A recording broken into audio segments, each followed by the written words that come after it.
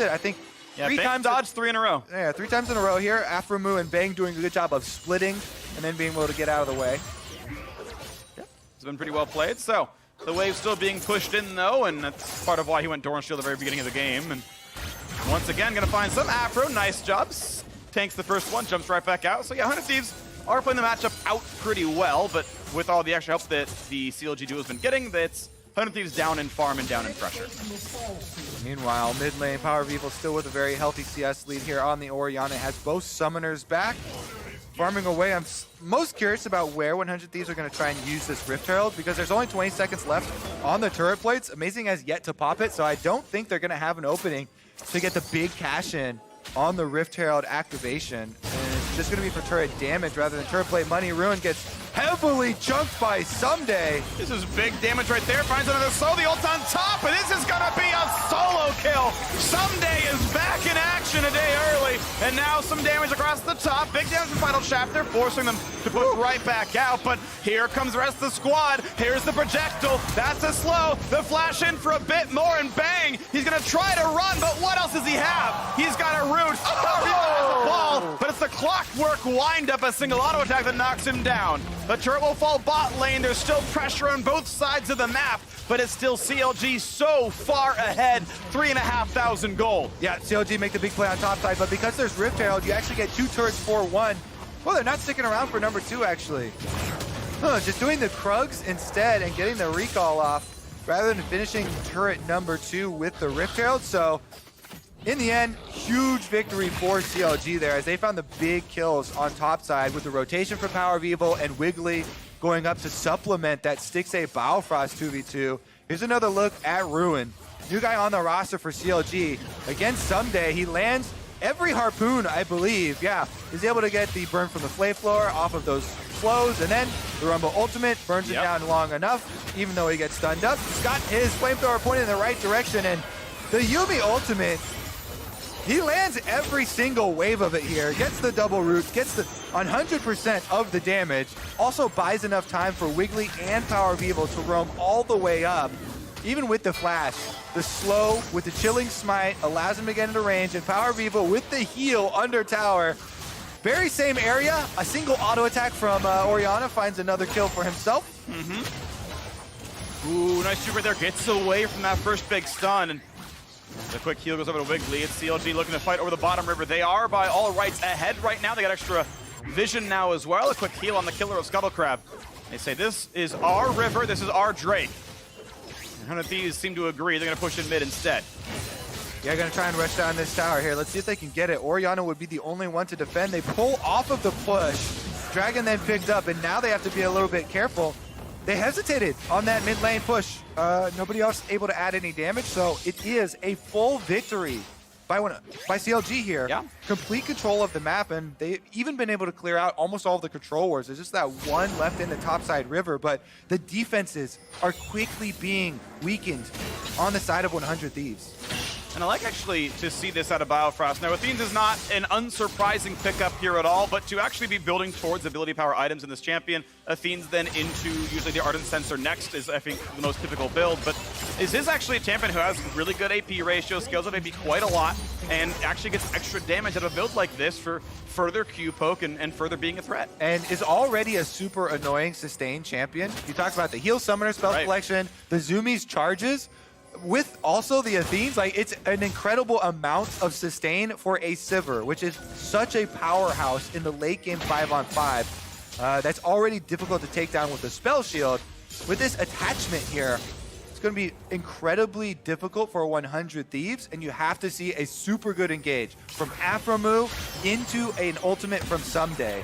That combination to try and have a chance in the later game 5-on-5 situations. Amazing on the Jarvan can really help them with a Cataclysm, but it's getting bullied out right now and chunked down. You can see CLG are just on the warpath. Yep. Biofrost has done more damage with Comet than Someday has with the same keystone right there. So certainly has been getting a lot done. And we wait to see what happens next. 4,000 gold still separates these teams. A very large lead early in the thing. They find a stun, and Amazing is gone right away. The ult barely does anything against them. That equalizer does nothing at all. And look at this, the wave being cleared mid lane under fire. Yeah, definitely walking into that one. No vision in the brush. Wiggly lands the easy ultimate. That is a kill for CLG, and pressure across the top side of the map.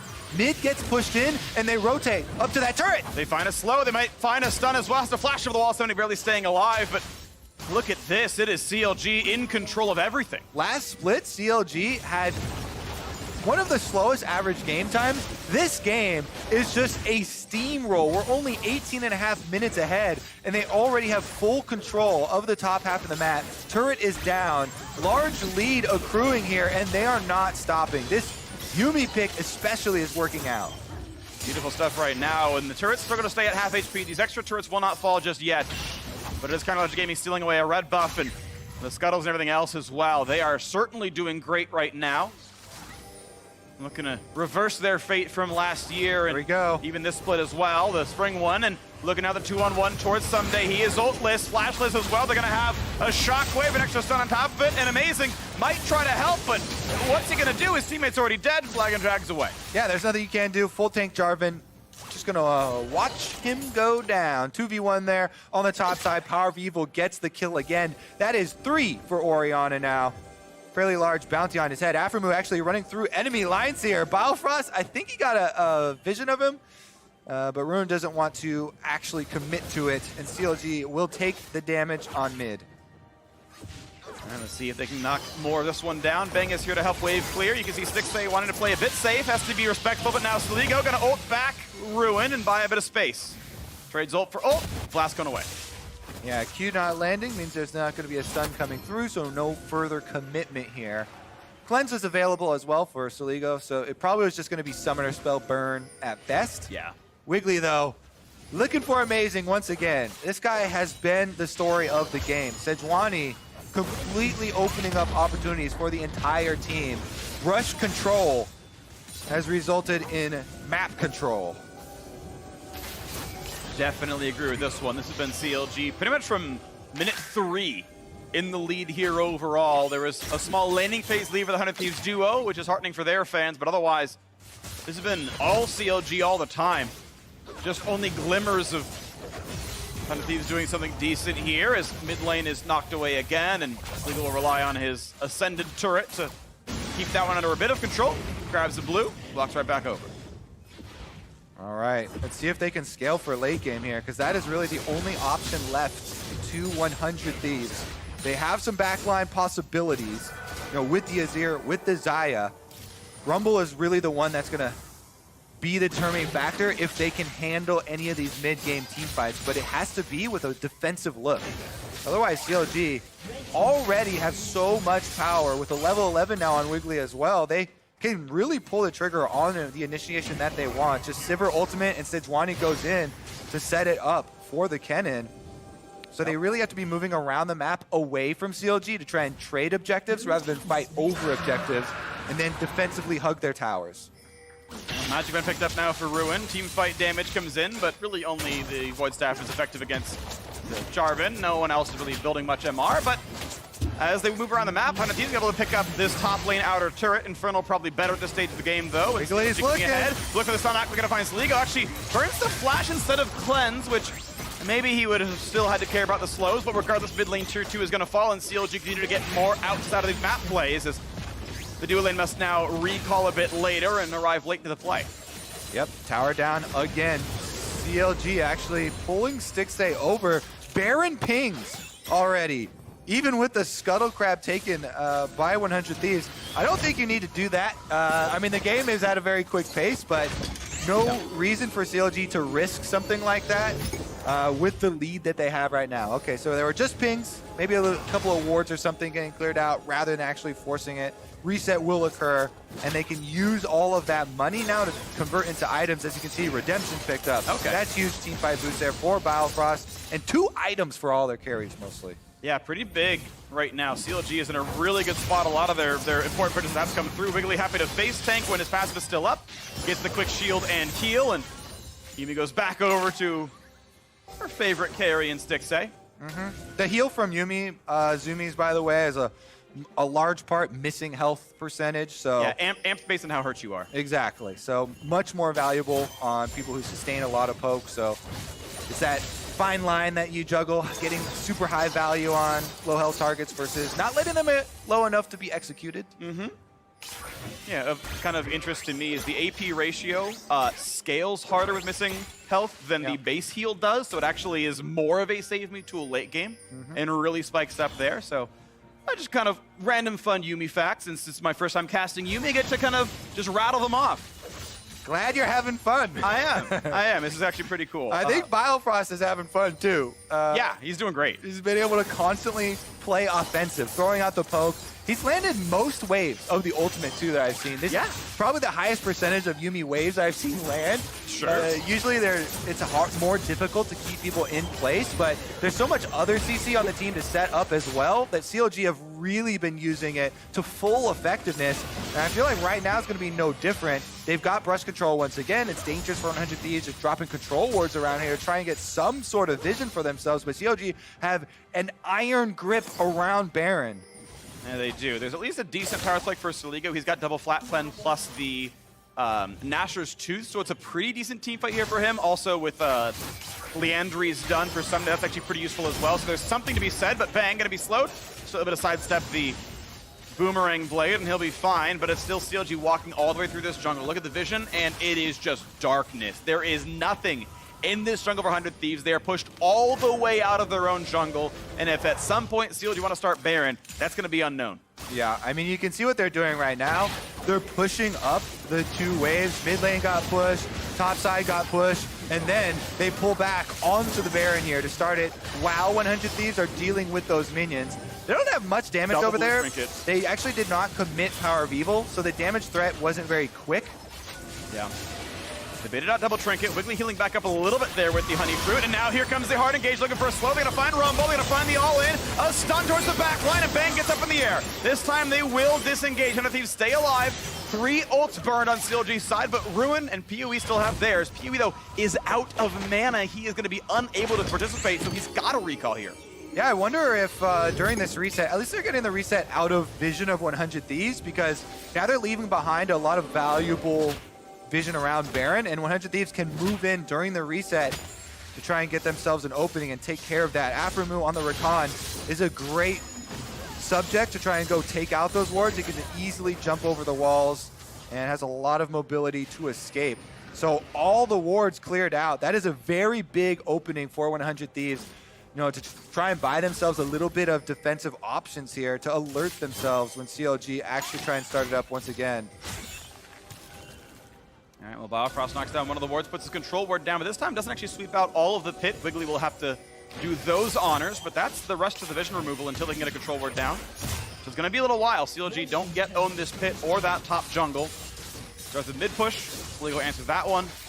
And 100 Thieves have gotten enough vision back that they are not afraid of Baron anymore. So that was actually pretty good movement around the map. They have stopped this. They have slowed this down. Yeah, one of the biggest objectives in the mid game after winning a team fight is moving over, clearing out all the control wards, you know, for the consecutive setup here. So very big that 100 Thieves didn't drop anyone in that team fight, and they're able to move in to get that during the reset from CLG, who in the early stages, game going at such a quick pace, really pushing it. Now they're going to get the Cloud Drake pretty much without any contest from 100 Thieves, who are pinned down to the Baron here. Can't really leave it around, and Stixxay will just pick it up himself. Cloud Drake pick up, no big problem there. Double Cloud means move speed and get back and forth between mid lane, Baron pit, wherever else they want to go. After knocks on a control ward, mid lane pressure going back and forth here.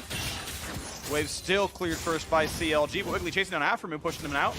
Amazing waiting in the wings. Can they find an engage here? No, he's going to be going defensively. Yeah, there's no damage behind him. You can see the recalls going off for CLG, so all of his teammates looking for the reset. I believe there must be some big item completions. Infinity Edge here. That's big. For Stixxay. He's got 3 item Sivir. This is fully online. That is your AoE team fight crits.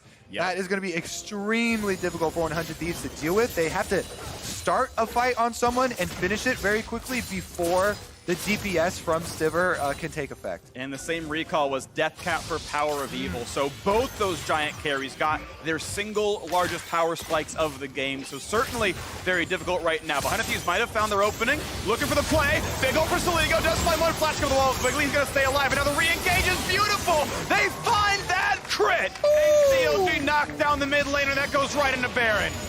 That was a 5v4. 100 Thieves now forced with the situation. Baron started up. Ruin split pushing bottom. Does have teleport. No vision on it. And they're quickly losing vision. No control ward left. It is a flashless Jarvan. Redemption keeps the health bars alive on CLG's side. And at what point does 100 Thieves go for the attempt? The TP in for the Kennen now as well, but no one is marking Jarvan. No one's pushing him out of the pit just yet. It's PoE who walks forward, but Amazing goes farther and farther away. He gets to make the play to the flash in for Ruin. They try to burn him down, and they will do so. The smite should begin, and it is. Another kill picked up, and now Ruin's got to be a bit careful. He needs the reinforcements, and they are now here looking for Sunday, and this is a flashless Rumble. He will die to the Shockwave, and CLG find 3 kills plus the Baron. That was a great screen there from Ruin. On the cannon, jumps over to stun up Amazing, removes the chance of 100 Thieves smite steal. That means Baroned up CLG with all of their power spikes, 3 items on both carries, annihilate the turrets. Beautiful stuff right there. 10-2 in kills and a 9,000 gold lead with 2 members still dead. They push him to the top lane. They've got a lot of damage here. Demolish could knock the turret down. The wave for auto attacks now instead. Looking for the roots, they find one, and that could be enough to push away after him. He still gets away in time. Inhib falls, and before Sunday can even spawn, CLG are right back out the way they came in. Yep, 3,500 gold lead already with the Baron buff, and that one just started. I think that play is probably going to be their ticket through to the Nexus. Let's take another look. You can tell Ruin, as soon as he caught sight of Amazing, immediately beeline straight for him. There's no way Amazing can get in there. Rumble Ultimate by Someday was used onto the Baron, but because that is consistent damage over time and not burst damage, it's very, very unlikely that steals Baron unless there's a big mistake from Wiggly. So CLG happily pick up the Baron buff after their extra kill and are able to now push it in. Top side's already been dealt with, so bottom side is the next target. And they are looking to start off summer with a victory. This is looking very good. CLG convincing. Only 30 minutes in, and they are doing great things. 10K up. Baron still on for a minute 45. With their inhib down, there's a chance they can win during this buff. We'll see what they can do with this one. Bottom lane tier 2 under fire. No one should really defend this one. Bang. Presses Q. Doesn't even hit a minion. They're waiting to stack up more of the waves so that mid can crash the same time as the bottom lane, and here it goes. A 2-pronged attack right now as top will also flood in a second afterwards. Not yet as slow as Soligo, but you can still see these attacks coming through. CLG going to move over to the left-hand side as there are minions tanking up those aggro shots, but they will still play defensively. Mid lane down to half HP. Bot lane looking for a slow. They're going to find that one. Big damage on Bang. That is a good boomerang there as well. Stixxay back up to full HP with a heal. Another slow on, and Afromu really chunked out right there. That poke is menacing, and CLG take control of this one. Looking for another slow, pushing off 100 Thieves even further. And they're going to crack these inhibitors now. Bot lane is gone. Mid lane only has Amazing. He's by himself. He ults PoE to do what at all? He didn't have a team around him. That was the opposite of what his name says it is. And that is the inhibitors dropping. CLG still 49 seconds of Baron and an easy 5v4 to push in. This should be the Nexus. The turrets in front of them as the waves are getting cleared down. They're going to take their time. Ruin's going to grab another wave. They're going to push through top lane soon. Still attacks coming through. Still turrets falling. 31-30. One turret is gone. Somebody in the front line does have an ulti, but will there be any kind of an engage? Azir summons one. Will there even be defense? Second turret's going to fall. 100 Thieves still not fighting for their own structures. They're just simply walking back and letting it all fall. Still a bit directionless. A single knockup, but it means nothing. Ruin in the back line. Sunday tries for one. They only get a single kill in the fountain. It is CLG walking all over 100 Thieves.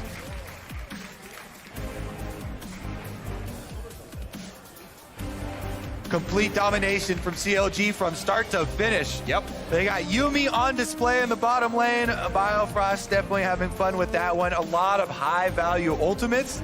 Yep. And then Wiggly with the brush control on that Sejuani. No hesitation, immediate engages, and CLG take that early lead to the Nexus. CLG absolutely the better team here, and we talk about roster changes and which ones you believe and which ones you don't.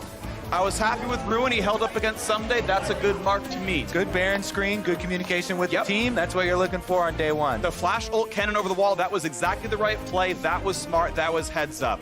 Amazing. The opposite for me. I thought there were a lot of huge mistakes out of him. His first blood was very silly. That endgame team fight, yeah, okay, they're down 10,000 gold. Maybe it doesn't matter, but that was a very silly engage to go for. Didn't even flash him his own Cataclysm. It was mechanically as well as decision-making a fairly lackluster play. So that's a rough one. 100 Thieves. It's only one game, but it's so disheartening to see that kind of result. Yeah, I think the reason you're feeling that way is because of last split, right? So you have it kind of rolling into this split already. It's like still more of the same. Yeah, but they did make changes, and we'll continue to monitor throughout this split to see how they fare. Yep, 17 more to play for both these squads. We'll see what it looks like, and now we're going to send it down to Riv, standing by with Biofrost for an interview. Thank you very much, gentlemen. Great cast on the day. And yes, a victory for Counter Logic Gaming over 100 Thieves to start the summer split. Biofrost, I have to ask you, teams love to start and test the waters in the beginning of the season. Your team chooses Yuumi as it's finally up. We all know she's very good. Why is this good for Counter Logic Gaming? For Yuumi? Yeah. I think Yumi's really, really broken. If she gets ahead, she pretty much just destroys every lane. I think the only issue of Yuumi is that if you get behind, it's really hard to come back because she doesn't have like good comeback material, but she's insanely broken. So what you're saying is we're probably going to see more Yuumi? Probably. All right, and looking at what happened, changes happen every season. This one for CLG, a big change, which actually makes you and Stixay the longest standing members on the team now. Talk to me a little bit about both Darshan leaving the team for Counter Logic Gaming and now slotting Ruin into that top lane and how everything's impacted the org. Yeah, I think when people look at CLG, they don't see any of the long-standing members anymore. Like before we had Darshan, and now Afromu's also gone. So it's like kind of weird to think that me and Stixay are like the longest standing members of CLG. So now we have Ruin. He's like a really calm guy, like in team fights when we're just going on someone, he's like, I'm going. And it's like really different from Darshan because when Darshan kills someone, like you can even see in the player cams, he's just like popping off. So it's definitely different. Do you feel like it's going to be a play style that CLG can work off of? Is there a new dynamic that CLG is going to bring to the table for this summer? Final question. Yeah, I think our identity right now is that we play off of like strong lanes and off of lane prio. I don't really think that we have like a specific thing that we're just going for every game, but we're also like identifying our own strategy. We went to Korea for a boot camp and we got to play against like a lot of good teams. So we got a lot of strategies from them as well. Well, one win, hope for the fans. We'll see what happens throughout the rest of the season. Congrats on the win. We're going to throw it to the State Farm analyst desk to break down that game. Thank you very much, Riv. Big victory here for CLG over 100 Thieves. Again, bringing in Ruin from the TCL. And, of course, we got the first Yuumi, as was mentioned. And it was another utter smash here for the side of CLG. Business as usual, continuing to take advantage of Stixay and Biofrost's synergy in the bottom lane against bottom lane in 100 Thieves that has yet to find their footing. I think I really like what I saw out of this comp. The Sivir speed up with the Orianna. She's still a good mid to late game team fighter, but she can spike on 2 items depending on the build path that you go. So I like that combination, as well as a strong top side of the map. That team fights very well. Pretty magic damage heavy, but all things considered, it's still a really strong composition.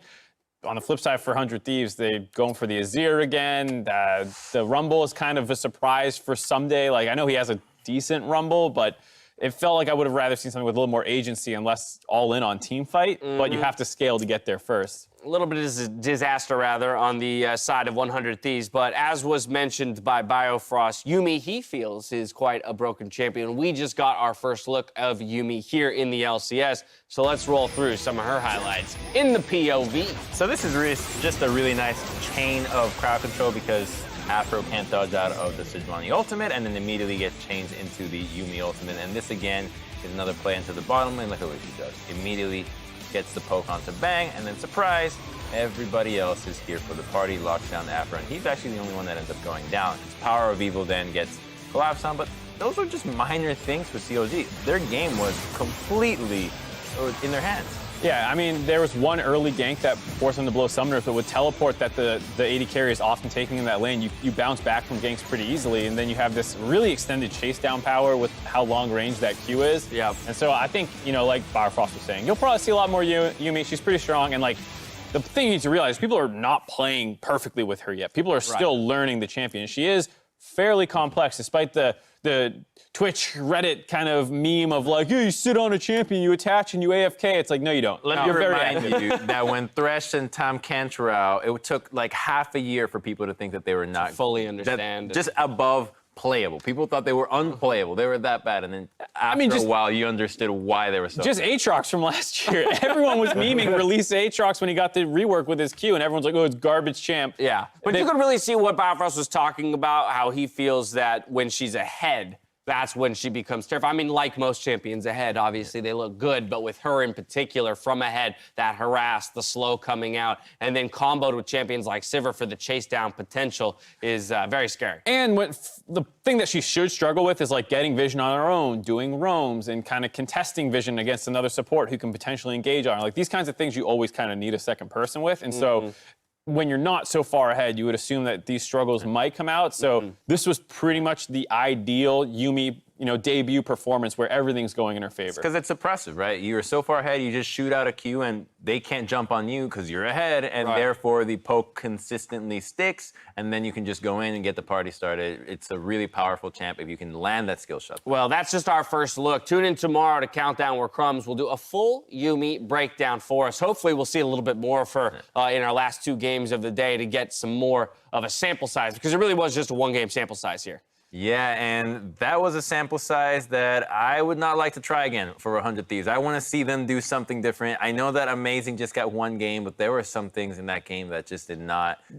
Did not give me too much, That's a fresh off the airplane. No, coming from come custom. on. Flashing in your own Cataclysm and not having a single... Like, I think there are more things that this team could have done. Like, you're a new team, you can experiment. Well, be a little looser and go out with grace. To your point about what you want to see in the pregame, you're talking about fun. They seem pretty devoid of fun yet again from 100 Thieves. So, like, you wanted to see a little more, like, hey, we're not that well practiced. Maurice is just off the plane. Let's go out and, like, troll around a little bit. The same way you saw the FlyQuest guys laughing in their game, despite it being a hard-fought, close game. You could see there was, like, joy and happiness in the game. Yeah, like, I mean, it is 2 very different tales here for teams that struggled in the spring split, made a very pointed change with the idea that this would be all that was needed to unlock whatever potential they see within their rosters. And I think, as Kobe mentioned on the desk, some of what kind of stings and stays with us is the expectation of the 100 Thieves roster from before spring, that they should have been contesting for a top 3 anyway.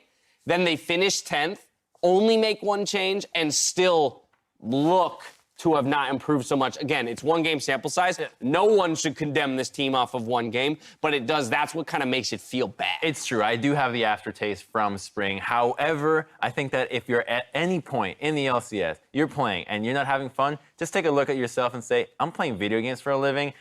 You're having a really good time. Yeah, come on, let's get some smiles on the faces. But for CLG, they've got some big smiles on their faces, I'm sure, as they pick up their first victory of the summer split. Optic Gaming and Clutch square off when we return. If you want to track the jungle pathing between Meteos and Lyra, check out ProView, available at watch.lowlesports.com, so you can catch every gank as the pros see them with stats to back it up. Check that out and meet us back here after the break.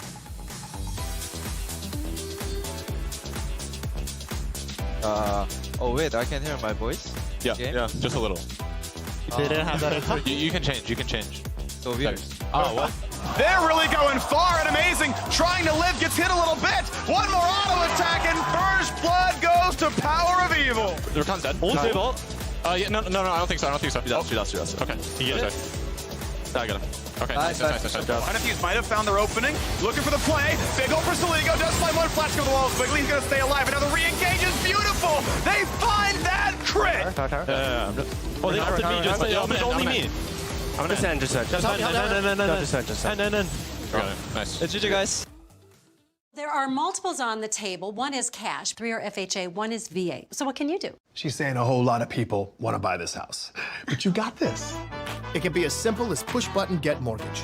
Rocket Mortgage by Quicken Loans, America's largest mortgage lender. Yeah, had a pretty big fender bender here. State Farm's got you covered, Mike. That's great to hear, Robin. Everybody remain calm. We have this situation under control. We'll be out of here in a jiffy.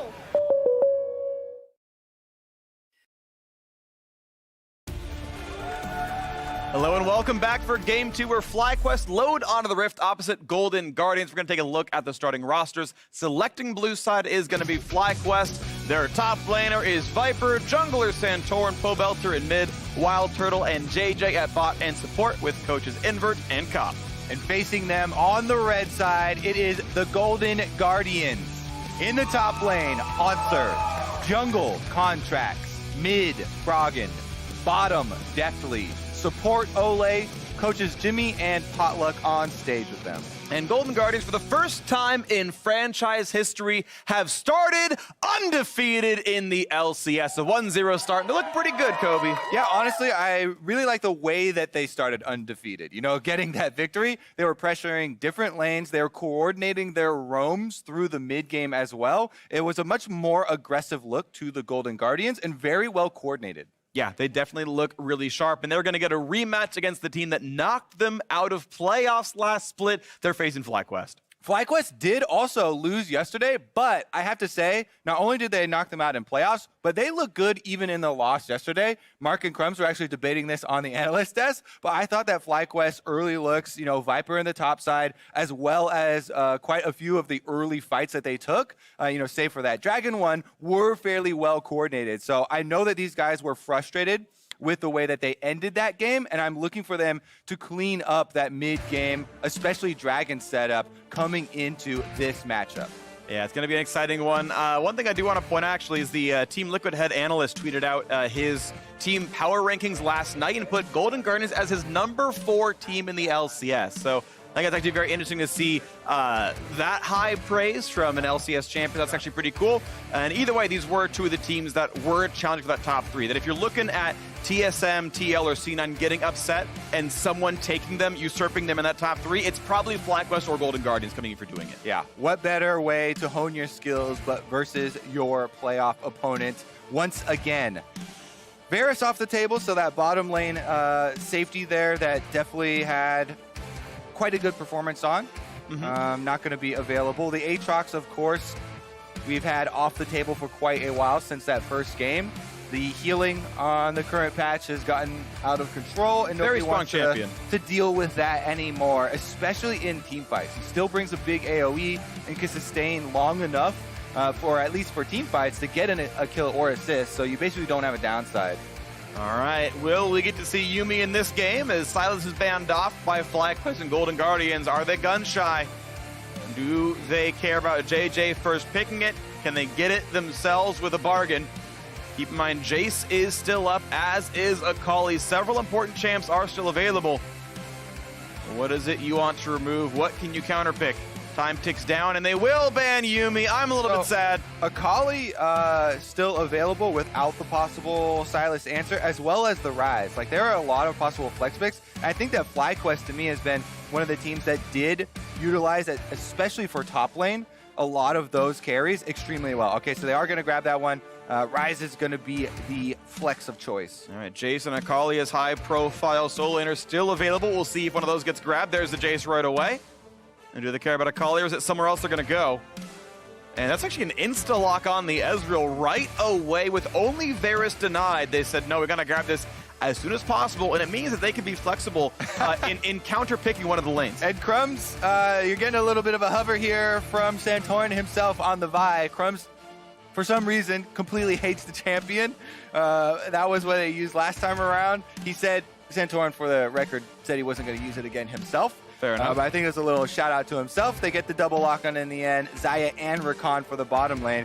Now, a lot of people have kind of gotten off of the Ezreal hype train as of recently because of the speed of the game especially. Where do you stand, Freak? Because I really do think that the Xayah Rakan right now is so strong. And Golden Guardians opting out of that for the early Ezreal pick here. Seems like it is giving some very good power over to Wild Turtle and JJ. who have been a very strong bottom lane. I think Zybercon is incredibly strong, especially with Essence Reaver getting 10 more attack damage a couple patches ago. I think all the ER carries, Sivir kind of next in line, are very, very strong right now and are top tier. But also Manamune also got 10 more attack damage, so Ezreal did, and that's a power spike. That's his first item he ever completes. So, he's still got, I think, a solid early to mid game. I actually think I want to see more Triforce Ezreal come back. If you need power soon, Triforce is a bigger power spike. It delays your third item, but you're not going third item. You're going 2 items powerful. So that is a way to kind of keep up if you're going high pace. But I think he's completely workable, completely fine as well. But I think I would also just generally pick him in games where I need the safety as opposed to just blinding him all the time. Vi and Skarner banned away the Golden Guardians. They took the Rek'Sai themselves. They wanted a high-prize jungler and then banned the next 2 down the list. Maybe we will see one of those possible roaming supports that can have a big impact then and to be paired with that Ezreal. I know that Golden Guardians generally want their bottom lane to be safe. Yeah. So they can focus on their solo lane. That just makes sense to me with the lineup that they have, the actual players. Hauntzer and Froggen, this top triangle of the map along with contracts, should be kind of where they make most of their early game plays, just based on what they're fielding. So let's take a look here. They did, a lot of Froggen targeting, especially with the Vel'Kais here. Don't want to have to worry about that long-range damage. Froggen has been one of the very, very diverse mid laners, I have to say. He was super early onto the Lux train, played the Vel'Kais, a lot of these long-range, high-damage AP mid-lane scaling champions. So Tahm Kench, round 2 for Ole here. Keep in mind this is Tahm Kench with updates. Moves slower, Allied Devour is not as good in that regard, but has a lot more stats and a lot more damage, generally speaking. Yeah, he's actually quite a strong top laner now, by the way. Yeah. For solo queue, if you have a melee matchup especially. Speaking of strong top laners, we get Pyke again already. Everyone's trying to pick up the G2 champions now. Popularized by Wunder, Pyke's in the mix. And popularized into the Jace matchup. So once again, we can explain the Pyke passive allows you to deal with a lot of the harassment that Jace pokes out early better than a lot of other champions. Plus, the main strength here of Pyke, of course, is the mobility and the possibility of those all-ins. You can set up your jungler very effectively, so we expect a very offensively oriented jungler. Jarvan, definitely a good combination here. You can gank from multiple angles and put pressure on that lane. Well, that would just be exciting, of course, right now, as we have Ryze in the mid lane as the known matchup. So what does he like to play into it? And yes, we get Froggen Anivia! Now, I know a lot of people have not watched this game for quite as long as us, but Froggen has been associated with Anivia, this champion, for almost 10 years now. Yeah. Basically, since the game started, since Anivia was out, Froggen has played this champion in the mid lane. Definitely one of the most iconic player and champion pairings of all time. And it has very frequently been picked into different iterations of Ryze throughout the life of the champion. Because Ryze has always been this shorter range mage, the large AoE ultimate and the wall of Anivia have always been very good tools against this champion. Now, you'll want to just kind of farm early and farm up your tier and get your blue buff. So whenever you see this type of stuff happen, you think a lot more importance on blue buff invades, and we're going to have to look at those timers. Yep. Oh, I'm going to show for pro view real quick. If you haven't, you should watch Froggen play Anivia in this one. It's going to be exciting. None of us can do what he does.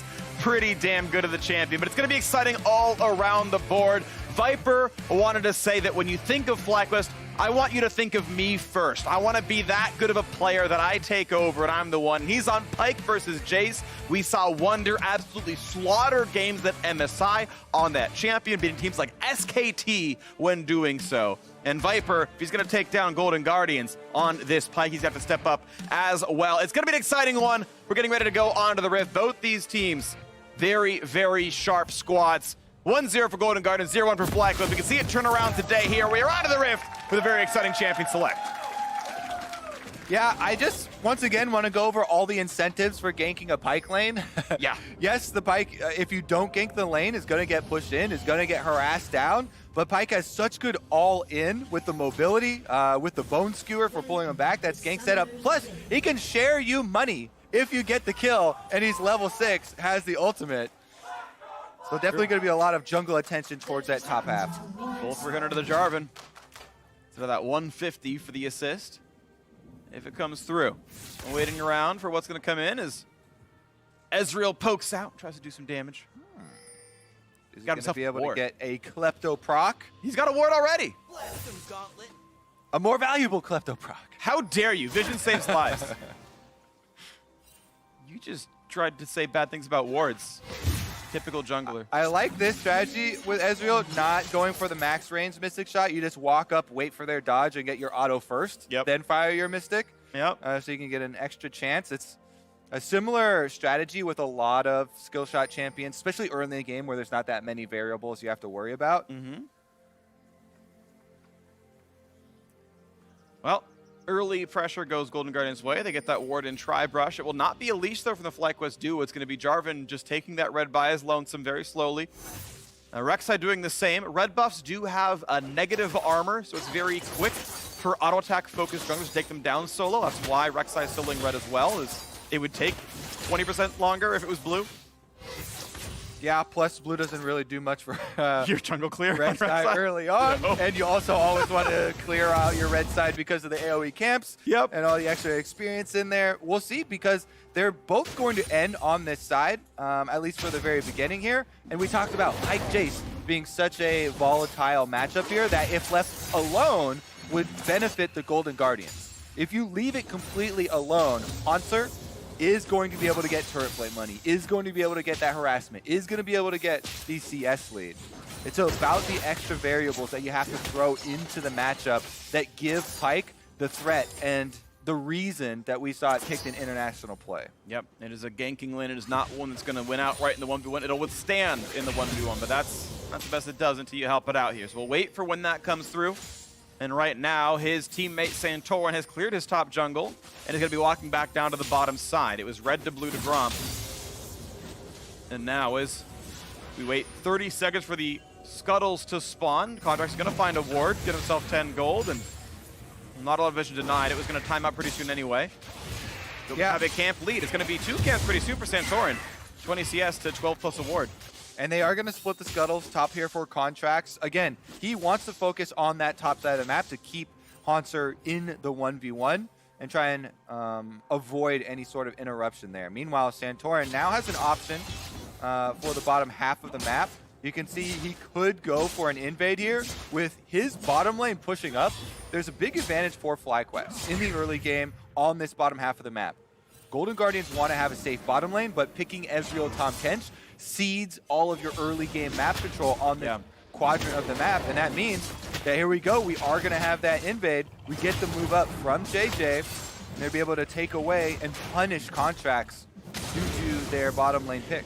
And it's interesting because it doesn't feel like Contracts had to give away his blue buff. He wasn't challenged until this point in the game, but he chose to say, okay, top quadrant, I'm going to wait 25 seconds for top scuttle to spawn, then take it to say that Jace can keep pushing, and kind of gave that space. There was time to go for his blue before that invade ever did happen, but he indexed towards making sure that Hansar could keep pushing, could keep Viper down, and it means, yes, he loses blue, but it might be worth it in the long term for the top lane matchup. I think it's definitely worth it, given the composition that they have picked, and given that even if you can go for your blue, it will be a risky fight, right? Anivia early on, not very good at roaming down to glass for you, and your Ezreal Tahm Kench lane also will have to give up CS at their turret if they come to help you defend with that.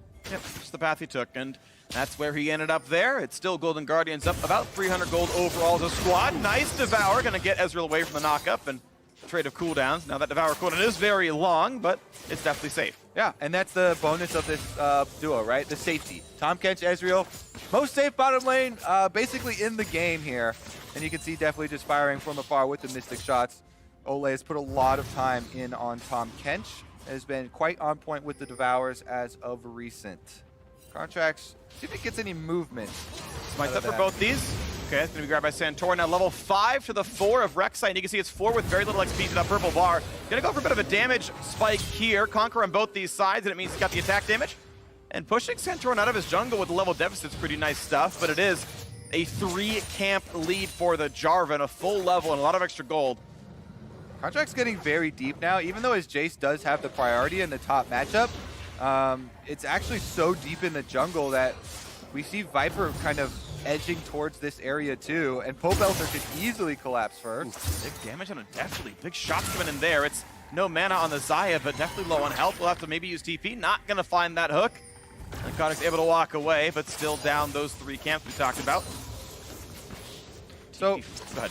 It is turning into a bit of the top lane CS lead has been sustained with all this jungle pressure top for Golden Guardians, you know, keeping the Jarvan away. But Jarvan focusing more on the farm is actually gaining that money back in the jungle matchup. And it's not going to take too long before the Jarvan has a super substantial lead over Contracts, where he becomes even more threatening here. And with him picking up the challenging smite, gives him a lot of opportunity to turn the tides here in this early jungle. Definitely agree.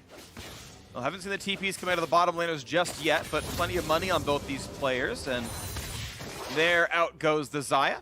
Pickaxe plus a couple of long swords. There's a lot of extra attack damage early on. There's the TP to come back in the lane. Oh! Oh! What's going on with this CS? He just gets 2 of them down to 1 more auto attack and hits those first 2 CS. I missed that. That's unfortunate. Really? Yesterday you were popping off about every I was looking at the items on Xayah and I was like, wait, what are you popping off about? I think Pickaxe double longsword's fine. Yeah, what was on screen there? Yeah. I don't know. My eyes were elsewhere. Meanwhile, topside, Viper is going to have to use the TP early on because we saw him collapse down to chase Contracts out of the jungle. And it is answered here very quickly by Haunter, who's going to be able to use this early lethality to continue to throw out the damage. FlyQuest have made the choice not to try and go gank for this Pyke, and they're just going to take over bottom half of the map. Froggen's coming over with the roam, though, on Anivia. And the duel into the 3-on-3 right now. Rise coming down a little bit afterwards. Smite is not available on the other side. It's going to be early, and now it comes in. Nice pickup there for Contracts. Big damage coming across as the kill's already come through. And that egg is safe, devoured for breakfast. And Pobel's going to get himself away just barely. But now Wild Turtle, he's going to have to burn the flash. And Golden Guardians get the Drake plus First Blood. Ooh, nerves of steel right there. Santorin has to smite early to survive. So he smites early on the dragon to try and get out, then he cataclysms and flashes away. But Contracts, not only does he, as the Predator here, get the chance to have the second smite, he just holds on to his because he's full health. He's not getting ignited. Yeah, you can see Santorin smites early for some health. And it's actually not even that much health since the Ignite was on him too. And then since Contracts also was able to damage him, he still gets the kill. So that is just complete jungle domination right there, with Froggen leading the counter. Yep. They chase Santorin off of the dragon, get the early smite out of him, so the objective goes to Golden Guardians, and then Contracts also with the damage tag gets the Rek'Sai ultimate, and also ensure that they get the kill for Froggen. This is very, very good news for the Golden Guardians. Not only is that a kill early on Anivia, one of the best scaling champions in the game, but it's an Ocean Drake for mana regeneration for one of the most mana-reliant champions. Definitely powerful right there, as Ezreal gets a little chunk onto that turret now as well. And this is Golden Guardians looking very good, 2,000 gold ahead. And sadly for Viper, he has not yet gotten any help from his squad. This is good early pathing and pressure to keep the junglers away. You can see Contracts really spending a ton of time. Now he's hatching a ward. To be fair, this is not a stealthy land shark by any means at all, but Contracts helping to make sure that Jarvan is not coming up to help Viper, that Contracts instead is there, so that if Pyke defends the turret, they can kill him, and he is playing to that plan quite well. You're not seeing it in the KDA, but you're seeing it in the CS difference. Yeah, and the turret plates here. Haunter able to push up, get a lot of money off of those. 1,000 gold, pretty much exactly here for Haunter in the lead on the top side of the map. And because of the dragon fight, the bottom side also just completely flips. FlyQuest were the ones with the big advantage on bottom half of the map. That was their point of power, but that was completely wiped away and completely reversed in that last Dragon's attempt. Absolutely. 10 minutes in, and every single member on Golden Guardians has more gold than their opposite member. Plus the, of course, Ocean Drake regen, and they are certainly, by all rights, in the driver's seat here. So we're looking for FlyQuest to do something to flip the script, to stop their way away from the 0-2 potential start right now. Golden Guardian still feeling pretty good. Haunter's still pressuring. And that turret, has already lost 3 plates, and I guess he's safe to keep autoing. Now, the dual lane has been swapped around, so FlyQuest did do something. Wild Turtle and JJ are on their way up. You've got Santorin maybe coming that way as well. So maybe you see something. But now with Pyke spotted, Hanser knows that he's got Zyracon coming near him, and with that control, already safe to do this. Yeah, I mean, this is just wins all over the place for Golden Guardians. On the bottom side, Deftly and Ole get their own turret plates. They also have this big CS lead for themselves now. They've been able to get 10 off of the rotation. Whenever you send your duo lane up to the top side first, you're going to give up about a whole nother wave of CS pretty quickly. This Rift Herald was chased off, though. Santorin moves over. He gets contracts off of that one. Because they've got the duo walking up, though, Golden Guardians will not have to give up on that objective. They can turn right back around, double down on it, and ensure that they do get Shelly. Mid pressure with the dual lane hitting all the way up as well. Yeah, they'll lose a wave in the bot lane, but they're going to get Herald for it, which is worth a lot more. But now, oh, nice wall. Jarvan can't get in. There's no smite to live. VEQ's over, so that's a pickup right there. Grabbed by Contracts and a pretty clean execution. FlyQuest pushed out of that objective. As you said, Viper did get to push a minion wave into the bottom turret for FlyQuest. So that is their tiny, tiny consolation prize. Trying to quickly shove with the Tiamat once again, try and get this cannon minion wave into that turret as well, and he should be able to finish off one plate for himself, while JJ and Turtle get at least one off the top side too. So yeah, it's actually a fair bit gained by FlyQuest, and you consider that a Rift Herald frequently becomes 2 to 3 plates. FlyQuest gets 2 to 3 plates, plus like 2 waves of farm in each lane, so, you know, thinking all back about it, maybe not a lot was gained by Golden Guardians by that play. And here we are in a game state that's a little bit closer than it was before. Yeah, Pobelter making use of the phase rush there, as you can see, getting out of the AoE slow and wall. JJ goes in for the knockup and getting a little damage, even though their recalls were interrupted. I have to say, though, Golden Guardians, especially, you know, with this Anivia pick, it combines really well for mid-lane sieges. They have Jace, Ezreal, Poke with Anivia safety for pushing up. Anivia is so good at sieging because of the ability to create your own terrain with that wall and the giant AoE area of the map that you get to control with your ultimate. It makes it so easy to set up the sieges with massive poke coming through. So in addition to the big gold lead, it's also going to be hard just tactically for FlyQuest to play out the rest of the game. And it's going to have to be coming from those surprise factors, right? Ryze ultimate and the Pyke mobility looking to catch Golden Guardians as they're rotating between objectives. And there's first turret, 610 gold gained on the Anivia.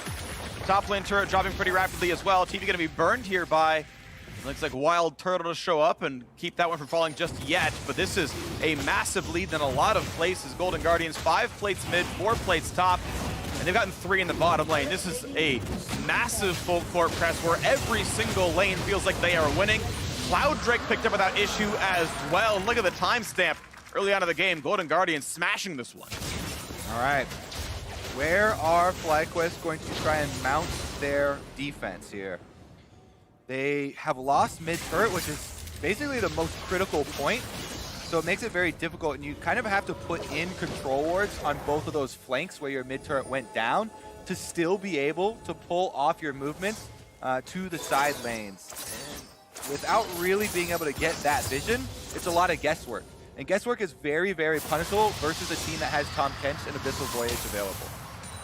That's true. Breakwind Abyssal Voyage does have a much shorter range than it did last we saw the camp at MSI, but still gets you around the map, still does make the plays. It's actually incredibly short. I just played it top lane the other day in an autofill game, and coming from the fountain, you can only barely even get to your first turret by your inhibitor, so it is significantly shorter. I do like your point there. It's not nearly as threatening, but between the jungle like this point, since Golden Guardians are pressuring in so hard, it is still a bit of a threat. Definitely can matter. You can still get behind people. It still is faster than walking. We'll see if Ole can find that opening just some point in this game. Hasn't yet, but time to be played still. 5,000 gold remains the difference here. Golden Guardians on 2 turret kills with top lane turret below 1,000 HP. That's not going to take much to knock it down. Froggen going to be laning top side still. Spellbook is on cleanse right now to get away from Rune Prison into Jarvan ganks. So far hasn't needed to burn that, but has it available. Stacking up the full greedy build. Roa plus Seraphs on the way. Rod of Age is already stacking. The Tear of the God is probably about halfway in. Yeah, almost exactly. I was off by 3. All right, since we have a bit of time, I'm not sure how useful this is going to be, but I'm going to try it. This is great. I'm going to try and draw a circle around Tom Kench where the new ultimate is. It's like that range. Boom! I would have loved to cast it right then. It was like under the yellow line. That would have been perfect. But that's about the range of the new ultimates that you're kind of talking about. In any case, the roam up the river here is seen on wards, but there's nothing that FlyQuest can do about it. With the numbers advantage here, Golden Guardians are able to push it in. That is all 3 outer defenses taken down now, with them taking all of the turrets. And as you can see, the turret plates heavily in their favor as well. All that's left for me with this lineup is an easy siege. You have Anivia, Ezreal, and Jace. The siege up at the tower, you place the Anivia ultimate down, you poke through with the Ezreal and the Jace, and if anyone steps forward, the Anivia ultimate will be a huge, huge detriment to the engage. So again, FlyQuest need to make a vision play or a big flash play from one of their champions that has big crowd control, big mobility. I got a question for you. Outside of obviously keeping your side lanes in control, because of course you don't want to drop farm, do you actually want the Jace with the other 4, or do you want them just, you know, kind of 1-4 and join when convenient? I think a lot of that is determined usually if you look at the possible hard engage or the ability to just brute force down the turret. And to me, I think they have the ability to brute force down the turrets. Okay. But I do like your point. You know, you always have to worry about Ryze split pushing on side lanes, and they're keeping that in check right now. They don't have to siege up. Personally, I think that it's just so overwhelming when you get those 3 champions together, though, that you can actually just force your way straight into the enemy base. And the side lane still not even answering the side lane, actually not going well here, so they might have to change plans. Yeah, true. Right now, it's the Merc Treads on Anivia helping to make that matchup not as bad when he does face Ryze, but he's with the squad that get the red buff steal. Pavelter denies some farm and chunks out Hanser, and he is getting just some headway down here. Took an empowered shock blast, but he's safe to auto attack. That turret may just fall, and perfect game averted as the first turret will finally drop in the favor of FlyQuest. There's the pickup. And Pavelter, it feels like a lot of the pressure is actually on him. I think back to yesterday as well, and I feel like Pavelter was actually quite good in their match against C9. I think he is increasingly becoming maybe the required carry on the FlyQuest roster. Yeah, Pavelter definitely has been a huge player for FlyQuest, and him being on that Ryze and the split push that you're mentioning is kind of their way out, right? They're going to try and keep him in the side lane, try and keep that pressure going so that they can make that surprise play with the Pyke, with the Jarvan, and Rakan, try and catch somebody moving between objectives on the side of Golden Guardians. Dragon coming up, though, is going to be also beneficial for the Golden Guardians. They should be able to take it very easily for themselves. Full control wards around the objective, and they can easily snag this mountain, setting up, you know, for the possible Baron coming. Well, Mountain Drake going to be knocked down without any issue at all. This will be a 0 Infernal game. Golden Guardians knocking these Drakes down in pretty rapid succession. There have been 3 minutes and 50 seconds of total Drake alive time. The walk forward to exhaust on Turtle. Of course, the ult, that's going to be a big root on top, and this is a clean disengage. The duo burns 1 ultimate, walks right away. Blast Cone gives him space, but actually, Froggen actually could have cut them off if he kept going left. There could have been space for a wall. And then there will not be a pick off there, and now Santorin gets an auto attack onto Ole. Out they go. Yeah. A couple of summoners used by the spellbooks of Froggen and Ole to try and chase down Turtle, and actually getting out the ultimate might open up a window. I don't think that there's any sort of super hard pressure, though, because the only hard engage is a flash from Rek'Sai, right? This is mostly the group up, and you gain value through your team fighting of poke, sieging, you know, Anivia, right? It's not a dive composition. It's not a hard engage.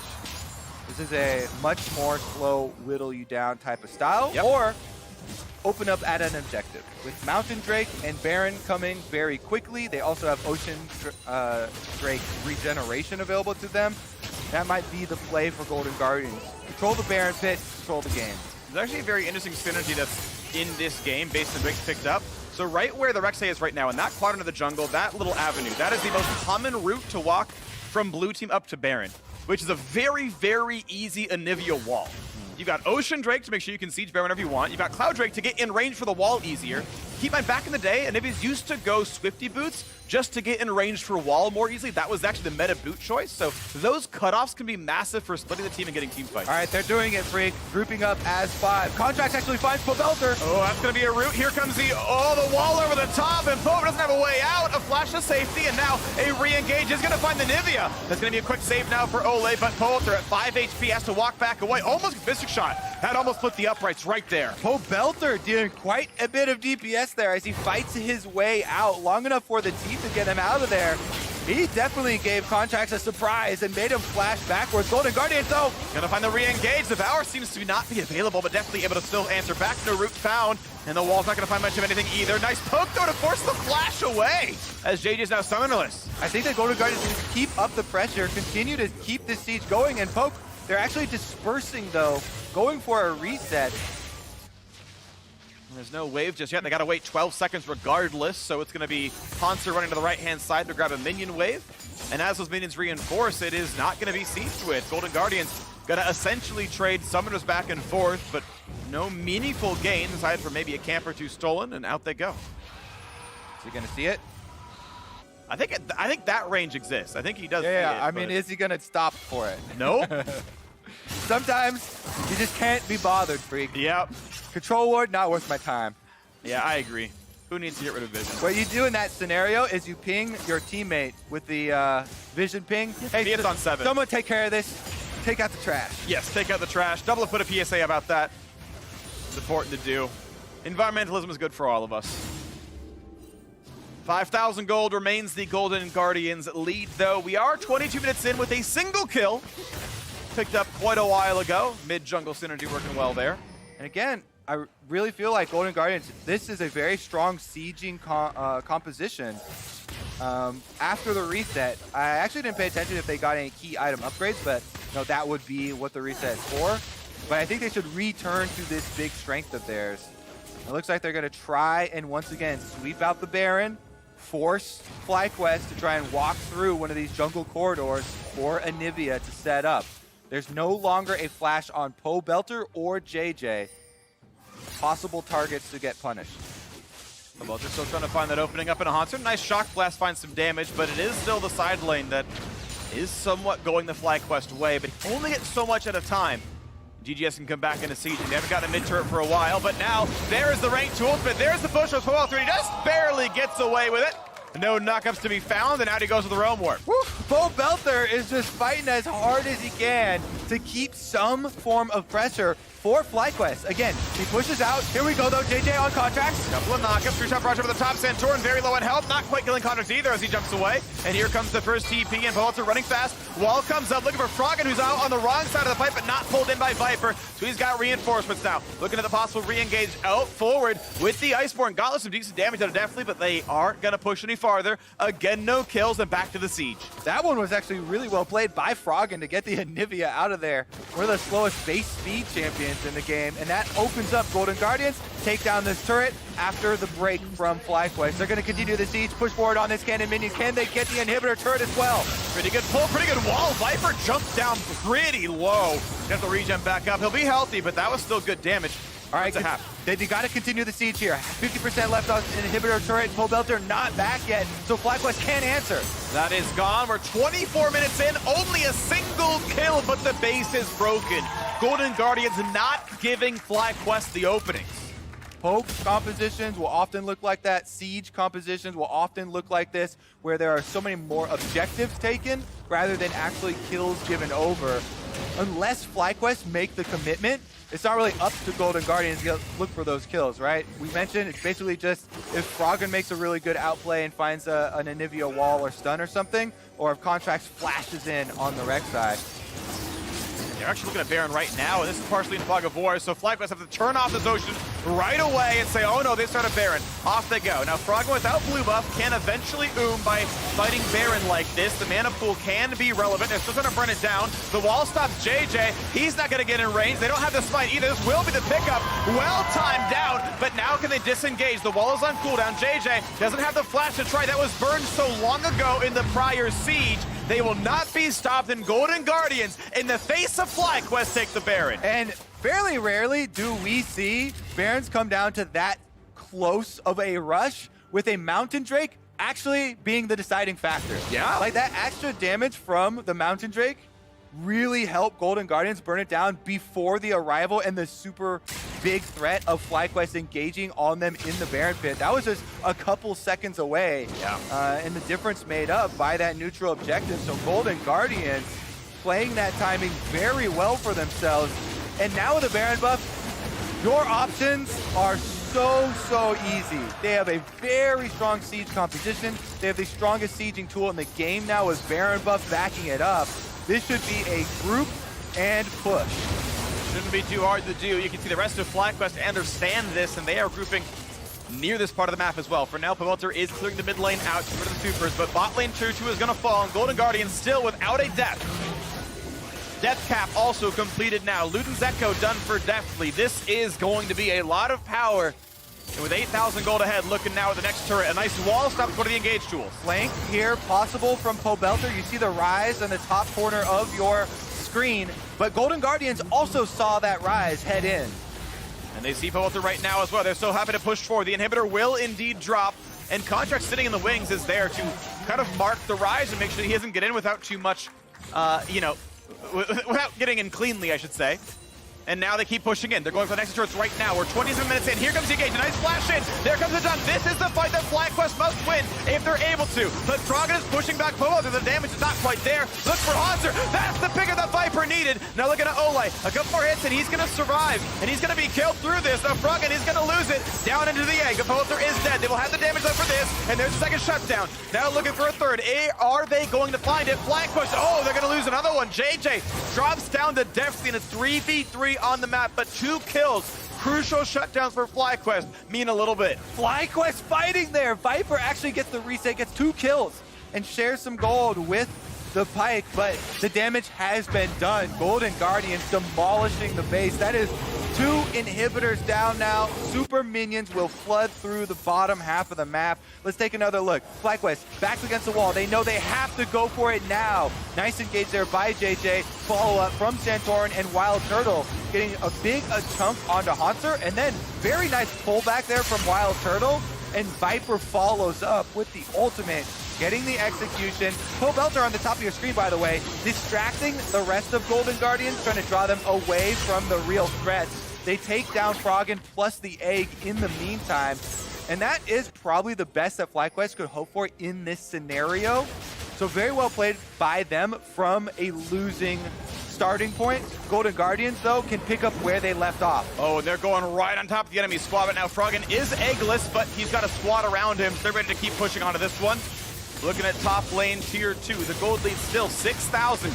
Golden Guardian still very far ahead. Baron's going to drop off the surviving members of the squad, but they're ready to keep going. Mid and bot still pushing in. Middle inhibitor respawns in 30 seconds. 3 minutes for the bottom lane as they wait for the next wave. Coming in 10. How quickly can FlyQuest deal with these super minions and then get back to try and make another fight? This time, the surprise not going to be there. Golden Guardians know FlyQuest only have one option, and it is Orb to bring in the melee, looking for the hard engage. Look at the front line. They've caught Froggen a little bit, but the Devourer keeps them safe. Still, one is picked up as Hanser drops. 5v4, a chance for FlyQuest. Centaur part of the stopwatch. Looking to the re-engages. Viper, some damage coming in, but they're going to force back the Jarvan, and that's a nice wall. They might have it. No! He had teleport, and Wild Turtle shell betrays him. He's going to drop down into the 4v4. This should be easy for Golden Guardians to regain that inhibitor and take control of the entire map now. But still, looking at the re-engages FlyQuest. JJ can't really get through. That wall completely stops the rise. And one more auto attack will drop down the inhibitor. Now look at the play towards that rise, towards Pobelter. He's fast, he's gonna walk back, he's gonna stay alive, but GG is gonna keep sieging in this 4v4. Looking at the next round, the flash in. They're gonna find the stun. That was beautiful from Froggen. Gets the kill in the opposing mid laner. Into the fountain they go. That's a bit too much. But soon the next will be open. It is a 3v3. This timing is a bit tight. The TP to rejoin now as Hanser respawns. Make it a 4v4 as Wild Turtle respawns now as well. well. The turret is down, the siege continues. That's a big stun though. They might find it, but Devour is gonna keep us real safe. And the kill now on the Viper. 4v3, look at the next kill. They're gonna find Santorin. They're gonna get the next one as well. And Wild Throw this time is just going to die. And Golden Guardians, an undefeated weekend to start the summer split. A 2-0 start.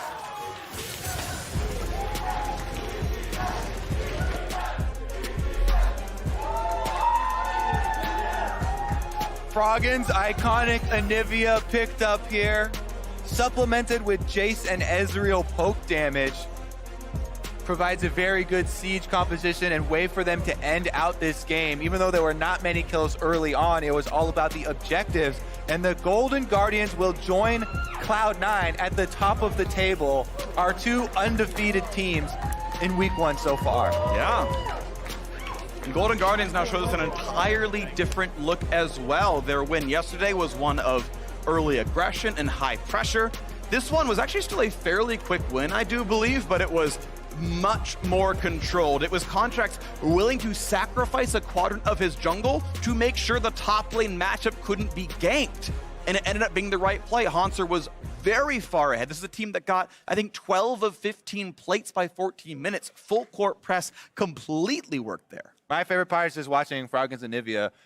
It's very difficult for Anivia to dodge a lot of skill shots, but he uses Zhonya's very well, his flashes very well, also even just the footwork there, or the mouse clicks, I guess. Yeah. Wing work. In the in the mid lane, as well as a couple of those fights into the into the river as well. And I just think that it's very, very promising looking forward for Golden Guardians. You mentioned the multiple looks that they're winning with. That's always one of the biggest things that teams like this that are aiming to crack the top 3 teams in the LCS. They need versatility heading towards playoffs and heading towards those big best of 5 matchups. Even though we just started summer, everyone is still so hyped up from MSI, from international competition, and with the success that we saw, that everyone's looking for the next step already. Yeah, well, the step forward for Golden Guardians is to keep winning, and we'll see more of them next week. But also, we're going to send it down to Avali, who's ready for an interview with League's most iconic Anivia main. He said it for us, so I don't have to. Froggen, congratulations on the win. And this is the first undefeated week 1 for Golden Guardians since the creation of the org. So congratulations with that. Starting 2-0 and starting the split off 2-0. What does that do for the team compared to the rough beginnings of previous splits? I don't know what it's going to do yet, but hopefully we're going to be more relaxed. Last split was very, very stressful. We lost to it was mostly middle of the pack teams we started losing to in the start, so it's very hard to make it into playoffs. But now we're off to a good start, and hopefully it can be more relaxed. And it seemed like we were almost seeing like a different Golden Guardians. We had this game. You guys looked like you were in control for most of the game. Only a single kill from you until about 25 minutes in. So what has changed within the team? Not much, I guess. We're just trying to play more together than just everyone playing alone, I guess. I'm not really sure what changed. Has there been a shift in mentality? We spoke with Ole yesterday, and he's going in all Zen mode and trying to work out meditation. I guess so. I don't know. All right, well, let me ask you this then, because coming into spring, a lot of people were super hyped for Golden Guardians and then a little bit of a rough start. Now, with this undefeated and pretty strong performance to start off the split, should people start getting excited for Golden Guardians? I don't know. I think we have a lot of issues from last split too, but we haven't really shown it these 2 games. But I think we still have a lot of work to do. And if we want to be with TL, TSM, and NC9, who's the top 3 teams, then we need to work very hard and we need to improve a lot. Well, Froggen, thank you and congratulations again. And for more on the game, let's hear from the State Farm Analyst Desk. Thank you very much, Avli. Another 2-0 team in the Golden Guardians as they take down FlyQuest, who move to 0-2.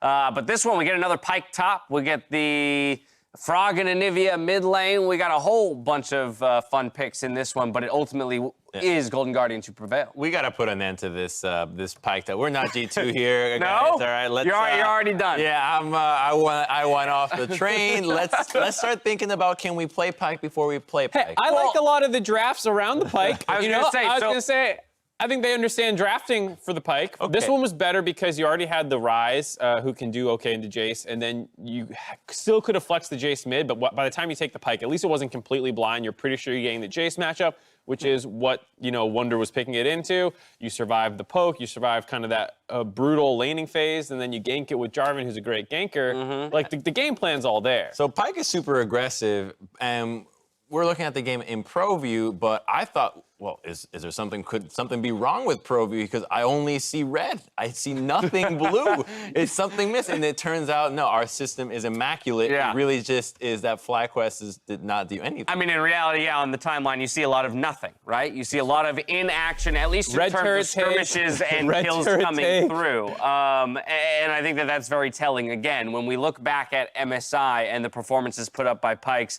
Mark, take it away. I mean, this Forget today's games. I'm talking about this game. 0.46 combined kills per minute in a Pyke game.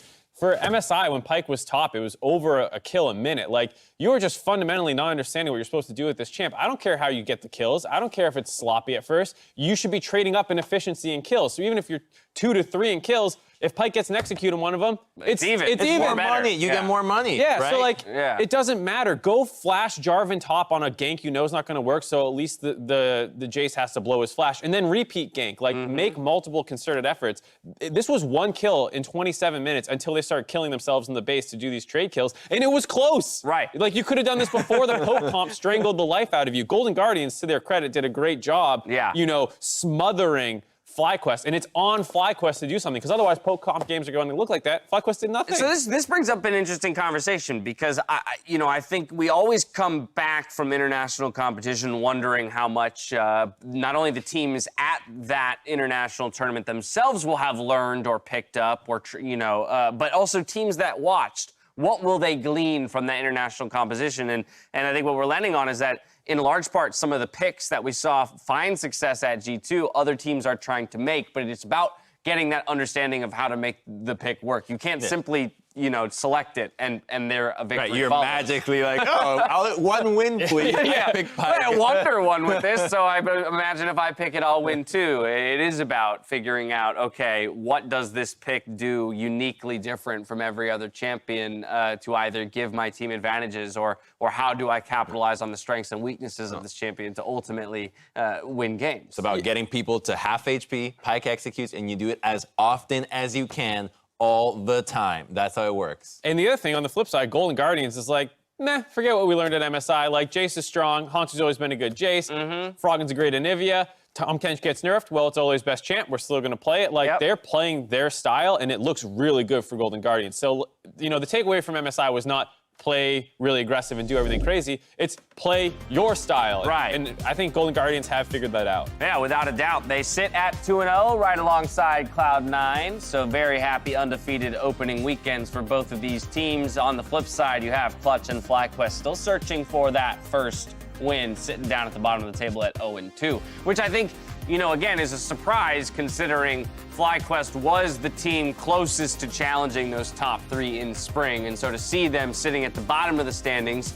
is a bit of a foreign feeling. We do have to recall, though, that their opponents this weekend were no slouches. Yeah, they experimented, right? They started off with the Vi game, not something that anybody else is playing. Then they played the Pyke, which I still think is experimenting here. For us in NA, for a lot of these teams, it's never happened before. It's not a style. Pyke feels like a Viper champion. It can be a Viper champion.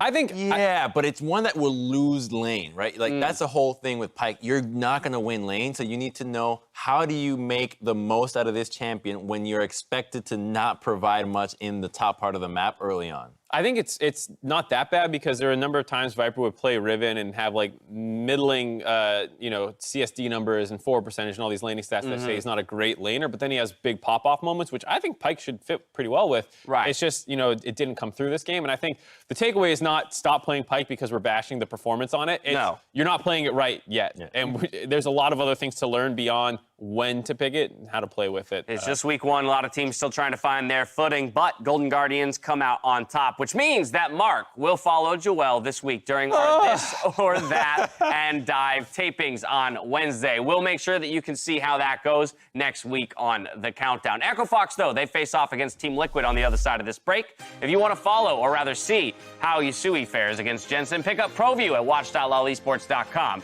The leveled up watching experience that allows you to see players' POVs so you can follow every keystroke. Game 3 is coming up after this. Oh, we got a Golden Guardians fan in the crowd. Oh, He's yeah. on his phone currently. GGS? That's a boy. Is that our one boy? Bryce coming down a little bit afterwards. Might is not available to the other side. It's going to be early, and now it comes in. Nice pickup there for contract. Where is he? He's on the left. To the left. That is a golden He's gamer. on our side. He's a golden gamer. He's rising up. They will have the damage done for this, and there's a second shutdown. Now looking for a third. Are they going to find it? Flag push. Oh, they're going to lose another one. Is there anyone else? No, I don't see anyone else.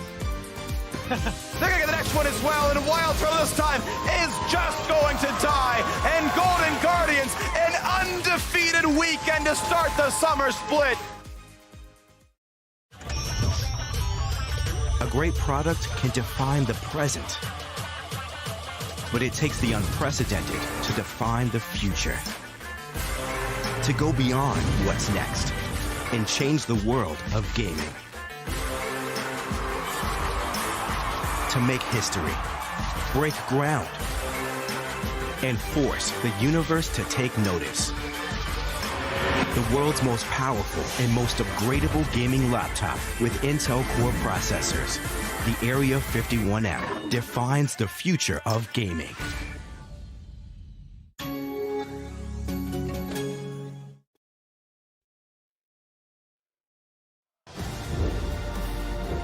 Welcome back to the LCS Countdown, where we're narrowing in on Game 1 here, Day 2 of the first week of the summer split. As I mentioned earlier, every 1-0 team faces a team that lost yesterday, with Clutch looking to take a win off of Cloud9, Fly looking to do the same opposite Golden Guardians in Game 2, and of course TSM aiming to keep the streak alive versus CLG.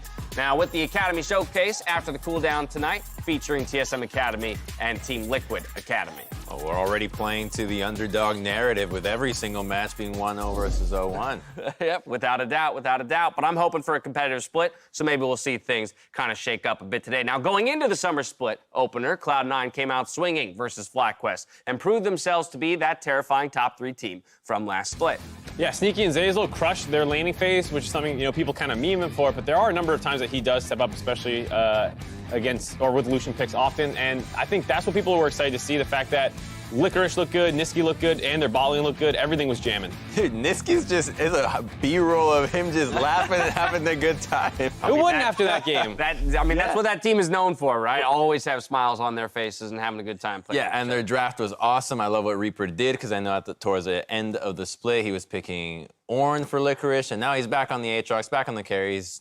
This is what I like of Cloud9. And it wasn't easy, which I think is what people are kind of excited to see. It was another one of those kind of comeback games after a bad Dragon fight. They stay aggressive and they find some more. And so the fact that C9 is always looking for their opportunities is what people really like about this team. On the other hand, Clutch certainly tried to cook up the same level of aggression, but had trouble executing versus Optic yesterday. Yeah, they gave it a shot, and they tried playing a composition that is old. It's old and tested. It's the Rumble and the Jace. The downside is that it's really difficult to execute, and so the team, they have Cody's son in as well, and they're still trying to figure out what style works best for them.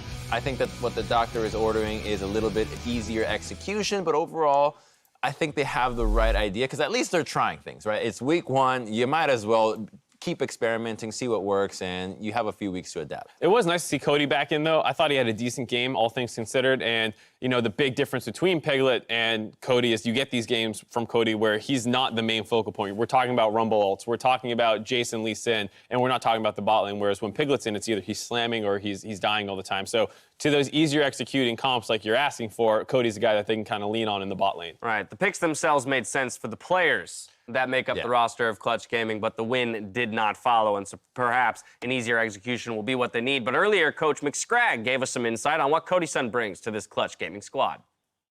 Yeah, well, Cody brings, he brings a lot of stability. He brings a lot of like teamsmanship, something that we're really trying to focus on this split. He's all about building friendship and relationship with his teammates, and that's something that we really need and that we were really lacking last split. Yeah, I think we match up against C9 pretty well. Like, again, both times we played them last split, we were sort of in the trough of that like crisis of identity. So like our drafts were a little weird for us, and we sort of played right into their style. But I think this time, like, we're going to catch them off guard and sort of put them on the back foot. And as long as we play our game the way we do in practice, without like getting too fearful or playing too reserved on stage, which is kind of what happened yesterday, then I think we'll be fine. I think we have a good chance. Thoughts there? I mean, kind of similar to what we were saying. Cody brings a lot of stability to the bot lane. Kobe does too, though. I don't like Kobe in the bot lane. Keep him in the jungle. That's true. Keep him away from the bottom. But yeah, some seems like stage nerves as well. First game back for him and the team as a whole. So, hopefully they settle in a little bit more. All right. Well, with that, I want to get your predictions for the day as we've got 3 minutes till that first one kicks off. And there we have it. Much like yesterday, there's only one disagreement. StatsBot, though, jumping in as well to weigh in on it. That Golden Guardians FlyQuest game is the only one in which you guys differ. And so with only one difference in the predictions, it seems like the perfect time to bring back the weekly wager for this summer split. And it will be that second game. Joel, please tell them what they're playing for. All right, so the winner gets to be a PA for a day. I'll take you under my wing and make you do all the stuff I don't like to do anymore. That sounds awesome. What stuff? That sounds awesome. Hold on. And to clarify, when he says the winner, he really means the loser. Okay. The loser wins a day. But what is something a PA would do that you don't like that one of us would be forced? Is there like something in particular? You trying to ask him to give away trade secrets? I'm just trying to figure out what we're getting. What are we getting into? Don't be nervous, Mark. He's already let it wash over you. Thank you very much, Joel. Appreciate that as always. I'm sure you guys will be in good hands. Whichever one of you loses out on this. Let's discuss that game too, though. Crumbs, you went for Golden Guardians, whereas Mark Z, you're looking for the bounce back on FlyQuest. Well, StatsBot, first of all, he's in StatsBot's. He's did in agree number with you. one place and agreed with me. Went so 4-1 yesterday for anyone who's, and no one cares. Golden Guardians won a game. They look great, right? Yeah. They're 1-0. Yes. FlyQuest lost. Facts. Yesterday against Cloud9 did not look too good. Okay. I didn't. All right. FlyQuest look fine. Viper. Yeah, Viper stole a kill, but I didn't like the Vi pick. I did not like the Vi pick, and that's my problem. Yeah, but they're not gonna like instantly pick Vi again today. Yeah, they can have a better jungle pick. It was close versus C9, one of the best teams in the league last year or last split. Yeah. And they could have won that game with a little bit better execution. It was very close back and forth. It's gonna be a contentious one. Okay. Mark your calendars. That's game 2 of the day, but it's time for our first one. So we're gonna toss it out to Freak for the call. Thank you very much, Dash. Welcome to the Battle Arena. I am Freak. To my right is Kobe, and Clutch Gaming and Cloud9 are going to do battle in about 40 seconds. Fair enough, Freak. I really like the arguments there on the analyst desk. Wish we could get a little bit more confrontation before they send it over to us. Where are you sitting on the vibe? They did, well, I mean, we'll get into that into the next game because it's not really relevant. Yeah, it's this valid. One. But Cloud9 coming off their victory yesterday, I thought looked very similar to how we saw them last split. Just continually looking for those opportunities in those mid-game team fights. And as soon as they found the critical one, pushing ahead through the objectives and finishing the game fairly quickly. And meanwhile, the Clutch Gaming side, it was a pretty weak spring split for the squad. The scraps on the Cody side would help them build camaraderie they were needing, something they were missing from the previous split. And I thought individually, Cody was completely fine as a player, and Clutch, we'll see if they can step up now today against an undefeated team and a top echelon squad here in the LCS. Yumi banned away, Aurelia dropped at the table. I'm always a little sad seeing blue team banning champs like Yumi. I feel like they are first pick worthy, and thus you kind of want to force it on the opposing team. But something else in the eyes of Clutch for first pick here. Very, very, very fast bans also coming through as well. The fact that the Clutch are pretty much doing it instantly. I think they may have predicted some of what C9 was trying to do, but Rumble, Jace, and one final ban going to be Raj from the C9 side, and now Clutch. What were you looking to first pick? Silas is up, but keep in mind so is Akali. Some other important picks out there as well. All right, Silas definitely super versatile. We've seen it in all of them. Sona Tarek has been left open, and they actually are allowing Clutch kind of the dare, you know, to break it if you, but then you're kind of stuck with Sona without a Yeah, you're playing Sona against a Taric who can all in you. a strong lane partner. Yeah, so Xayah Rakan down for the bottom lane. Very, very fast draft. Sylas, not much of a surprise. And there is a Sona Taric bottom lane versus Xayah Rakan. That's already exciting. The Sylas and Akali trading hands, and we're like 12 seconds in on the second ban.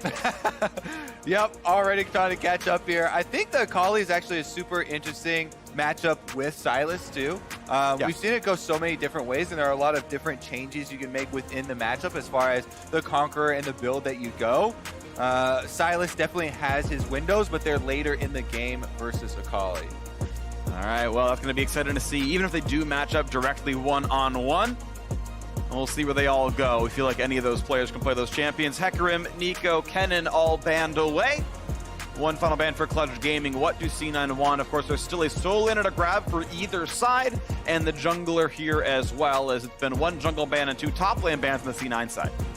Oh, Now Kindred double as jungle well ban. being followed up here. Interesting because, like, the Hecarim makes so much sense with the Sona Taric, the super hard engaged damage jungler. Kindred also can make a lot of sense with this teamfight composition, but it's in a much different way. It's not your hard engage, so you have to get that from somewhere else. And they're just kind of taking off another one of those high damage junglers that has another ultimate that can save the Sona. Also, Kindred versus Rek'Sai tended to be a bit Kindred favorite, if I understand correctly, which means that it kind of opens up the Rek'Sai pick pretty easily, baits him into it, so Lee Sin grabbed right away. And a Pyke coming in as well, and that is either it's a funnel strat or it's a solo lane Pyke right now. So getting their inspiration from Wonder over in G2, because Xayah Rakan's bottom lane, and that's Pyke top blind. Yes, it is. Okay. Let's go. I mean, it's flexible. You can play it mid as well. It That's doesn't have to true. be top lane. Yeah. Pyke was a premier mid laner for quite a long stretch in solo queue, but I definitely expect it to go in the hands of Huni. And now we get Camille top lane with the Rek'Sai coming through as well, so very exciting. We are seeing some different looks out of these teams. Solo lane Pyke, that is exciting. Camille back outside the jungle, also pretty cool, so I'm very hyped about this one. So Camille actually is a really interesting last pick to me. The ultimate, the Hextech ultimatum from Camille is so good at actually getting the kills onto Pyke. The hardest thing with Pyke is locking him down. He's so slippery, has all this disengage, can get into the deep waters and go invisible, but Camille is one of those champions that is so good at all-inning Pyke. This top lane is going to be a battle. Huni and Licorice, this was one of our premier top lane matchups. Yeah. And they are gonna go take it to 11. This is exciting because, yeah, Huni, again, essentially blinded the Pyke. It was indeed Licorice getting the last pick for top and says, okay, you're playing top Pyke, probably Camilla's my matchup. This is spicy, absolutely. And both of them have junglers that can make early passes there. Rek'Sai definitely has the advantage in straight up 1v1 dueling with Lee Sin, but it is going to be about how they coordinate and track the enemy junglers to get those timings off. This is going to be all kinds of fun to watch for here. It is going to be an electrocute for the Sylas, the Conqueror for the Akali, looking at runes as we load ourselves into this one. The second game of this new Clutch Gaming roster with Cody Sun down in the bottom lane. They have Titans ahead of them, though, in Cloud9. And now we've got C9 themselves hoping to keep that winning streak going, over for 2-0. Start out the LCS Summer Split. Ping's already going down in the C9 jungle here. Looks like Clutch might go for an invade. Let's see, it looks like a top side. Welcome to Summoner's Rift. Well, of course, Pyke can be very good level 1. That Q can be pretty nuts, so can E-Flash. And there's maybe just enough follow-up with a Rakan. Lee Sin showing on the ward that they expect to be there, but the rest of Clutch Gaming will catch Licorice unawares. All right, Licorice gets spotted right now. Nice E over the wall. Is there going to be enough setup? They try with Rakan, but no. Licorice able to learn the hook shot in time to get away from the knock-up, and he will walk away. No Summoner's Burn, a little bit of damage dealt. But now it means that jungle control goes to Clutch Gaming side. They put a ward on the red buff. Well, you always should be responding on the opposite side of the invade. As soon as you see that, you can see the movements here from C9. You react instantly, go in and get counter wards on the enemy jungle. So both sides do have those deep wards on the red buffs. But I do really like this level 1. It shows that it's in preparation. They know where Licorice likes to sit at level 1. They even had Lyra show on a ward that they know C9 puts down. I love that kind of level 1 preparation. It sadly doesn't mean a whole lot other than forcing your opponent to learn hook shot, which is probably not the ideal level 1 for lane, but they get that anyway, and now we have the sort of battle starting with a blue buff steal for Clutch's side. Very aggressive look here from Clutch Gaming, going for the invade, taking away this blue. Looks like some question mark pings. They're trying to split the map here. Give up their own blue to the Rek'Sai. Lyra's going to continue to farm out this side. Ooh, and a knockup very early on. Stun's not even going to land on the support, so really good autos coming in towards Sneaky at half HP already. Cody, Sun, and Vulcan ready to take it to C9. That's the thing you have to watch out for always as the Sonateric lane is the all-ins early on. Zyra definitely extremely potent, and they're using that to their advantage so far. As soon as Lyra shows on this ward on the red buff, that will alert Svenskeren that he has gone from his own side. He'll pass over his own ward here and just continue clearing through the chickens. And so right now, pretty much perfect information for both these sides. As we watch the top side fight, not going to be more damage coming in here, but Clutch knows that Sven went red to Krugs now onto Raptors, and counting the camps that Lyra had as well, it's pretty easy to surmise that that was blue Gromp onto that red buff. So, and now as they run through the Fog of War, we finally have some guessing games again for the jungle sides. Lyra taking actually a lot of farm here, doing the Raptors as well, and not going for his own blue buff, though Svenskeren could have gone there through Fog of War, I believe. Oh no, that is a ward in the river put down by Demonte, so that would have been known if it happened. Instead, he'll kill a Trinket but have nothing, or almost nothing to take away. Yeah, he's going to lose out on an entire quadrant here. Lyra comes back to fight him rather than going for the reverse clear, though. Scuttle Crab's about to spawn, and that is going to be the first objective. And level 3 for both junglers, and right now mid being pushed out by Demonte means it's pretty easy to own the bottom river. You can see Cody, Sun, and Vulcan doing the same, so there is exactly only one camp that Svenskeren can take. He is out of jungle camps once the wolves are dead. Yeah, we should see Lyra just cross straight across mid lane and grab the other Scuttle Crab, considering his mid lane is also pushed up. Svenskeren's going for it right now, though, and it looks like the desync top lane is going to be the bigger tell. Licorice is moving over to make sure there's something for Svenskeren to take.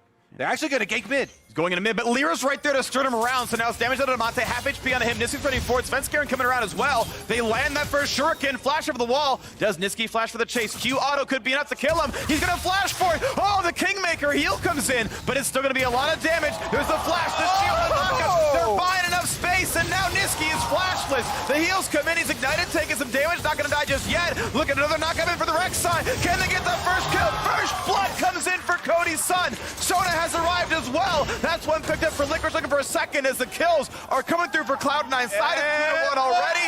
Can he land a spell? Nothing's in range. Nothing's up for cooldown. Doesn't go for the play, but still 2-1 Cloud9 with first blood to Cody's son. Action-packed start to this game. Only 4.5 minutes in, and everybody is partying down on the red buff side of the jungle of Clutch Gaming, except for Huni. The Pyke is pushing on top side. He will get a turret plate as well as push a bunch of minions into that turret.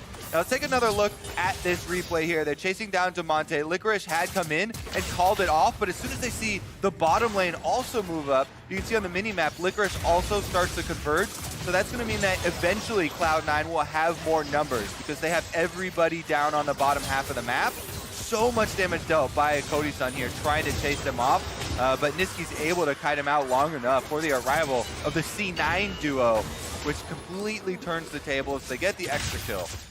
All right, so this means we have a 300 gold lead to Cloud9, but Clutch still getting a decent amount of control here. Huni pulls in the crab, and Lyra grabs the top scuttle now as well.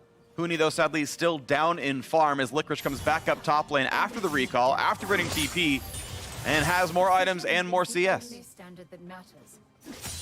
Huni will be on the back foot somewhat here as Licorice got the shot with the extra 300 gold from the kill as well. It's going to make that hard to equalize, but Tiamat not terribly far away from the Pyke as trades aren't continuing until Bone Plating drops off, and that's some pretty good damage. That shield stops all the damage output. I mean, that's a lot of long swords there. Licorice was able to pick up off of the back. And we talked about earlier the Hextech ultimatum, so good for Camille here in the 1v1 with Pyke. Definitely has a huge advantage, so Huni's going to have to be very careful. And now that there's a lot of extra money on the Camille, as well as the approaching level 6. You can see Niski having to play very far back right now. Is being pushed around by Demonte a bit, who has that assist to his name. Items roughly equal across those players, so left sitting under turret without too much difficulty. And now we have Clutch Gaming. Again, more pressure in this bottom lane. And look at the farm difference. It's 45 on the Xayah to 19 on Taric. That is the direct comparison, is the Taric to the Xayah, and it's more than double, plus the Mountain Drake, plus the first blood Cody Sun has. Clutch Gaming are by all rights slaughtering the bot lane 2-on-2. It is not close right now. Yep, the new addition here, Cody Sun, definitely faring extremely well. Sun Attack usually going to get a little bit behind, but not this much behind in lane. Yeah. Versus the Xayah Rakan. The really aggressive looks. Also, the roam up into the jungle was while there were more minions killing off their opponent minions, so a lot were denied there. And that is going to be a fairly big gold sink here. And one of the reasons why the gold is still so close, even though C9 got the extra kill.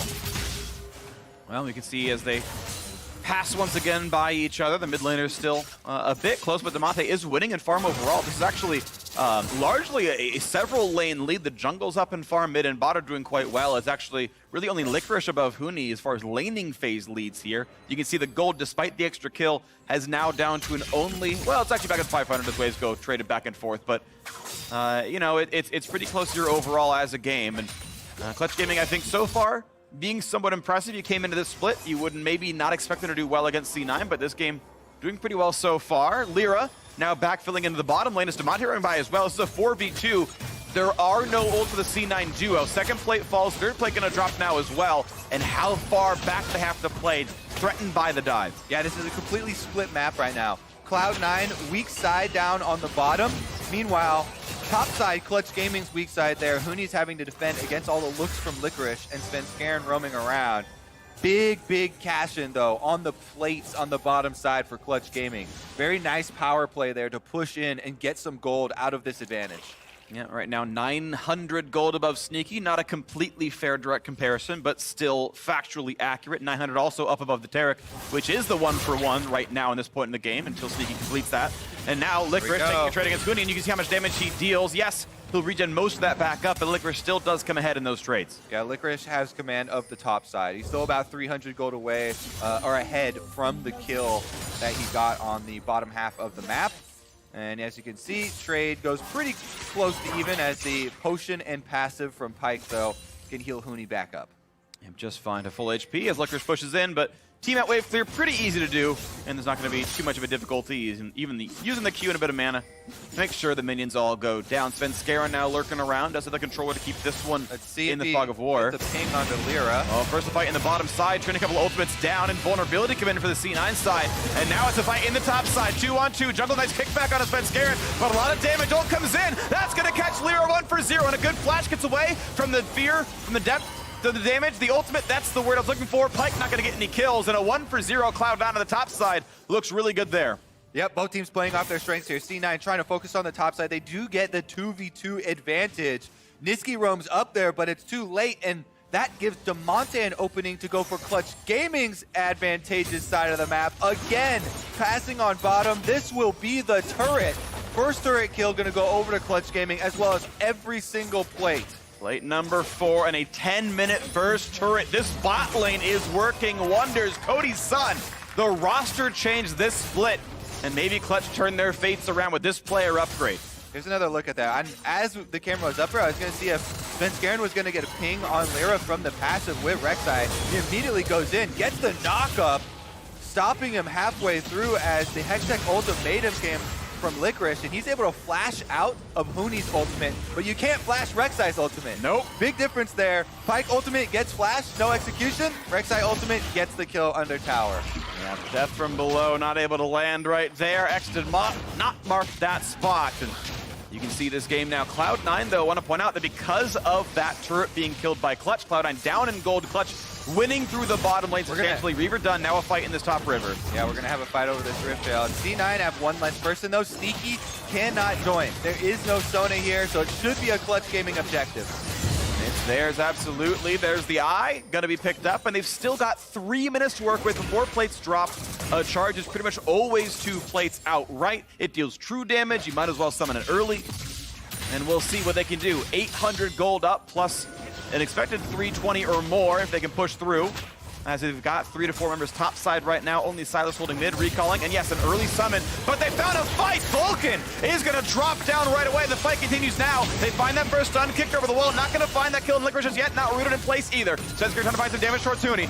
Goes for the ult, gets some decent damage there, blasts over the wall, but he's not invisible, and the damage is gonna come through, plus the extra kill for Niski. It is 2 kills picked up right now as Vulcan's already respawned, making that a 3rd overall. This is an absolute crush of a team fight, C9 side. Yep, C9 rotating everybody up there, and Sven Skaren on this Rek'Sai is absolutely on a tear. Finds the extra kill onto Huni, allowing now Sneaky and Zazel to get some turret plates of their own. And of course, the Rift Herald did absolutely nothing, was killed out. 1 turret plate gone. The stun comes in and gotta push back Cody some, but not gonna find any more extra gold off that structure. But what a good fight, puts C9 back 1,000 gold ahead and stops everything that was gained by that Rift Herald take. All right, other things to watch out for too. This Akali starting to become very threatening. Niski got 2 kills in the last fight, now has 150 gold bounty on his head, has finished the Hex Tech Gunblade. Very big spike for this champion. Well, coming up, first person view of Licorice, and our next replay there. We'll see when that comes through, and here we go. Licorice in this fight. Sitting in the fog, waiting to kill off Vulcan, knows he's in there, and then bam, Ian a knock up. Plenty of damage there. That first kill is really, really easy. Getting pulled in a fog of war that makes it a bit more difficult.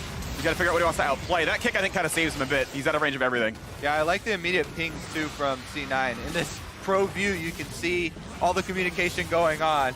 He keeps his eye down there onto the kill, and they're able to finish off the Rift Herald next. Yeah, finished the first half. Like, he did that, and then got kicked out, and it's like, okay, I'm out of range. guess I'm done. Just watching now. Yeah. All right, let's see if Lyra can find anything here in the mid lane. It's very difficult on Akali unless Niski goes very, very aggressive. So he's going to actually walk up through a whole bunch of wards to try and lend some more support to their duo. And I think that is where Clutch Gaming should continue to pressure.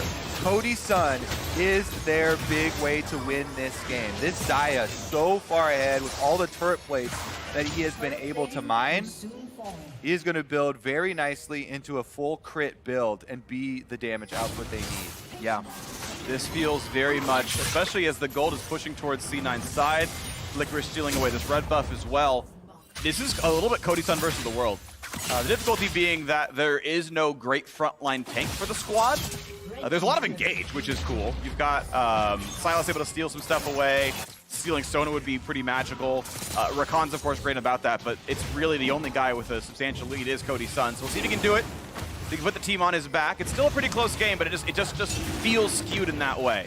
C9 gonna grab this Mountain Drake, so they're gonna answer that one no problem. As minions are picked up in various spots around the map. Licorice with this red buff could pretty easily fight Huni, but not gonna go for the turret damage. Or fighting him under turret when the CC is available. Yeah, C9 quickly approaching their team fight phase here. With the Sona Taric, that is what you want to do. Use these support ultimates for a grouped up fight. So much protection is available with the Taric and then the AoE ultimate from Sona to lock down those priority targets. As you mentioned, there are not very many tanky members on Clutch. So if someone gets caught in a Sona ultimate, or even just a knock-up from Rek'Sai to hold them in place long enough, it will be very, very short-lived. And one thing I want to just sort of reiterate quickly when I talked about Cody Sun versus the world. Yes, this game is very close in gold. It's 100 apart. But last I checked, which is 12 seconds ago, every single member on C9 has more gold than their opposite member, except Sneaky versus Cody Sun. So it is sort of like a full court press for C9's side with Cody. Yes, I know like the laning phase makes that awkward. It's Sona bot lane, but the other 4 all have more gold, including top jungle mid, which were not influenced by the Sona Taric lane. All right, yep, it is a Klepto Sona Spell Thief bottom side, but we'll see how they fare when they do start to make use of those big ultimates. Niski again, the Akali here with the Gunblade, looking for Cody Sun. That is his main target for these fights. And Akali very adept at weaving past a lot of different members to try and get that priority damage. And as they stack up and as that Archangels moves closer and closer to completion, the mana right now, 268 of 750. It's going to be a while till Seraphs is done for Sneaky. It's going to be a fairly long road up to the next power spike. So that's one thing to watch for when it eventually does come through. Cody-san going actually for a very high AD build. I actually like this one a lot as Fever into IE. Oh, they got a fight here on the top side though. This is a nice knockup, big damage on Lyra. That shield comes in to save a lot of space, and a good kick keeps him safe as Lyra is able to walk away, but now there might be a re-engage. No one goes over the wall. Ooh, they find a nice engage right there. That's Licorice locking one down, and there is all the damage onto Huni. Through one ult, and the Terrical keeps the rest of the squad safe. As you mentioned, health bar's not high on Clutch. One lockdown spell enough to kill the top laner. Yeah, C9 gaining early advantage in this team fight by Svenskeren getting the huge chunk down onto Lyra, forcing them into a defensive battle pattern, and then being able to find that extra kill off of the teleports when Clutch Gaming were already at a losing health bar scenario. They decide to re-engage, and that is going to be Cloud9 now dispersing to farm the side lanes. Really nice stuff by them. Once again, puts the gold lead in their favor by 1,300 as top's going to be pushed in. The Trinity Force about halfway done here for Licorice, and golden inventory means he's almost done with it. Very little to go now for that one. Maybe 300 gold and he's done. So 2 waves or that turret and he's got it. Akali pushing in the bottom lane as well. All these lanes are doing nicely. Cloud9 sizably now feeling comfortable in this mid game. Had a fairly close match against FlyQuest yesterday, but did come away with, I would say, mostly a great mid game. That transitioned well for them. Looking at a sort of a similar look here in Clutch, and the fact that it's not that they're running over them from start to finish, it's that they get some control and then it starts to turn over. And speaking of that control, one of the biggest things about Sona Taric bottom lanes is that you get 2 quest upgrades for placing more wards. They have access to so many more wards now. Sneaky and Zazel both can put out a lot of vision for themselves. So with this advantage... Oh, just turned away. That could have been really close. Zazel nearly knocked out there by Rakan. 3v2 could have been enough, but it wasn't quite there. They walk away, fighting for ward control, and Lyra gonna knock down the controller, plus Cody-san pushing into the mid lane. This Xayah can do a lot of damage. Rakan with Demolish, some damage here. They can stop the TP. If they hit with Demolish, they can stop the TP. They're gonna let him come down. They get the kill on a Taric, and now it's Licorice in front of the team. But they're gonna maybe find a big root. Niski showing up. He's trying to take down Cody-san by himself. Gets right back in, the solo kill in the bot lane, and the rest of the squad is already here. Cloud9 now running in for more kills. A stun on a Vulcan, trying to jump away. Is that Rakan, but he's slowed yet again. Rek'Sai showing up now as well, trying to scatter, trying to get back to their base. A flash knockup is the setup they wanted. A kick only buys a little bit of space. They will still go down. It's 4-1. A gigantic team fight for C9. Yep, that's going to be a big, big game changer for C9. They have full control of the map. The biggest thing that Clutch have to be thankful for is that it's not 20 minutes and there's no Baron available for Cloud9 to take after that fight. They could have stopped this teleport. Demolish was ready. The turret was at 1/3. All right, take a look. They go for the dive, and they do kill off Zazel, taking down the Taric, but they use so much in it, and they leave Cody-san here with tower aggro on a tower that had 10 HP left on him. Open to the rest of Cloud9, immediately diving and killing off their biggest member. You said it was Cody-san versus the world, the one with all the money on the team. Yep. The Xayah taken out, separated, and because of that dive, Cloud9 can get to chase them down, pick up the extra kills, grab this dragon, and actually prepare for that Baron upon arrival. They have the double sight stones basically for the extra wards, and they could just set up and force Clutch Gaming to walk into them. It's so dangerous now. And that Baron is spawning in 15 seconds. An Ocean Drake to keep them topped off. If Gates needed even more help than a Sona Taric could give, another slow's gonna be found. Cody-san is just gone, deleted by the engage, and what a timer for that, as Baron is now spawned. Tough to be an AD carry with no flash there, with Camille and Akali looking for your head. Yeah. Cloud9 find it, they get the extra kill, they're gonna run straight down mid lane, and this game is wide open. This game is closing quickly on the Clutch Gaming side. That door is wide open for C9 to run through it as they knock down that mid lane turret, and they stick around for you to inhibit at least a little bit. You're gonna knock down these minions, and they are gonna back off, but Cody-san spawning in 4 seconds, and this time he will have ult available for the self-peel. Means maybe C9 doesn't look for Baron right away. Maybe they get vision and a reset afterwards. We'll see what they go for here. 20:35 into the game. C9 sizably ahead, over 4,000. Cloud9 did extremely well in Spring Split. Went to Korea in the offseason. Were very public about their boot camp and training over in Korea. Really focused, and it seems to have paid off. They've picked up right where they left off from last season. Extremely quick games here, winning a lot of these mid-game team fights. and see if they can finish it out. Because 21 minutes into the game, all they have to do is reset and get back out to this Baron area. Clutch are trying to be the first ones there to have some vision for themselves to allow the possibility of some counterplay. You mentioned Rakan engage, Pyke engage. These are their tools to try and find a surprise. Nice scouting right there by C9. IE is done for Cody Sun, so this might be the one moment they look for. They get the separation on a 1, looking for the kill on Demonte. Pops his on his hourglass, now looking for the re-engage, but they're invulnerable as CG tries to come in. There comes that first kill. Demonte is gone already, and it's 5v4 as C9 runs for more kills. Looking over the wall. There's the knock-up onto Huni. Looking for the kill. They might just find him. He tries to run away, finds the stun, and a blast cone goes with even more safety. And now Cody Sun is the front runner. He's the one who might be found out here. A turret, give themselves a little bit of space. Look for the crescendo, look for the stun, not gonna find that just yet. The feathers come back, they don't find the stun, but they will find that kill as Vulcan drops down. That's one traded back though. Cody Sun does find some shots, and death from below will not land as Cody Sun is gone, and Pyke is gonna fall as well. Lyra versus the world, Baron could be in C9's eyes. Yeah, it has become a bloodbath here. Cloud9 just chasing Clutch all over the map. No area is safe.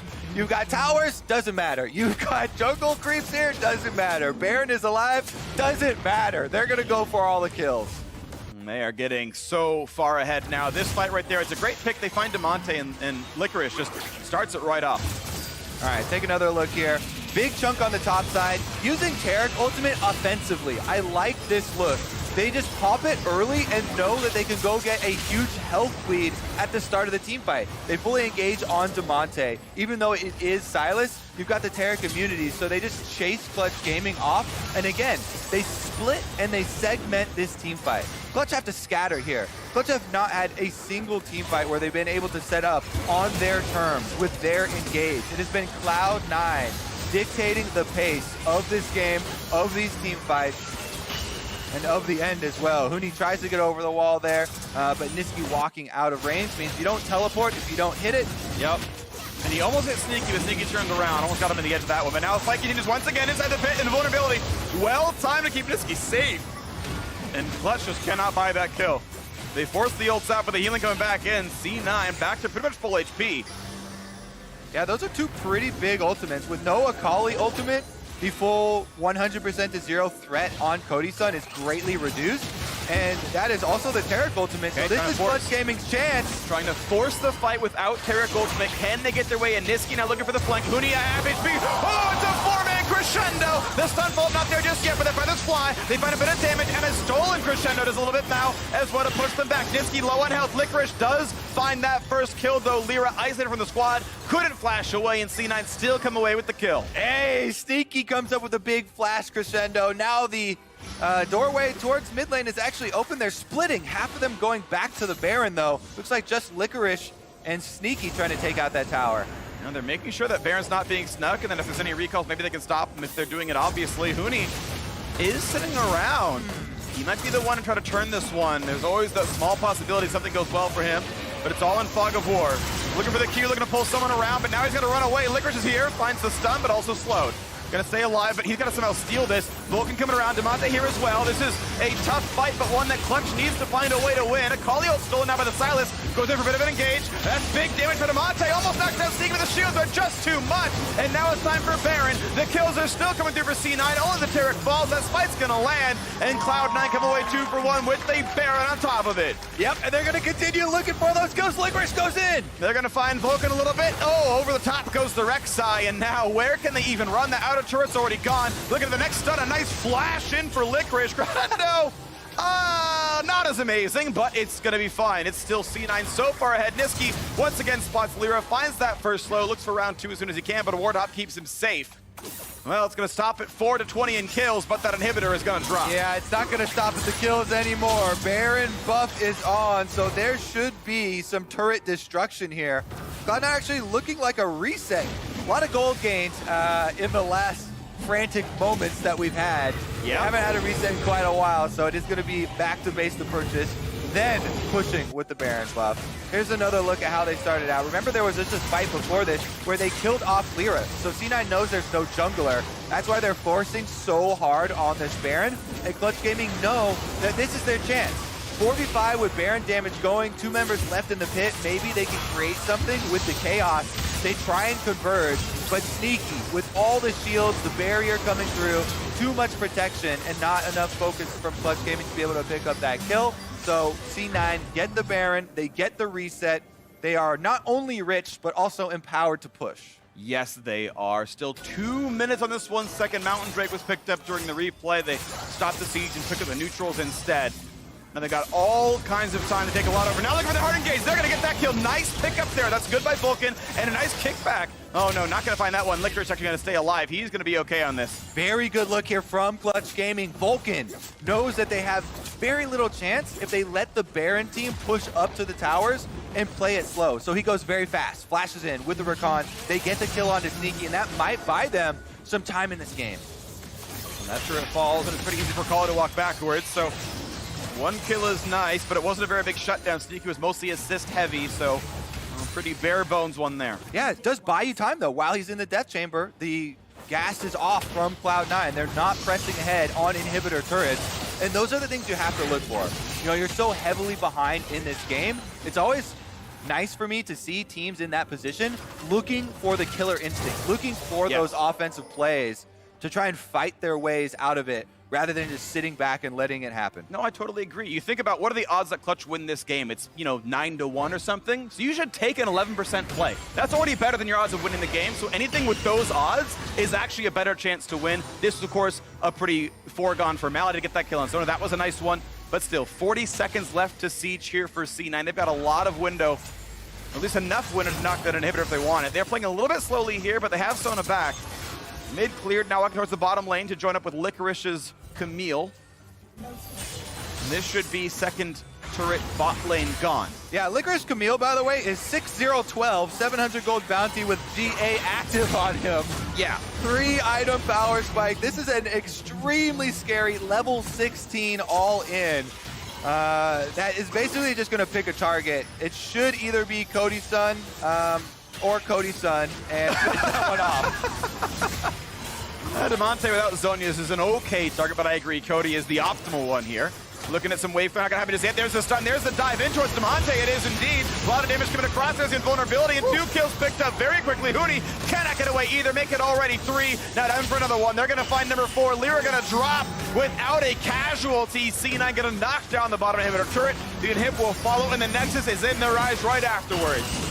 Cloud9 will be undefeated after week 1 of the LCS, coming back in summer in style. A lot of great games out of Licorice here. The whole squad looking pretty solid, picking it where they left off. A top team in the LCS. One of the Titans here, expecting them to go to Worlds, and they still look on form. C9 2-0, padding the stats, knocking down the Nexus.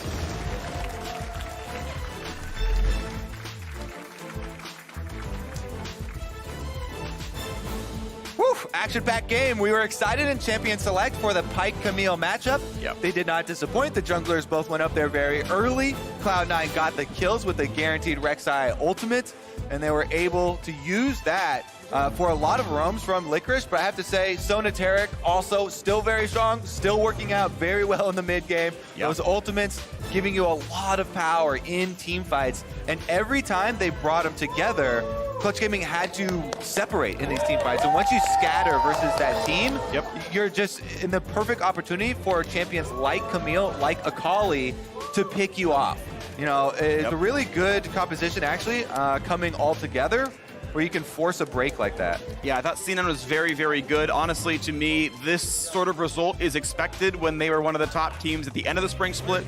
They seem to have not dropped a beat. They are still incredible. The interesting story to me is actually talking about Clutch. With the roster change, what kind of team are they now? Are they a playoff team? Are they making good upgrades? I was still impressed by Cody's son. Their bottom lane was substantially ahead. Their very early game plans was good, right? They stole the blue buff away. They took, 40% of Svenskaren's jungle out. Like, that was a really, really good start. It collapsed when the first sort of like mid lane into bottom jungle collapse happened. That started giving gold away. But the bot lane, the early jungle, those are really solid. Those were moments of strength for Clutch, but it really fell apart in team fights. That's where it felt like they dropped the ball and C9 outplayed them.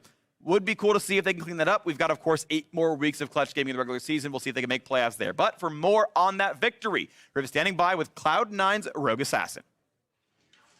Thank you very much, gentlemen. Great cast on the day. I am joined by Cloud9's Niski after their win over Clutch Gaming. Niski, it looked like you had so much fun this weekend, stealing ults on Silas, cutting up your opponents on Akali. How's it feel to be back on the LCS stage? It feels great because the meta right now is really fun, and I feel like we're enjoying the game way more than before, at least for me, because I'm playing OP champions. So yeah, I mean, it feels good to be back. That's awesome to hear. Just a quick 2 question for you. Here's the final one. Looking at coming into this weekend, what did you guys kind of have set out to accomplish? Even with the 2-0, that feels good, but did you check all the boxes? Yeah, I mean, we're trying to play more around limits, and I think we can see that today against Clutch, we went in like without any hesitation, and yeah, that's what makes the difference, I think, against other teams. Right on, Niski. Thank you so much. Best of luck in the rest of the season. Congrats on the win. We're going to throw it back to the State Farm analyst desk to break that down. Thank you very much, Riv. With that victory for Cloud9, we can say goodbye to the dream of the 10-way tie as they move to 2-0, and for Clutch, it will be an 0-2 start to their summer split. Crumbs, I'm coming directly to you because in Countdown, you prescribed easier to execute compositions for our Clutch Gaming roster. We've got Champ Select on the screen. How do you feel about it? Well, much like modern medicine, they ignored what the doctor prescribed. Why would you do this again? You're doing this to yourself. You're hurting yourself. Pyke, Silas, Lee Sin, this is really difficult to pull off. I don't know why Clutch Gaming did this. I think that they probably have success with it on scrims, right? People are a little bit looser. You're guaranteed to get a lot more kills with these picks, but on the LCS stage, when you're going to be playing against teams that know what you're looking to do, it just doesn't work, and a lot of missed skill shots. A lot. I think, like, I understand conceptually what it is. This is a G2 draft. Like, it's super good for what they're playing into. You have Silas who can steal all these incredible ultimates. He's so good with, you know, almost every single one there. You have the Pyke to assassinate someone before the Taric ultimate drops on top of them, and then you team fight from there with Xayah Rakan, who have great engage as well. They're one of the best bot lanes in the meta. It all makes sense, but Crumbs is saying, you're not G2. Right. You can't just pick a G2 draft and make Pyke top work. Yeah, you're Clutch. And so I absolutely agree. Like, I thought both teams' drafts were really intelligent, and I was really excited to see how this back and forth of team fight should get played out, but we didn't really get to team fight. Yeah, not necessarily, but I want to dive further down the hole, though, of Cloud9's response to this, because I thought it was very interesting. As you mentioned, Mark Halley responded to seeing the Pyke in the top lane. I mean, the Camille was such a great counter pick. You have so much lockdown for the Pyke that basically, if he is going to execute one of the people in the Sona Taric comp, you're basically trading back, because once he goes in, he's locked in. And I thought that was going to lead to some really cool back and forth team fights, but from minute 3, I guess, into the game, it was so skirmish heavy in C9's favor. Yeah, it's really hard for Pyke to actually live up to Camille, considering he's so squishy, does not get to build any HP. The second she jumps onto him, mid to late game, a stun, hook, auto, you're dead. Yeah. You don't even need to use ult. Licorice roaming from the top side there to join that fight all the way down in the red side jungle very early on. It ended up netting him a fair number of long swords, as the casters mentioned, positioned him quite well in the top lane. But another result of that bot lane fight was quite a large advantage for the Clutch Gaming bot lane. And as Freak mentioned, he is still, to a degree, impressed by Cody in his first 2 outings. Seems to be a serviceable ADC, but as you guys mentioned, we never get to the stage where he's then able to kind of, push his team towards victory and actually carry out. But then it's also, you're up against Sona Taric, bottom lane. If you don't get ahead as the AD kit, you just really messed up. So I kind of expect anybody that goes up against the bottom lane of Sona Taric with a regular matchup to be in a position to get a CSC, to get a goalie, because the other team just is trying not to die. They're not trying to win the lane.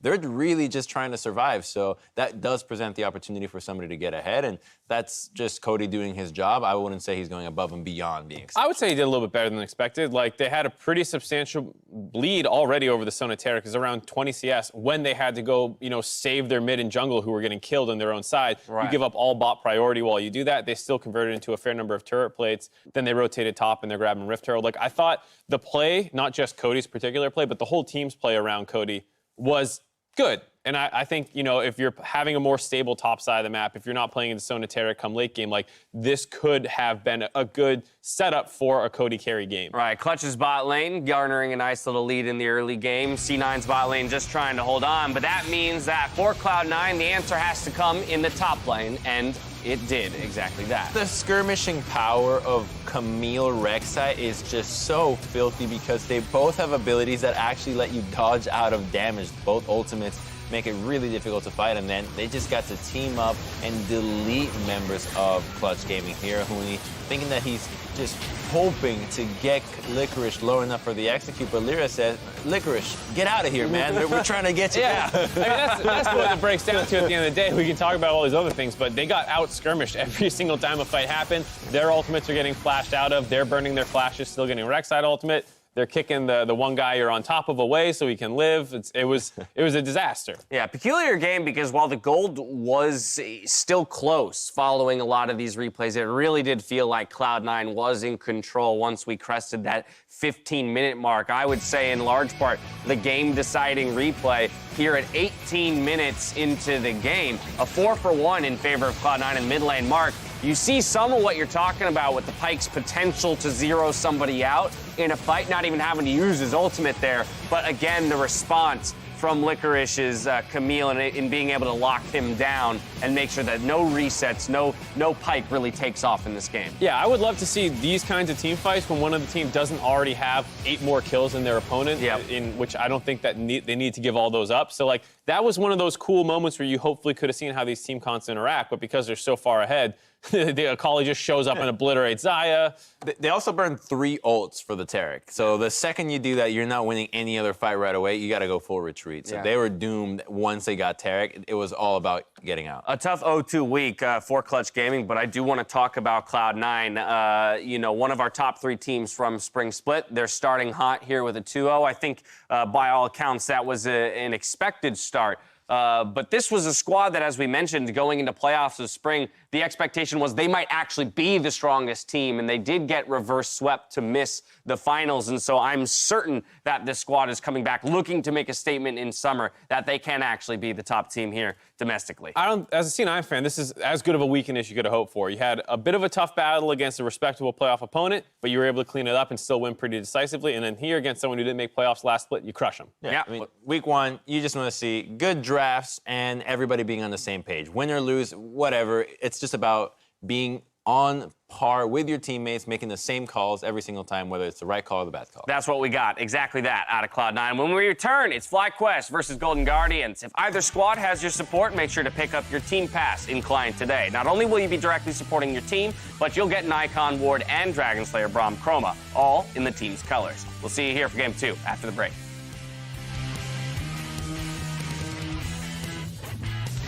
And now it's a fight in the top side, 2-on-2. Jungle Knight's kickback on his Scarron, but a lot of damage. Ult comes in. Now only Silas holding mid, recalling, and yes, an early summon, but they found a fight. I'm commenting. Lee no flash. In 3, 2. Nice. Silas flash. Up. Hear me. Okay, that's it. Vulcan drops down. That's one trade back, though. Cody's son does find some shots, and death from below will not land as Cody's son is gone, and Pyke is gonna fall as well. Xayah's hitting us, but we're okay. Silas. Silas dead. Coming. I'm dead here, but you guys win. Can you guys finish? There's the stun. There's the dive in towards Demante. It is indeed. A lot of damage coming across. There's invulnerability, and 2 kills picked up very quickly. Huni cannot get away either. Make it already 3. Congrats, Kim. You got your own car with your own insurance. No more driving that old hand-me-down. Did you trade it in? My parents handed it down to my little brother. You ready? Yeah. Surprise! No, not Beige Betty. You guys can't do this to me, seriously? My car is like a rite of passage. How do you expect me to drive this? Just turn the key and yeah, it's just some of this. It's automatic, dual cup holders. Go with the one that's here to help life go right. State Farm. Hello, and thank you for joining me here for Game 3, which has Echo Fox looking to take down the LCS champion in Team Liquid. I'm Clayton Captain Flowers Reigns, casting alongside the only color caster to waive all rights of Skarner analysis. Over to yours truly, it's Isaac Azael Cummings Bentley. It's all you, buddy. I love some Skarner. We'll see if we get some of them here on the Rift today, but now we're going to jump right into the starting rosters here of this next game. Selecting blue side, it's Echo Fox with Solo in the top lane, Rush in the jungle, Yusui at mid, Lost bottom lane, supported by Hakuo with coaches Song and Tyler. Yep, and challenging them on the red side today, it's going to be Team Liquid. In the top lane, Impact. In the jungle, Smithy. In mid lane, Jensen. Bot and support going to be Doublelift and Core JJ with coaches Kane and Dodo. Now, expectations were tempered for the reigning champions coming into week 1, but even with minimal practice coming back from their run at MSI, Team Liquid came out swinging. Yeah, they looked really, really good. They kept those lessons that they had learned at MSI, and TSM was not playing a fast-paced game. They were playing 2 losing lanes, Azir and Ezreal, and they essentially allowed TL to do whatever they wanted. That allowed TL to just run them over. You can't have them in that comfort zone. And Doublelift has been very vocal about wanting other teams to step up, to play aggressive, to challenge them, and to raise the overall level of the region. So we'll see if anyone's going to be able to do that against them. Well, we'll see if his opponent in Lost can deliver on those high expectations, because for this newcomer here, this guy who stepped up to the LCS stage, he's going through one of the hottest trials by fire you can imagine. Yeah, seriously. I mean, going up against Doublelift is going to be very, very tough. Core JJ as well, the MVP. I do think Lost performed well individually yesterday, but the game was not about him. It was about the solo laners. And, you know, Yusui was getting focused very heavily in this game yesterday, and he's had to go up against Froggen yesterday, and then Jensen, Bjergsen, Niski as his first 4 mid laners. That is a brutal schedule for this guy. And we also need to look at Rush, who promised a lot of aggression to come out. Did not deliver on it. He was playing the Rek'Sai, was playing a very passive early game, and when Rush is at his best, it's when he's being proactive on the map. You can't allow Smithy to kind of be in his comfort zone and sitting back. Well, we've only seen 1 game out of every team so far, so it's not like anything set in stone just yet. Echo Fox was a team that we got to see bounce back pretty incredibly towards the end of last split, and I know that they've always got some tricks up their sleeve. Remember, this is one of the 3 teams in spring that did manage to take a regular season game off of Team Liquid. It was Echo Fox once, FlyQuest once, TSM twice. So we know this squad can do it. We'll see if they can replicate that here again today, as bans will be Flex Pick targeted by the side of Echo Fox, Ryze, Irelia, Aatrox all banned away. Liquid gets rid of Jace and Taric and the Yuumi.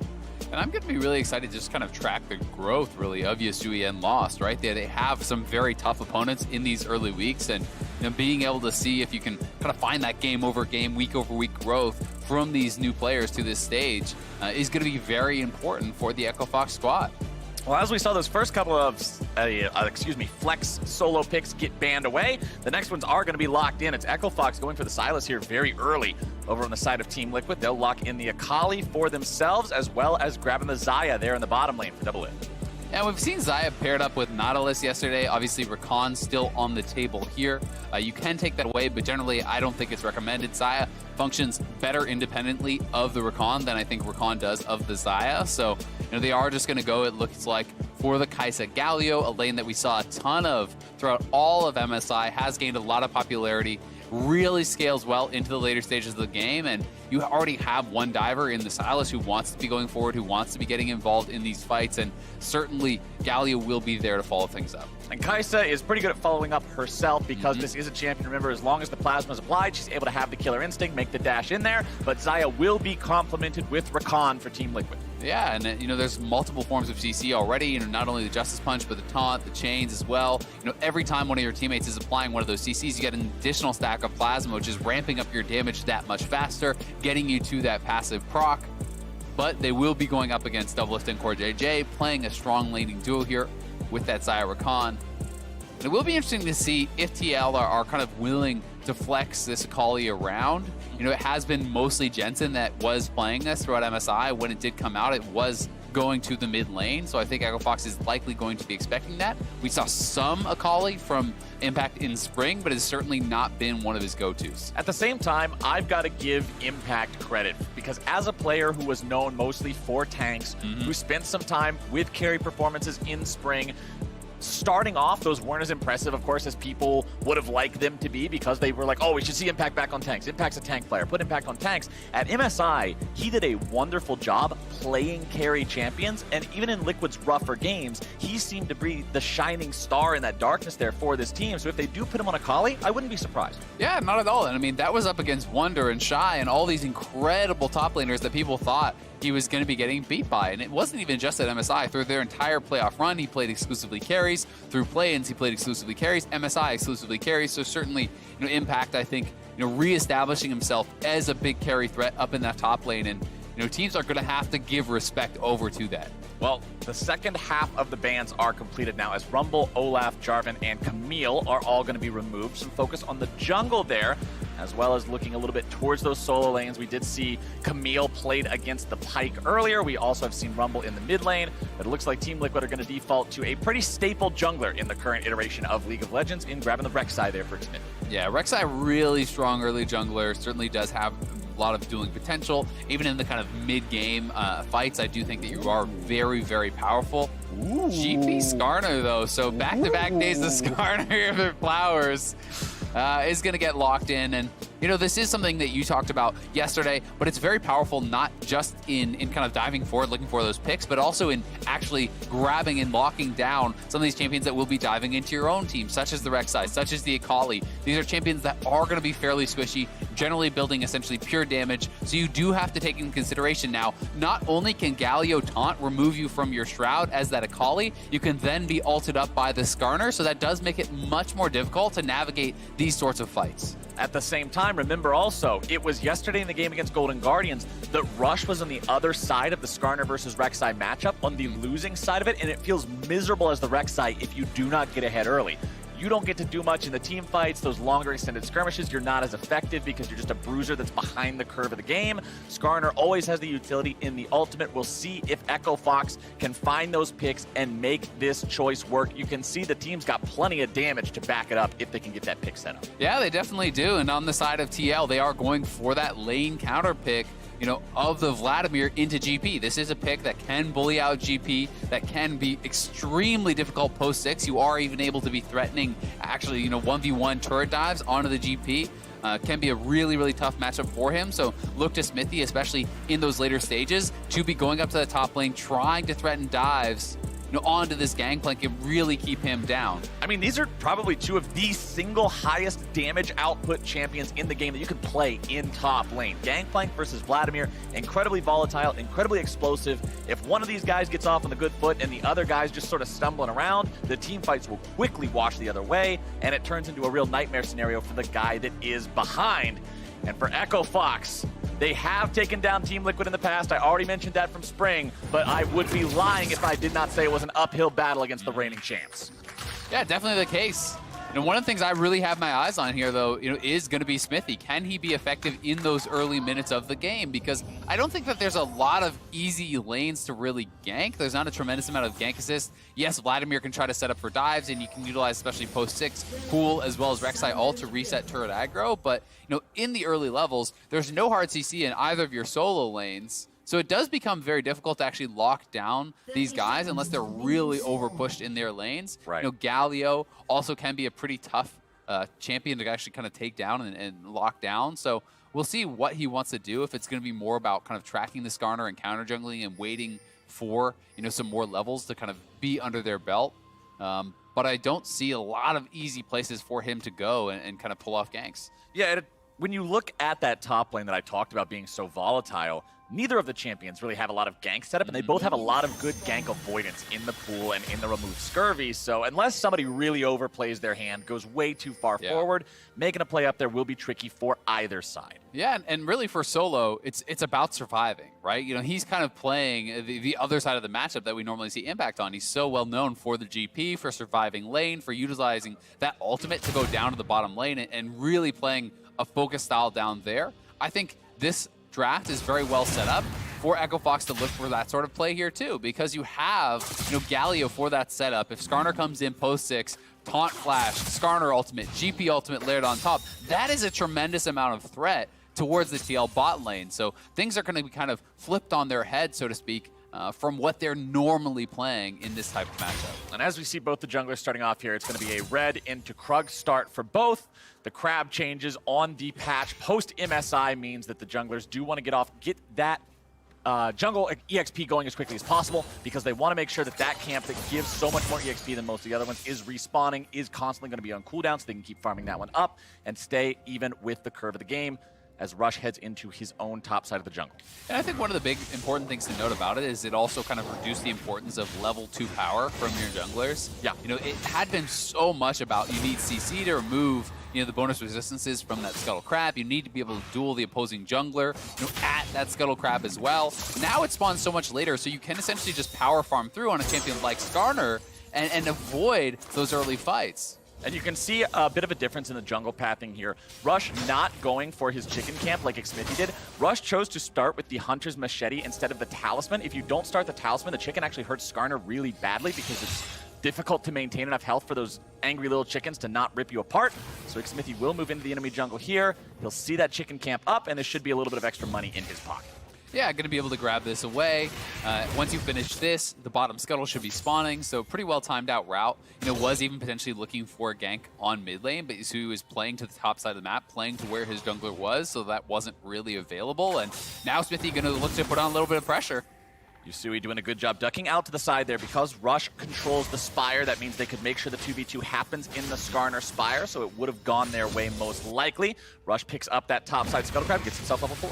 I mean, this is a small thing, but this is something that you can take into your game, certainly as a mid laner. Always play to the side of the map that your jungler is on, right? You know, you can cheat to that side of the map, and this is threatening the potential of a counter gank. This is threatening, you know, an easy escape path, or even that 2v2 or 3v2 could be there if your top laner's roaming down. So, you know, just that small bit of positioning from Yusui has been keeping him safe from this pressure that Smithy wants to put on. And at the same time, the bot laners recognized, hey, Xmithy showed up mid lane and then walked back out the bottom half of the lane. That means that TL's bottom lane feels pretty comfortable pushing up the way that they are. But Rush is coming bot side. He's got the Predator ready to go.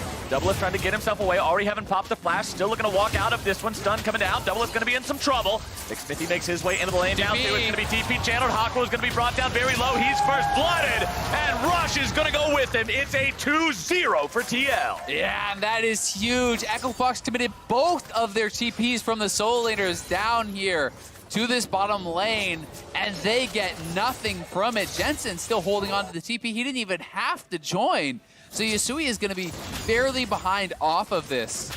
The kill going to Vladimir also very, very big. Not only is Smithy put ahead of his opposing jungler, Vladimir gets an early advantage. So this is just really well done from the TL squad. You can see Doublelift playing as far away from Skarner as possible. Early flashes to avoid any potential taunt flash from Hakuo, which you can see is then missed because of that added distance.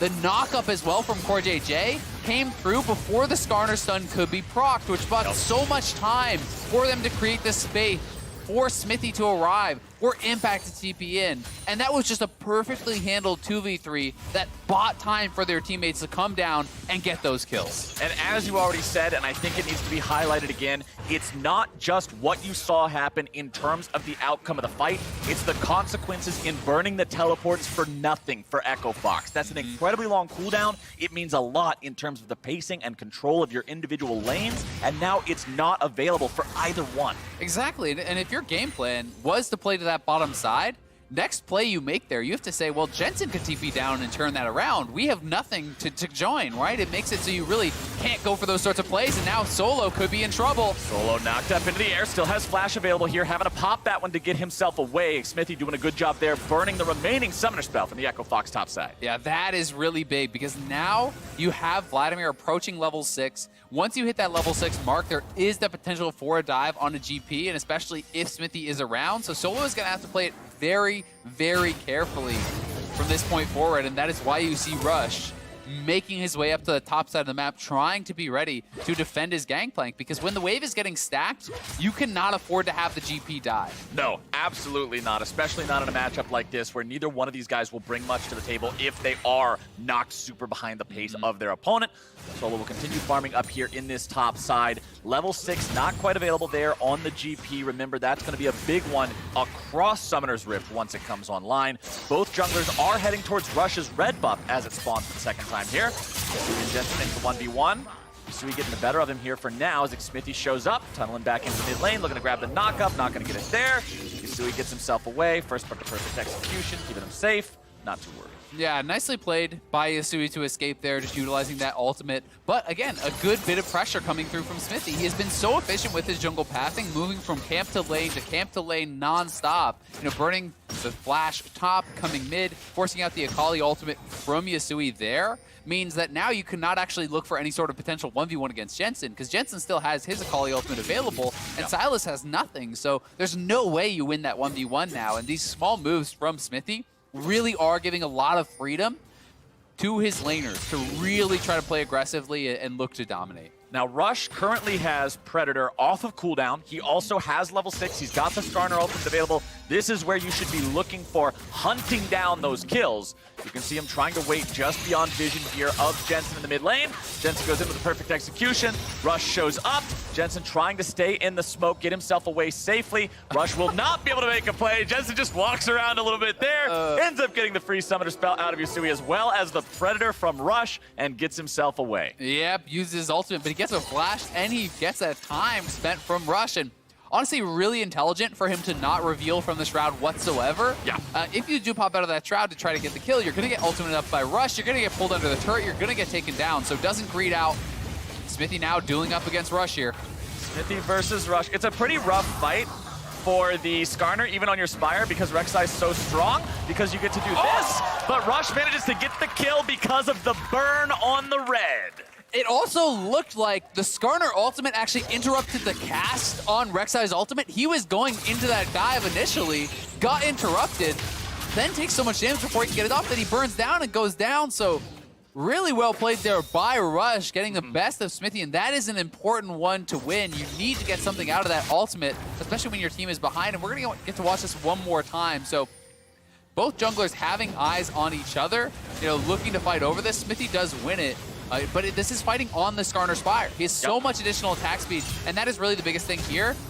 And it looked like he was trying to actually cast that animation, did get interrupted, then tries to go through, but he's already too low and does get burned down by that red buff. The red buff ticked just in time, because if Xmithie would have come out of there, the burst would have been enough to kill Rush off as well. So very well done there by the side of Echo Fox.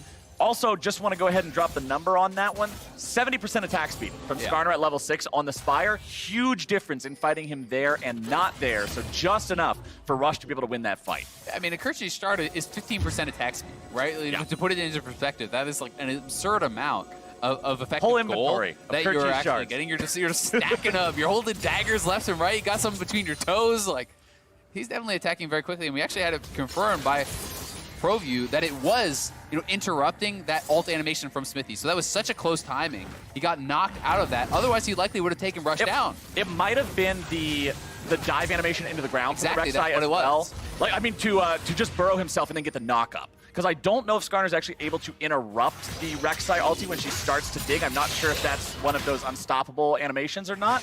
But either way, being able to interrupt what his opponent was trying to do was critical for Rush to find that success there. He'll now grab that Scuttle Crab in the top part of the river, and we'll see if he tries to make any more moves happen just yet. Does have Flash, does have ulti, does have Predator. That's about the scariest the Skarner can be at this point, but he's just going to look to farm up Shelly with nobody else nearby from CL. And thankfully for Solo, nothing has happened to him during this kind of time where his Flash was down. Flash is coming back up. You know, Jensen was never able to make anything happen with his TP. It was just used to get back to lane. So the solos of Echo Fox have their TPs back.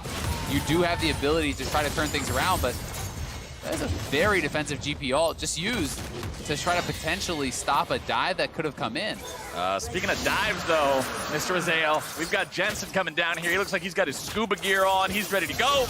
Jumps back in, has himself that shuriken to make sure he gets on top of the Echo Fox members. Xmithie going forward, looking to find himself a knock-up. On to Lost he goes, and Jensen cashes in $300 in the pocket of the TL mid laner, and it looks like plates are on the menu too. Yeah, I think they could likely get first turret here. That turret was so incredibly low, can probably just straight up knock this down. Looks like they're going to try to just even donate it perhaps over to Doublelift.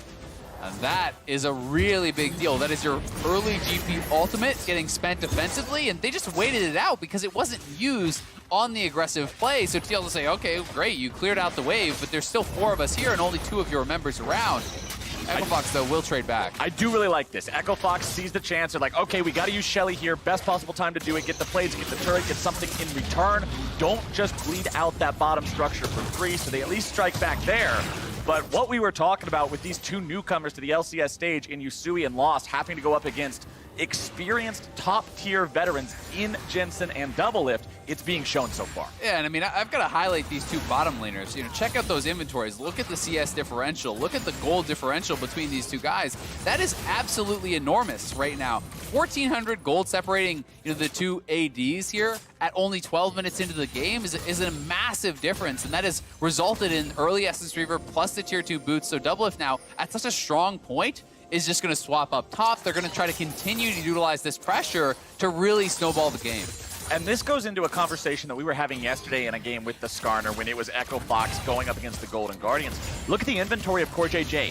QSS, first built here by this Rakan after getting done with the support item in the mobility boots, shows me that Core JJ is going to be the guy who goes in, he stops Rush from initiating onto the rest of Team Liquid. If Rush pulls him, no big deal, pop the QSS, get out of it, and it makes life much more difficult for the Echo Fox initiator. Yeah, I mean, I think it's a great buy, you know, not only against this Skarner, but also the Galio, who can really shut down a lot of your playmaking. You need that mobility to be able to charm up multiple people with the ultimate, to be running in and out, to be, you know, most of the survivability from Rakan is actually diving in and out of the fights, utilizing your E, you know, utilizing the speed from your ultimate. And if you do get locked down, you can get burst out so quickly. So, you know, the ability to buy that since they're so far ahead. Oh, up in the air goes Yusui, and the damage is down. The flash is too late, and Smithy will make sure they get that one for the side of TL. They'll grab themselves a couple of extra plates before the turret plating falls. It's going to be two almost picked up. There's that second one coming in right before the clock would hit 14, and that's more money for the side of Team Liquid. Yeah, and it's another great play from TL. Their bottom lane is very far ahead, so you simply group Core JJ over with Smithy. They make a 3-man play on mid, take that down. Meanwhile, Impact already has the wave here down at the turret, so that is being bled out, and they're even trying to threaten at the blue buff. They're really pressuring on all sides, but now Yusui get a TP in. Looks like Echo Fox wants to make a play around this blue, but TL had already disengaged, so they get nothing. Yeah, TL's gone. I mean, if you're Echo Fox, you get to protect your blue buff. At least you can get that onto your Sylas. He'll have enough wave clear to try to hold the turrets. But speaking of holding turrets, you can look at bottom side. Impact is now sitting comfortably in this Vladimir versus Gangplank matchup. You're level 10 on the Vlad. That means you've hit that 5 ranks in queue breakpoint of just never really being worried about dying anymore. He'll continue scaling up, and he'll be a real threat if he's able to dive into this backline of Lost and just blow him up in the fights. He definitely will. You know, the amp damage as well for Zaya, who's super fed. You know, Jensen's very strong. That is very relevant here too, but I have to give some credit to Solo. You know, Impact was the one who picked up a kill on that bot lane TP, you know, is in that kind of counter matchup where you certainly do have the ability to really get ahead if your opponent messes up, and Solo's up farm. He's doing quite well for himself. Yep. So he is kind of the bright spot, I think, right now of the team, the one who is going to be closest, if not even perhaps ahead, thanks to the extra GP gold, but things are definitely looking grim for Echo Foxes. This is TL in their comfort zone. Yeah. Massive bot lane lead, moving around the map, taking extra objectives. They're so adept at actually snowballing these types of games. 4,000 gold up, 15 minutes in is quite the hill to climb. Jensen, Doublelift, and Core JJ all looking to make a move here in the mid lane onto Yusui. Core JJ not quite going to grab him with the quickness, but there they go. They get in the range anyway. Galio makes his entrance. Hawkroll looking to block off these guys from making a further dive happen. Solo also making his way into the fight now. Jensen's backing himself away as Yusui still somehow kept alive. Impact not quite going to find the kill there with the Tides of Blood, and a very nice job from Echo Fox getting their man out alive. Yeah, they're able to get him out alive. They forced the flash off of both Impact and Jensen. Actually, 4 flashes. Doublelift and Core JJ used theirs as well, so that is a really big deal with this Dragon coming up, and Rush still has flash ultimate, so Echo Fox may want to try to make a play around here. TL would have to delay if they want to try to challenge for this Dragon because they are missing Jensen, and they do not have a lot of those flashes, so they're just going to make the call to give this one up. Yep, they're saying it's not worth it. It's an ocean. Laning phase is already over. It's not going to inconvenience us that much. Not worth risking our lead over right now, but if you're Echo Fox, you are real happy to have that. That at least shows that you're still in this game, and you can still shut down this Team Liquid war machine. You certainly can, but playmaking gets harder and harder. You know, you already mentioned 1 QSS. There's already 3 available now for the side of TL. Because they are so far ahead, they can do this without being behind on damage. Bottom side, it's Xmithy and Impact looking to make a play here. Xmithy in some trouble, but there you go. That's the QSS. This is the problem being Skarner when you're this far behind as a team. They're still able to pick one up. That is 1-0 for the side of Echo Fox. Jensen and Impact looking to make a move here, but they won't be able to find anyone in retaliation. Good job there on the pick from Echo Fox. And that's twice that Xmithy has died during his ult animation. That was very likely the GP passive, that burn actually taking him down in it, and it's got to be a bit frustrating. That might have given them the ability to trade one back. You can also see Jensen with that Null Magic Mantle. That very likely could be a QSS as well. Yeah, there's going to be so few targets here for Rush, so he has to make the most of it, and he has to rely then on CC chains, right? You know, you have your ultimate QSS. If that happens, then you can get the stun out of it. You have the Galio taunt, or you try to force the QSS on one of your stuns or the Galio taunt, then you ult. But it becomes very much about layering the CC instead of just the initial pick. Yeah, the QSS life on everybody in the enemy team is really rough. When your Skarner doesn't exactly feel too good to play into, you are completely dependent on Galio going in there saying, all right, Galio, your job is to get rid of those nasty belts, then I'll take care of the rest. But it is a difficult situation. You can see Rush not going for the Righteous Glory immediately after the Cinderhulk that you often see on Skarner, so he will not have that extra playmaking ability. Instead, going for that Aegis of the Legion to give himself a little bit of extra defensive capability on top of the health he's already piling on. Doesn't want to blow up as soon as he runs into the fight. Yeah, and I mean, you're going to be more playing that utility role at this point of the game, right? And one of the really big benefits, I would say, is, as they're probably going to have to call this one off, is the fact that Solo and Lost are going to be purely, or vast majority of physical damage. The QSS, the magic resist there, is not going to be really helping against either of those guys. Yeah. You have kind of forced out some less than ideal itemization from some of these TL members, so now you have to rely on Lost and Solo to kind of make good on what you have forced out from the other team. And this is also a little bit of what we talked about yesterday with Skarner enjoying playing against Assassins. You sit on top of your own backline instead of diving into theirs. You don't need to have the Righteous Glory as much in a situation like this. You can go for an Aegis of the Legion into what I'm assuming now is a Knight's Vow with the Ruby Crystal and Cloth Armor, because your whole job is to sit on top of Lost and make sure he doesn't die to the 3 different people that are going to be diving onto him. It's very easy for you to get a pull.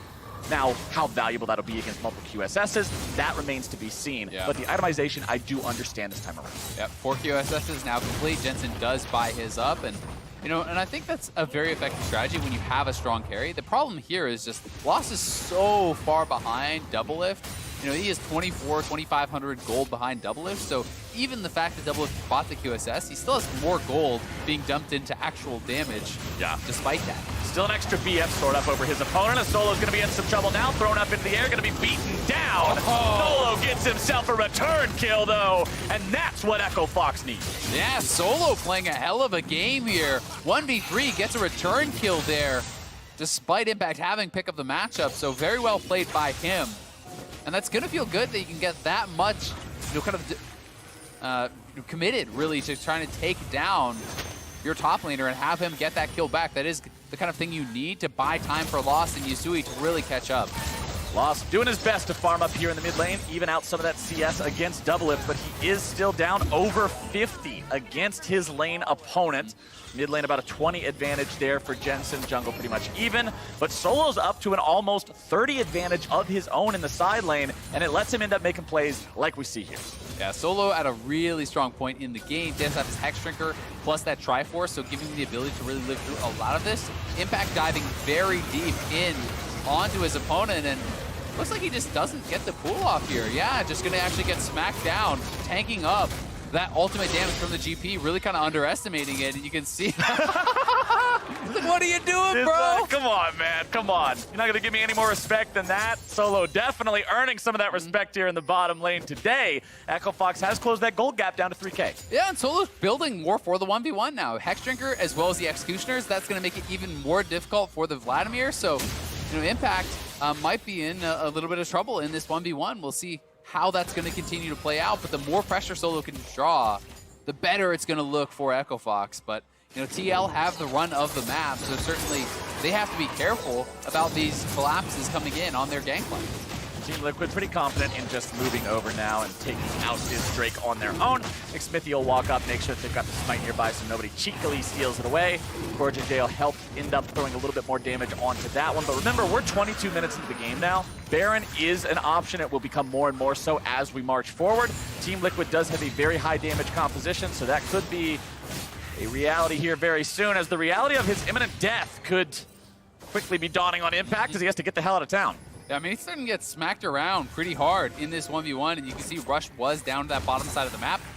But TL, you know, you don't have to play around Impact at this point. As long as he can survive in the 1v1, your 4v4 is massively stronger than that of your opponents. So they are going to look to create pressure on the other side of the map. You can see all the vision they are really setting up in this Baron quadrant. This whole area is really all TLs, so they are going to have such a tough time from the side of Echo Fox really pushing forward into that. You know, there's 4 pink wards in the area. They have really no vision whatsoever in that quadrant of the map. It's going to be very, very difficult. Jensen will just continue shoving these waves in, spamming the minions on cooldown. Yusui going in there, has the perfect execution stolen. Looking to try to find his mark blindly through the smoke. Won't quite be able to get what he's looking for with the chains there. As Team Liquid continues to control this Baron pit, make it so Echo Fox is always scratching their heads, wondering exactly what those members might be up to. They'll move forward a little bit here, try to reclaim some of this territory in the jungle, but every fight is still so scary. Yeah, it really is. There's a lot of good hard engage through this recon. So certainly if you do overstay your welcome or step a little bit too far forward, you can be in trouble. Solo looking to kind of catch out Impact here. Solo missing the barrels to start off the fight. Means Impact's got a decent chance to make something happen here.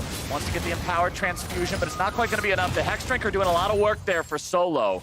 Hakuo shows up just to make sure things don't go south, and both top laners walk out. Yeah, but that's really the advantage over to Impact. You know, GP dropping your ultimate in that side lane, you know, certainly takes away even more threat from that 4v4 that Echo Fox have. Plus, you got the Galio ultimate out and survived, so you know, Impact going to be feeling really good about how that one went, but a lot of it was based off that missed barrel from Solo. Had that connected, the fight could have looked a lot different. Oh, absolutely. Echo Fox will now continue trying to just grasp at whatever little bit of their topside jungle they can. Team Liquid will continue doing the opposite of that objective and making sure they clear out every little bit of Echo Fox warding they can get their hands on. As you can see, Rush has himself the Zeke's Convergence, going for the full support item loadout. Also having those Knight's Vow pieces in the inventory, working towards getting that item completed as well to continue to protect their AD carry. That Kaisa is finally on 2 items, so there is some punching power in that for the team fights now. Unfortunately, Doublelift is 2.5 items plus the QSS, making him very scary yet still. So top lane tier 2 will fall. Team Liquid's 4th turret and the first one of that second ring. And this game really, to me, is becoming kind of the tale of 2 carries. It's who can kind of carry harder. Is it going to be Solo or is it going to be Doublelift? And a fight may be breaking out here. J using his initiation there, but not able to find the mark onto anyone with the knockup. Rush is now rooted, having a flash away, in some trouble. Can't immediately counter-initiate because of the QSS status of the entirety of Team Liquid. Echo Fox now tries to get themselves away. Doublelift is on the attack and not afraid of anything.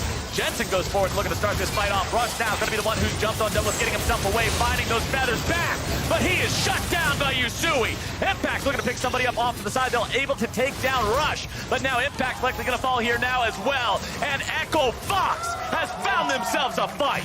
Yeah, TL in a little bit of trouble here. That fight going, looks like 3 for 2 in the favor of Echo Fox. Doublelift trying to start it off himself a little bit going forward, and does just get kind of dogpiled on and knocked down. And with Doublelift off the table, he is where so much of the gold from TL is. Just like that, I mean, the game is really kind of getting closer here.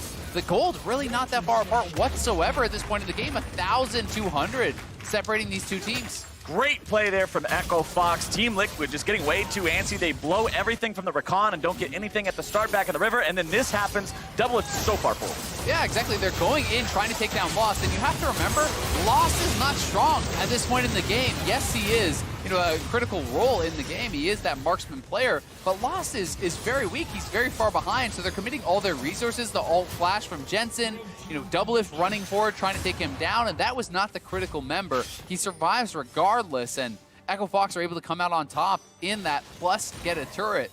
So this game getting closer and closer. This GP becoming so strong. at this point.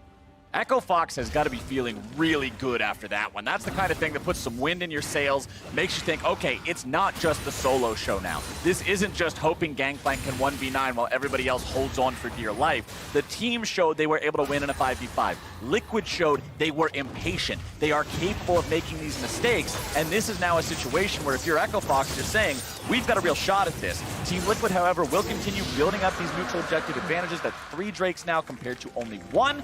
And we'll see how far the attention turns towards Baron, with us now cresting that 27-minute mark in the game. Yeah, I mean, despite the fact that it had to feel like Jensen was kind of bullying around Yasui for a lot of this game, Yasui now has more gold than Jensen. Solo is significantly ahead of Impact. You now have the stronger solo laners. You certainly have a way into this game, and Rush is looking as... Whoa. Rush after Xmithy here. This is what you do on Skarner. If your opponent has QSS, you need to mark them, stun them with the E, make them get impatient and think, oh, surely Skarner only has 1 CC. This is a real thing that happens. Nobody knows what Skarner does. And then you pull them after they waste the QSS. The advantage of playing a champ that other people don't play. Unfortunately, Xmithy is one of the people who plays it, so he's wise to those tricks and gets himself away anyway. Not too worried about it. Solo now finding some damage onto Impact here. Hawko going to be making his way into the fight, and CoreJJ again will not find the initiation he's looking for. Impact is already dead. Xmithy going to be taken very low. He goes into Rampage, grabbing the kill onto Hawko. Double's going to be kept alive into the back line. Lost still looking to grab the damage onto the TL backside yet again, and they're able to find it. Echo Fox will ace Team Liquid. They just got destroyed. Impact getting knocked down there, CC'd up, couldn't get into the pool. He goes down. They could actually end the game here. They have a minion wave. I think that's it. This is a victory march potentially for the side of Echo Fox. I already said they were one of the teams that beat Team Liquid in spring. They needed the second round robin to do it. But today, on day number 2 of Summer Split, Echo Fox will take down the LCS champions. And what a way to do it. Team Liquid out to such a strong early lead, but it's Echo Fox battling back, and so much credit deserved, I think, by Solo.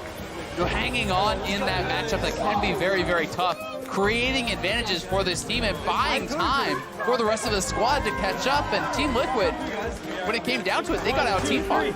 Solo did a great job keeping things afloat when it looked really sketchy.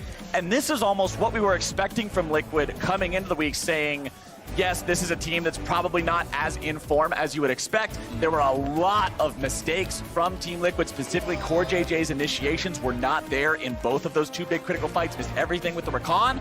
Echo Fox did a wonderful job punishing, playing around who they needed to play around, and these rookies, Yasui and Lost, yes, they were not ahead of their veteran counterparts early on in the game, but they were able to keep a cool head, team fight properly, and win as a team. This looks damn good for Echo Fox. Yeah, definitely a very promising result. Rick Fox, very, very happy about that one. How could you not be? Yeah, I mean, taking down the back-to-back-to-back champions is going to feel really, really good. Certainly one to be pleased with for them. But for Team Liquid, certainly, you know, not the cleanest of games. They had a monumental early advantage, and it felt like it was going to be business as usual for them. That is the type of game that you certainly expect. Okay, you have all the leads. You're going to have that one team fight. You're going to win it. You're going to take Baron. The game's going to end. But, you know, they did not have those clean team fights. When it came down to the 5v5s, their target selection wasn't on point. They didn't seem as coordinated or crisp as you are used to seeing. And certainly, you know, that is, as you were saying, you know, a lot of the Team Liquid players have been talking about, you know, we're not at our peak right now because they had taken time off after MSI, and we saw Echo Fox taking full advantage of that. They punished them, and they played great. Yeah, and Echo Fox, I came into yesterday saying, I wonder if this team can start off their early and mid-split performance in summer better than spring, while still having that same performance towards the end of the split that they did, because then this could look like a real scary team if they're able to have that consistency. Taking down number 1, pretty darn good start to the summer split. But for more on the upset from Echo Fox, Riv is standing by with that rock in the top lane. Thank you very much. I am joined by Solo after Echo Fox's victory over Team Liquid, and what a game it was. You yourself kind of were saying the calls at the end were, can we end? Yes, we can end. What was that feeling knowing you were about to take down the LCS champions after such a game turnaround? I mean, it was really good compared to yesterday, where we kind of got blown out. So I'm happy that we're able to like play more like we play in scrims today and play a little bit more loose. And yeah, we just team fought really well and everyone was on the same page. It looked good. Along with team fighting well, being a little loose, what really changed to make today possible to take down Team Liquid for Echo Fox? I think it was just getting over like stage nerves. I mean, myself included, but we got like a lot of like, young guys, and just being able to kind of like get through the first game of the season and then just like move on from there, I think helped us a lot. And talk to me about that. We had Lost on the team last year for a little bit. Now you have Yasui in the mid lane. How does it feel kind of, you know, being a veteran on the team and giving a voice to them, but also working them up to that LCS level?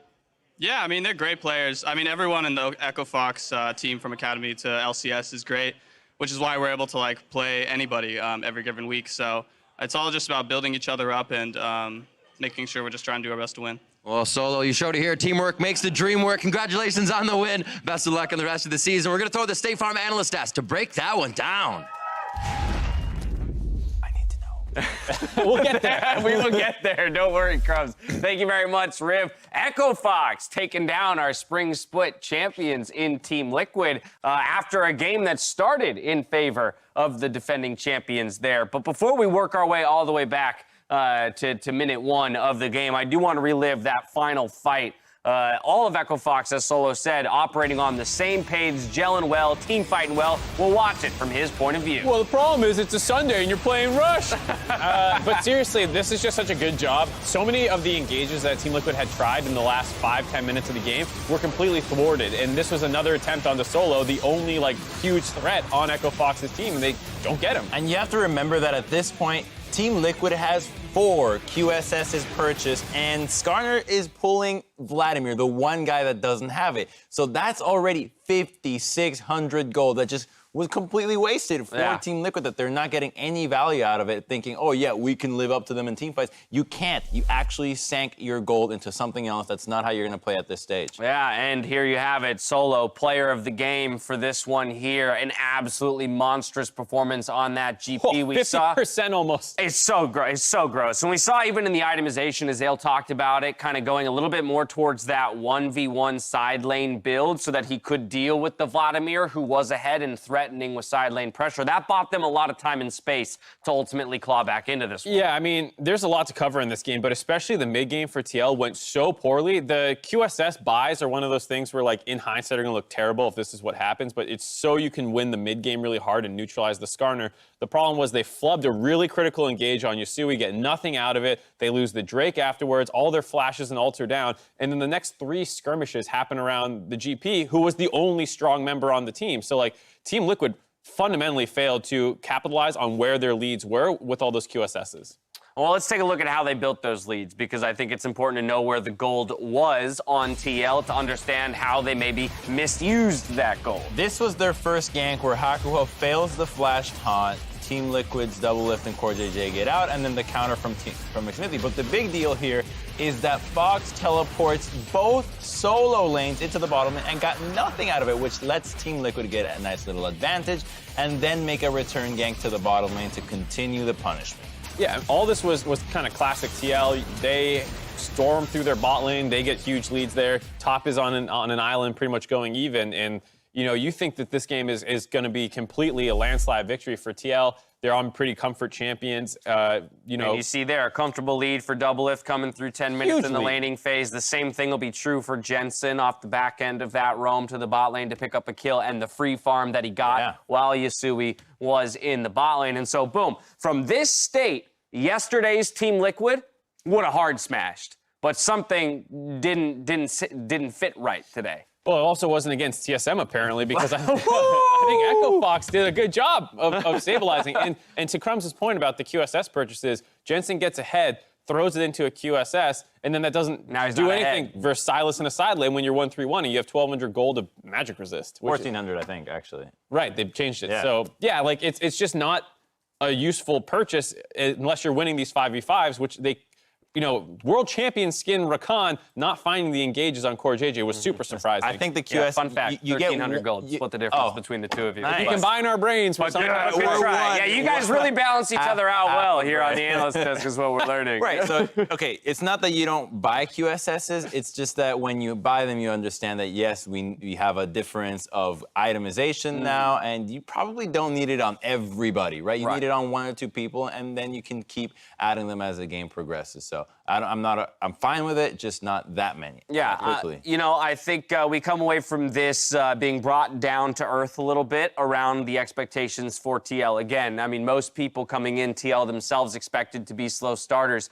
Yesterday, in actuality, was the surprise, right? Given that expectation. Today fell a little bit more in line with that sluggishness, maybe miscues on how exactly we close out this game, just kind of, skipping a step here or there. It's one of those things like if Core JJ had played 50 games of Rakan in the last 2 weeks, maybe he lands a couple more of these engages. Who knows? And yeah, exactly. And then for the flip side, let's talk about Echo Fox, because I think we need to recognize, what a difference it was from yesterday's play to today, and being able to stick in a game, much like, we lauded Cloud9 for being able to do, being behind a little bit, but sticking with it, staying aggressive, and still finding their ways to get back in. It's what Solo said, right? They have some nerves from the new players. You get one game to shake it all off, and then you're up against Team Liquid, which we thought, okay, this is going to be a really tough matchup compared to yesterday, but I guess the pressure just, when it goes to be so much more pressure, suddenly you're in a state of, it doesn't matter, we're just going to play our game, and they did that. But most of all, recognizing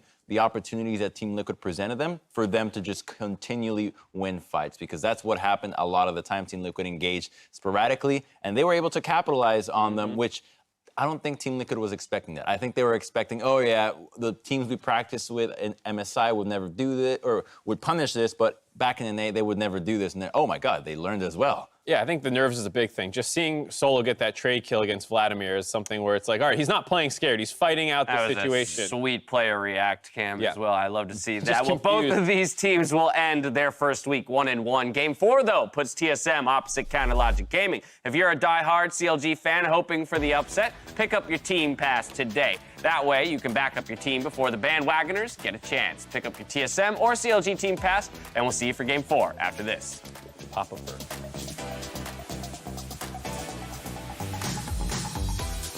Me and Yusui are basically trainees. Ooh! Trainees, is that how you say it? We both tried out for C9 at the same time. So I know how he works inside out. I'm looking TP, I'm TP. Scanner first. Both missed. Scanner first. Do I need to TP? I don't know. No. They got it. Solo's going to be in some trouble now, thrown up into the air, going to be beaten down. Solo gets himself a return kill, though. I'm on Rexa. Hey, careful for the Kali. Only Kali can carry, okay? I'm gonna go for Kali. Kali's nothing. He has no flash, no ulti. No flash, no ulti. You got it. Nice. Double's going to be kept alive into the back line. Lost still looking to grab the damage onto the TL backside yet again, and they're able to find it. Echo Fox will ace Team Liquid. That's so sick. That's exactly what I want, actually. This tool is like something I've wanted since I started playing professionally. But I think what's gonna happen is the really shit players in LCS are gonna get exposed for being really, really bad. Since you can watch perspective from start to finish, you get to see like all the things that they're doing wrong, and hopefully they'll get kicked and replaced with better players, so the competition can be better.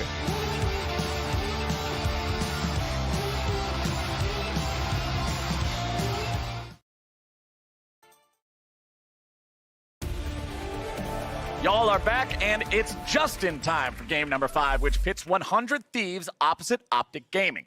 Time to turn to the players loading onto the stage right now. Selecting the blue side, it's 100 Thieves, with Someday in the top lane, Amazing in the jungle, Soligo at mid, Bang and Afromoo bottom lane and support, with coaches Prolly and Joseph Jang. And they're going to go up against Optic on the red side today. They'll be sporting Dokla in the top lane, Meteos as the jungle, mid laner Crown, bot and support going to be Arrow and Big, with coaches Zabutin and Croissant. Yesterday, we saw Optic return to their split push style from spring with some minor improvements that led them to pick up a win on day 1. Yeah, I think it was really cool that they actually had Crown doing this split push here instead of Dokla. They clearly like to play around Crown a lot, so really kind of enabling him on the split push made a lot of sense, and it was a very creative draft, bringing in the TF, something we don't see very often at all. And it did feel like they were on the same page in those final moments. Pulling off these kind of crazy base race scenarios is exciting to watch. And they're facing off against a team in 100 Thieves who, yes, they had a rough first game of the split, but it was under less than ideal conditions. Yeah, it definitely was. I mean, Amazing got off the plane, got stuck in customs, had to come straight from customs to the studio and play the game. And I think that's a brutal situation to actually be in. So, I'm going to give them a pass on their first game. And let's see if the day of rest is really going to help them kind of get situated and perform better against a team that should be within reach.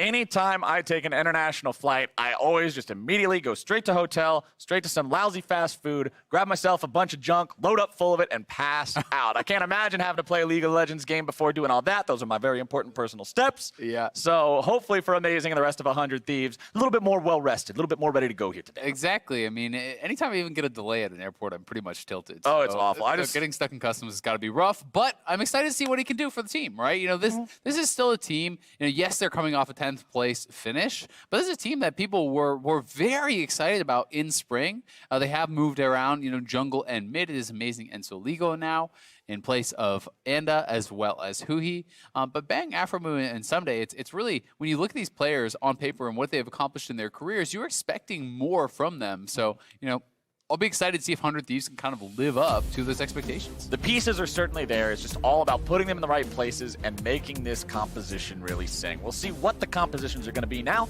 as we work our way through the draft. It's Rise, first banned by the side of 100 Thieves. Pretty common ban to see these days. Yeah, it definitely is. Rise, really strong flex pick, great in the side lanes, gives you a lot of ability to move around the map as well with the ultimate. We've seen people pull off Baron plays with it, so certainly is very strong. And despite the fact that the kind of Aatrox changes were really targeted at keeping it a pro play, people are still feeling that is more than strong enough.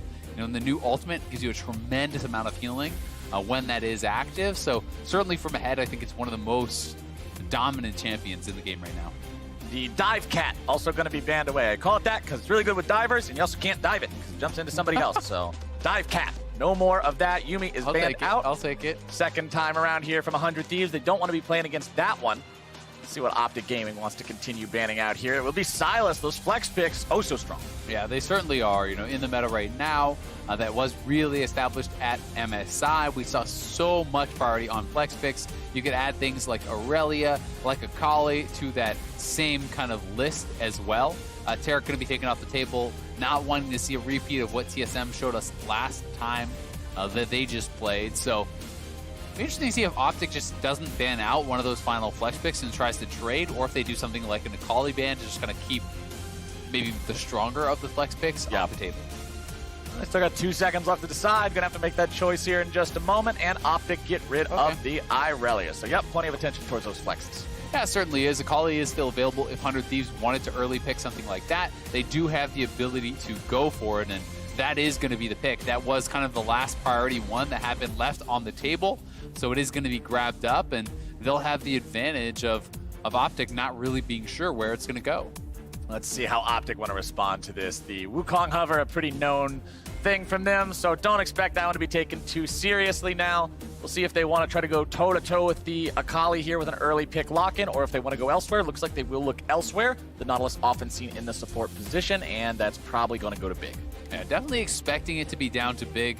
Did play it yesterday in their win, but you always have to kind of give the respect over the pick that it could be flexed around. There is possibility of seeing it elsewhere. MSI Plains, we did see it shown in the mid lane, but this is the exact duo, I believe, that they played yesterday in their game. So certainly expecting this to be the picks for Arrow and Big. And they ran yesterday this comp with Xayah for Arrow, and then essentially 3 frontliners and a TF, right? And with so much onus on Arrow to really be their big damage dealer, and they were able to make it work. So it'll be interesting to see if they just kind of go back to that, playing very, very heavy frontline.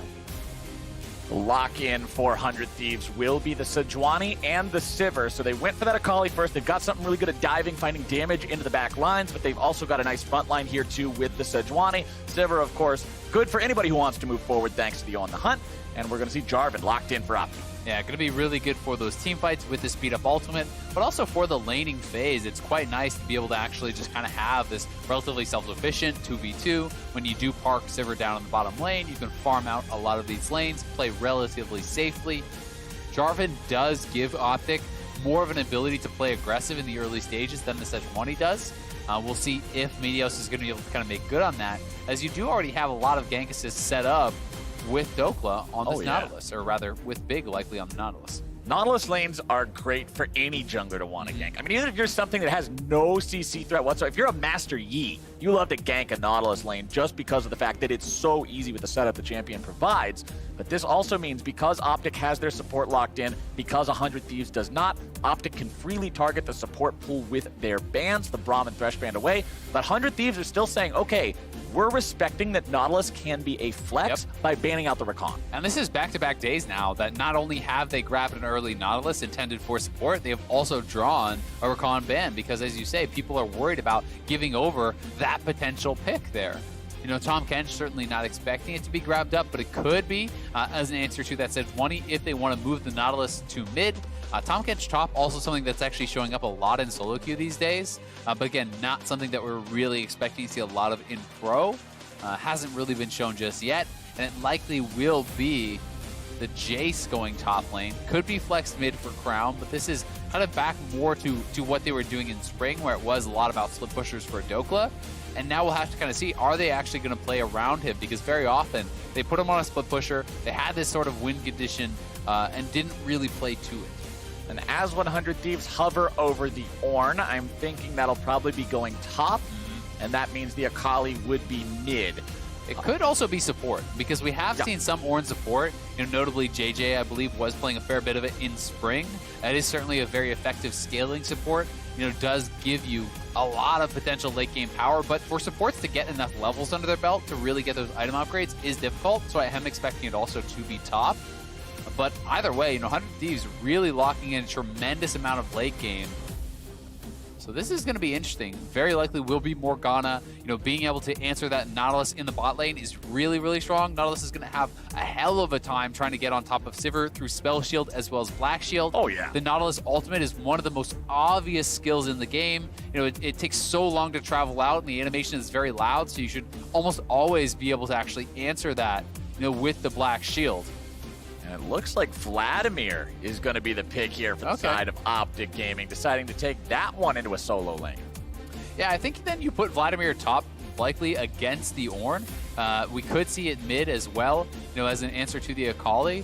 But I always kind of like if you have one different damage type. You know, you have physical damage from Jace, Jarvan, as well as Xayah, right? So if you put the Vladimir into the matchup against the Ornn and you force early MR, that can be a very effective way at making the Ornn weaker when it comes to team fights, since everyone else is going to be dealing physical damage. That being said, it does look like it will be Jace top and Crown piloting that Vladimir from the mid lane, but last second swap, so cool. Swapping around 20 seconds, I believe, is the deadline. Swap back. So we've swapped back. It will be Dokla on the Jace. As you said, though, this is Dokla back on a split pusher. This is Dokla playing a champion that his team is going to need to invest in, specifically Meteos. We're looking at him to invest in making sure this Jace can be successful on split pushing, because if Meteos ignores this lane and Sejuani stops by the sporting goods store, walks through the outdoorsman aisle, picks up a nice tent, and sets up camp right there in the top lane, Jace isn't going to be split pushed. Yeah, you're definitely not going to be having a lot of fun there. You do not want to allow Ornn to get far ahead in this matchup, because it becomes so easy to rinse and repeat with the Ornn ultimate, knocking him down time and time again. We're going to have to find out how they're going to be able to handle this one. Game number 5 of the day. 100 Thieves looking to grab themselves a win here, get on the board, be 1-1 at the end of week 1 here. But for Optic Gaming, 2-0 would also be a really good feeling coming out of the first week of play here, a summer split. This was a team that, although they didn't make it into playoffs in spring, still were able to find plenty of wins for themselves, and a few extra here, a couple more there, they could make a push. Yeah, they were only a couple games back of a lot of those playoff teams, so certainly, you know, if they can make these improvements, you know, they didn't make the roster swaps, but if they have, you know, improved the cohesion of their team, if they're working together better, that is certainly something that would be very, very promising for the squad. And you can see Conquer on both Dokla and Meteos. I think makes a lot of sense when you're likely going to be dealing with Ornn and Sejuani. Those are kind of these long extended trades that you're going to be taking. You're not going to be bursting them down. But the fact that he is going Conqueror tells me that it is more kind of that committed split push style. very likely you see people going for things like Airy or even sometimes Phase Rush, and that is more when they want to kind of build lethality and group and poke, and they're just kind of using the Jace to shove side lanes. This feels more like kind of Blade of the Ruin King, Black Cleavers type setup.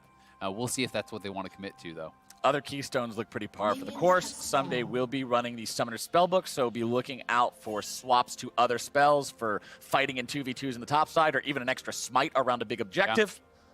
Yeah, I mean, early Ignite can be really powerful if you're having, committed 2v2. That can be pretty devastating. Grabbing an Ignite from that Summoner Spellbook can really turn the tides of those types of fights. Both junglers will be starting on the top side of the map here. Oftentimes, since the Scuttle Crab changes, you do see junglers going red into Krug's start because, as I've already stated before, you want to get that high-value camp cleaned up and on its cooldown timer as fast as possible to maximize your EXP gain. But Amazing wants to start at the blue. We'll see how this affects how the junglers interact and where they head here. Yeah, and actually very interesting because neither jungler is going to be doing that. Meteos started up on that top side, but he's actually going red to blue. And potentially setting up for an early bot side gank, or to even kind of threaten at the red buff for a triple buff. So we'll see how they're going to be able to do that. But nice early trading here so far from the side of the Optic bottom lane. Meteos picks up his blue. He'll be at full HP by the time he's done with it, sweeping through the river. He's going to be making a surprise entrance here into the bottom side.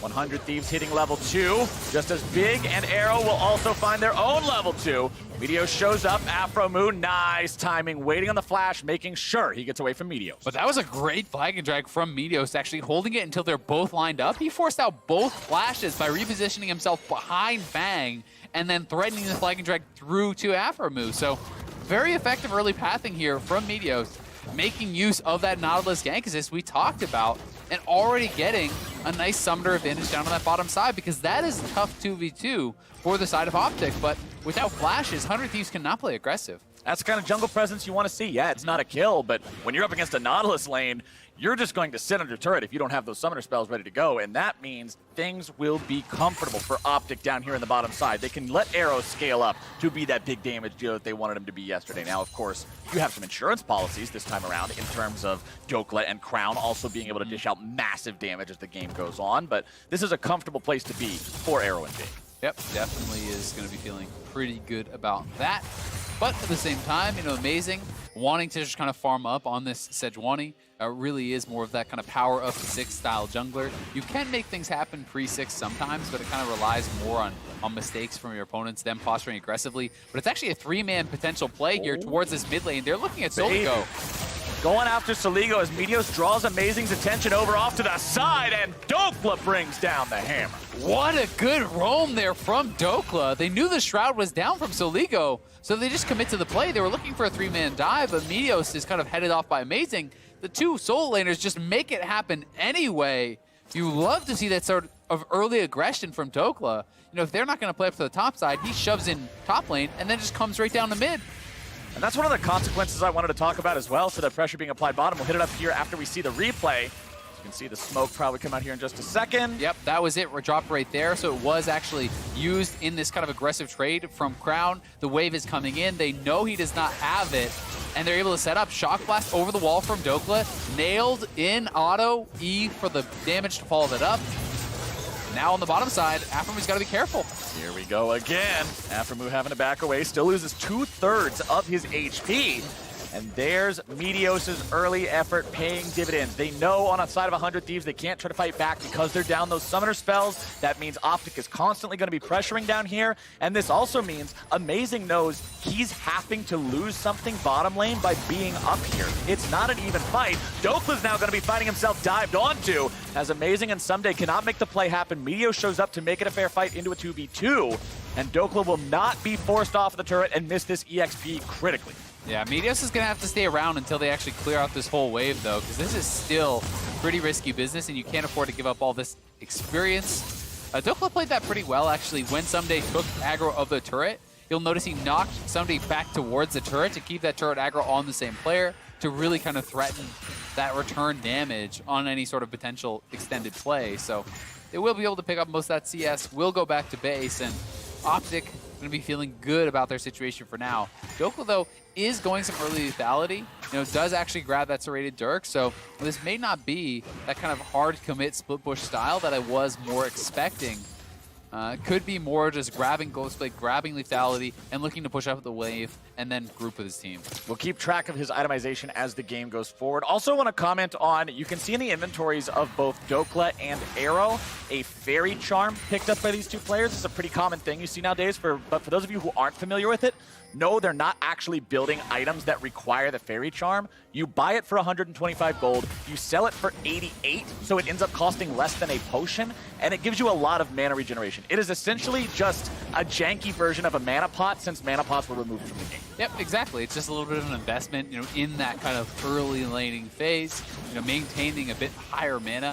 Jaces have pretty much completely moved away from the old tier build that we used to see. People feel like it takes too long to come online. Yeah. They want the early power of the Jace. So this is a little bit of kind of making some amends to that, trying to grab a little bit of mana without spending too much gold. Not quite a tier, just a little bit of water in your eye. Not that big of a deal, but he'll have plenty of mana to keep harassing that Ornn there in the top side. He is down farm right now thanks to the investment into the top side from Amazing.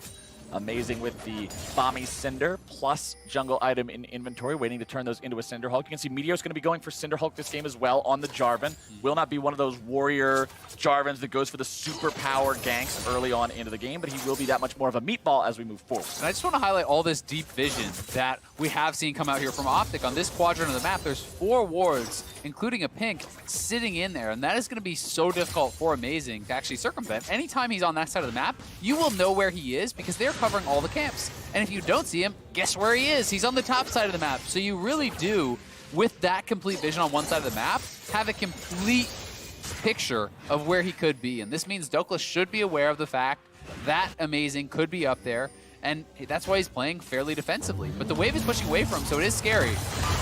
Trying to force this dive here into the top side. Amazing does have his ulti, but with the TP coming down from the side of Optic. Arrow. 100 Thieves are backing themselves away. Arrow made his way into the top lane. Not quite able to find the root, except at the very end there, they will get it. Dokla's going to be taken low, but Amazing's taken down. It's a 1-for-1 so far. Meteos makes his way into the fight, dropping the dunk. Cataclysm comes through. Meteos looking to provide some further damage. Another root comes in. Arrow needs one more auto. And Optic Gaming turn it around. How about the TP flank from your AD up to the top lane? Giving the top laner taste of his own medicine. That's how the tables turn on 100 Thieves. Big's going to be just sitting underneath the turret now, absorbing a beating from Bang and Afromoo, but Optic are fine with that because of the play. They could turn around, circumvent that aggro, and make this dive go their way. And I love this. I mean, Dokla already playing very far back, so you're certainly respecting the potential. That Amazing could be up there. We highlighted the vision, but this TP comes through right behind him on the minion. Arrow shows up, able to just barely get that root with the last feather. Really nicely done by him, grabbing that onto Amazing. Then, despite the fact that Dokla goes down, there's no flash after the Ornn is followed by the ultimate, so he can't actually escape from the Cataclysm. Uh-oh. As we jump back to modern day, Big just barely gets out by the skin of his teeth on that one. Afromoo's Ignite almost takes him down. Not even close.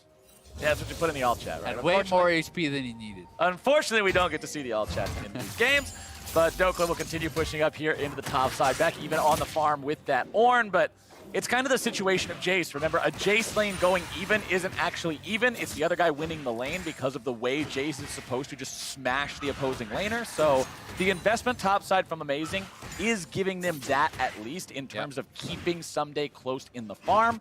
But when you look at the other lanes, even though Arrow teleported to the top side, he's still ahead 10 farm over his lane opponent. Yeah, I mean, and that was thanks to a lot of the early jungle intervention from Meteos, right? So both these guys have been kind of making their mark on opposite sides of the map.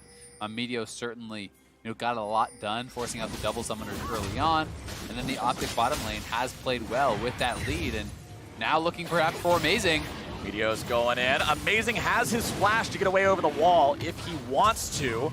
Big goes in with the hook, but Amazing will pop that summoner spell to get himself away. Crown maintaining control over the mid lane here. Critically at the level 9 for the Vlad. That means rank 5 transfusion. That means constant spell spam, and Saligo's having a rough time dealing with it. Yeah, he really is. You know, Soligo isn't being able to kind of get access to the wave to really kind of heal up as much as he would be liking. He really does kind of need some more sustain. He's going to be building very likely towards that Gunblade, which will help him out in this matchup. But Vlad has a lot of ways to really deal with the Shroud coming out from Akali. You go into the Shroud, you can still hit the E, you still have the full damage that can come through, and you're kind of able to get, thanks to that delay on going back into Viz, you're almost always able to get your transfusions off on Akali when she's kind of dipping in and out. So Vladimir, it can be a pretty effective matchup, and unless Akali is ahead and can threaten it all in, Vladimir is going to kind of have the run of the lane. Meteos now sees the opportunity to start up the Mountain Drake.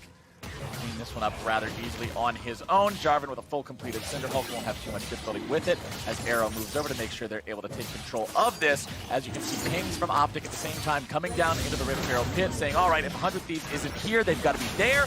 But 100 Thieves will pick up this objective before Optic can interfere. Yeah, and 100 Thieves make the early lane swap. You know, if they had the losing lane, they're going up to the top side, and Crown looking like he wants to go in. He drops the Hemo Plague, more damage coming through. Big's gonna go ahead, succeed in popping the Black Shield, but Someday still gets over the wall with the Blast Cone. And that's a nice disengage coming out from 100 Thieves, but Optic now possesses control over the mid lane, and they'll grab more plates. Yep, they are going to get at least one plate there, but still certainly a very nice play for 100 Thieves. They make the rotation with their bottom lane up to the Rift Herald, are able to grab that, and they also got Flash ulti, you know, out of Big. You know, the TP and ult came down from Crown, so certainly going to be feeling good about how that fight did end up. 3-1 for Optic Gaming, a bit over a 2,000 gold lead, 12 minutes in. Sounds like the recipe of a good early game here to me. Dokla still farming up in the top side, should have enough money to go back, complete that first lethality item. You do always have to remember, though, how good the team fighting can be later on here for 100 Thieves. They have multiple really strong frontliners. They have good forms of engage. You have the Black Shield to protect Bang, who is going to get really, really strong eventually on this Sivir. And you have, you know, the scaling made even more powerful by this Ornn, who's going to be able to upgrade your items. You know, once you hit that level 13, 14 kind of mark, you're starting to bring in those upgrades. So if they are allowed to have time to kind of get back into this game, 100 Thieves can look very good, but, you know, Optic want to continue to push the pace. Amazing, trying to push out into the river here, clear away some of this vision. He's got Aphromoo next to him, so he's not really afraid of getting jumped on or picked off thanks to the Black Shield. As Soligo tries to just keep farming up here mid, still only sitting on pieces of Gunblade, critically not having the innate heal off of everything you do passive. As Arrow just farms up in the top side, not wanting to put himself in any risk of danger. He knows he's got no allies nearby right now. He's got Meteos and Big both hanging around that top half of the map, but it's not quite close enough. 1v1 in the bottom lane as Someday returns some damage onto Dokla, and we'll both disengage here. Yep, it gets the ultimate out there. Did have the summoner heal if he needed it, so, you know, just a bit of a trade back and forth. But as Someday starts to pick up more CDR, that can become more effective, you know, looking for these aggressive plays. If you work towards something especially like an Iceborne, you really can start to win these trades against the lethality Jace when you're building flat armor. Crown will eat a little bit of damage from Soligo. His transfusion was out. Soligo wisely waiting to jump out of the Shroud and poke the Vlad as the empowered transfusion disappears. The difference between the normal one and the buffed one is incredible. So he wants to prevent Crown from being able to effectively trade with that. As bottom side, Amazing is set up to maybe make a play here. I don't know if they want to think about a dive or just going to drop the Shelly. She will be summoned up, but unfortunately it's 15 past the 14-minute mark, which means there will be no plate money on this. But at the very least, they can try to threaten first turret. I'm not sure that they're actually going to be able to get it, but it will be very, very low. So, you know, potential to pick that up later on. But yeah, you really do want to see that drop pre-14 in most games. There are opportunities sometimes where you can find, you know, a window to get some kills and then get multiple turrets with a Shelly drop. But pre-14 is just so much value. You know, 2 plates is essentially a kill there. So, you know, it's always going to feel good to kind of get some of that guaranteed gold. Pre-14-minute Shelly practically becomes what Old Dragon used to be in League of Legends before the buffs were introduced into the game, and it just gave global gold to the team. Gave you about, I think, 125 gold per player, so 625 total. Obviously, you're not getting that much from just 2 plates, but you're still getting a nice pile of gold for plenty of people on the team. Feels good. And one of the things that's kind of nice about that is that, yes, you don't get as much total gold, but you can actually dedicate it all to one click, right? So you can drop the Rift Herald and then leave the lane as the jungler and have that all go in the pocket of one of your players to kind of give them a nice little boost. But at the very least, they will cash in on that first turret. So keeping this gold lead within striking distance. They are still 2K down, but they're looking stronger as time goes on. You can see the Essence Reaver has come through for Sivir. She's going to be feeling pretty good about that. And CDR starting to be purchased up here by Someday, who does have that Glacial Shroud. So they are starting to get kind of the makings of what would be their potential team fight. Arrow continues to just clear away the waves here as Bang looks for the chance to throw an auto attack onto the turret, but will not find a moment for even one. Arrow's wave clear, plenty good enough with the feathers there, and because both of these AD carries have Essence Reaver, mana's not going to be a problem anytime soon. No, it definitely won't, and you can see Essence Reaver marksmen are becoming more and more popular. Xayah, Sivir certainly have been big mainstays in the LCS so far this split. Having the Rage Blade kind of be hit a little bit, as well as, these crit marksmen, by association are becoming more powerful, right? So people are really seeing the value of this, and it can set you up for a very, very strong 3-item build because you have the Essence Reaver IE plus a Zeal, you have a tremendous amount of crit, and you really are online for any sort of team fighting. And when we saw the plate update just a couple of moments ago, it's actually a very low plate game. Only 3 plates to 2 in the overall count between the teams. We've seen some pretty impressive counts today, up in the double digits of plates taken. 12 earlier today. Yeah, pretty low action in terms of the turret plates that we've seen getting secured by these two sides, but still about a 2,000 gold lead for Optic. 100 Thieves have managed to stop that bleeding, but haven't really recovered any ground over their opponents. As Saligo goes in onto Crown, drops the smoke, keeps himself alive. He's got backup coming in. Binding not going to find anyone coming out there from Aframu. Crown is going to back away, use this opportunity to heal up with transfusions. Meteos and Someday getting in a scrap over these golems. Meteos not with a smite available to secure one if they get in a fight over the last bit of the health bar there. Looks like the big golem's just going to get impatient. Why you blew me away from my house? I'm going to run back. As Dokla's in some trouble, he will be beaten down. Amazing, and Afromu in the 2v1. Yeah, nice pick. He was trying to head back up to the top lane, it looked like, to try to stop Bang on this push. So across the map, they will trade a tower, but 100 Thieves does go positive a kill. You see Aframoon amazing, able to grab that kill. Now they're trying to pressure here mid lane. Aframoon is around though, and you can have multiple members coming up. And Saligo does have the Gunblade now, so we'll see if the matchup starts to turn whatsoever, as he can really start to sustain through a lot of what Vlad is dishing out. Brown running away towards that bottom side there. He knows he's got Arrow nearby to run to. Even if somebody else from 100 Thieves was waiting, it would have at least been an even fight. But Thieves will shove out the mid lane, try to relieve some pressure here onto Saligo, who has multiple people constantly trying to shove this turret in. You can see it's down to 1/3. Optic really want to just take this thing off the map, open up some more of the 100 Thieves jungle to move themselves into, and push this game forward. Here's how Dokla got caught. Yeah, and critically you can see Sivir up in the top lane. He is heading up there to try to stop that turret from being taken, but you have no vision in that area. That is a very risky path to take instead of kind of going the long way around. He decided to take that risk and gets punished for it. So 100 Thieves getting a nice pick for themselves, and again, they are kind of whittling away slowly at this gold lead. It's only 1.5k now. They were down over 2,000 gold 6 minutes ago. So at this point in the game, it's not really a significant lead for Optic, so it's going to come down to execution. And they do have a strong composition of their own. Vladimir and Xayah scale great into the later stages, but I still do really like the ease of execution on the side of the 100 Thieves. You have Sivir, you have multiple frontliners, you have this orange scaling, and you're kind of being bought time for all of that. And I almost feel like we might see a team fight soon. You can see Someday just switched over to the Cleanse with Summoner's Spellbook. He's either just trying to cycle spells, going to use it for free to just get the cooldowns, or, depending on a big fight breaking out, Saligo is going to fall victim to the Hemo Plague there. Crown looking to finish him off. Saligo flashing away, running back towards enemy lines, just wasting all their time. Meteos wants to go into the EQ combo to try to follow up here. Goes for the Cataclysm. Saligo's keeping himself alive only for a little bit longer. Probably not enough sustain to get away from this one, and no sir. Meteos grabs himself another kill. Yeah, they do get that kill, but unfortunately for 100 Thieves, not really able to capitalize on any of that time spent. The only thing they really get is this minion wave that kind of has been shoved in down here. So yeah, you're going to lose these minions, but that's not really that big of a deal. Still a good job by Saligo to delay as long as he could. But Arrow was in the mid lane to wave clear there, and Orin doesn't really have the kill pressure on a turret, despite that fact he got it pushed up. Worth pointing out too, the sheen in the inventory for Sunday shows that he is going for that Frozen Fist, that Iceborne Gauntlet build that you were talking about earlier. Makes him very effective at dueling against the Jace that went lethality first item.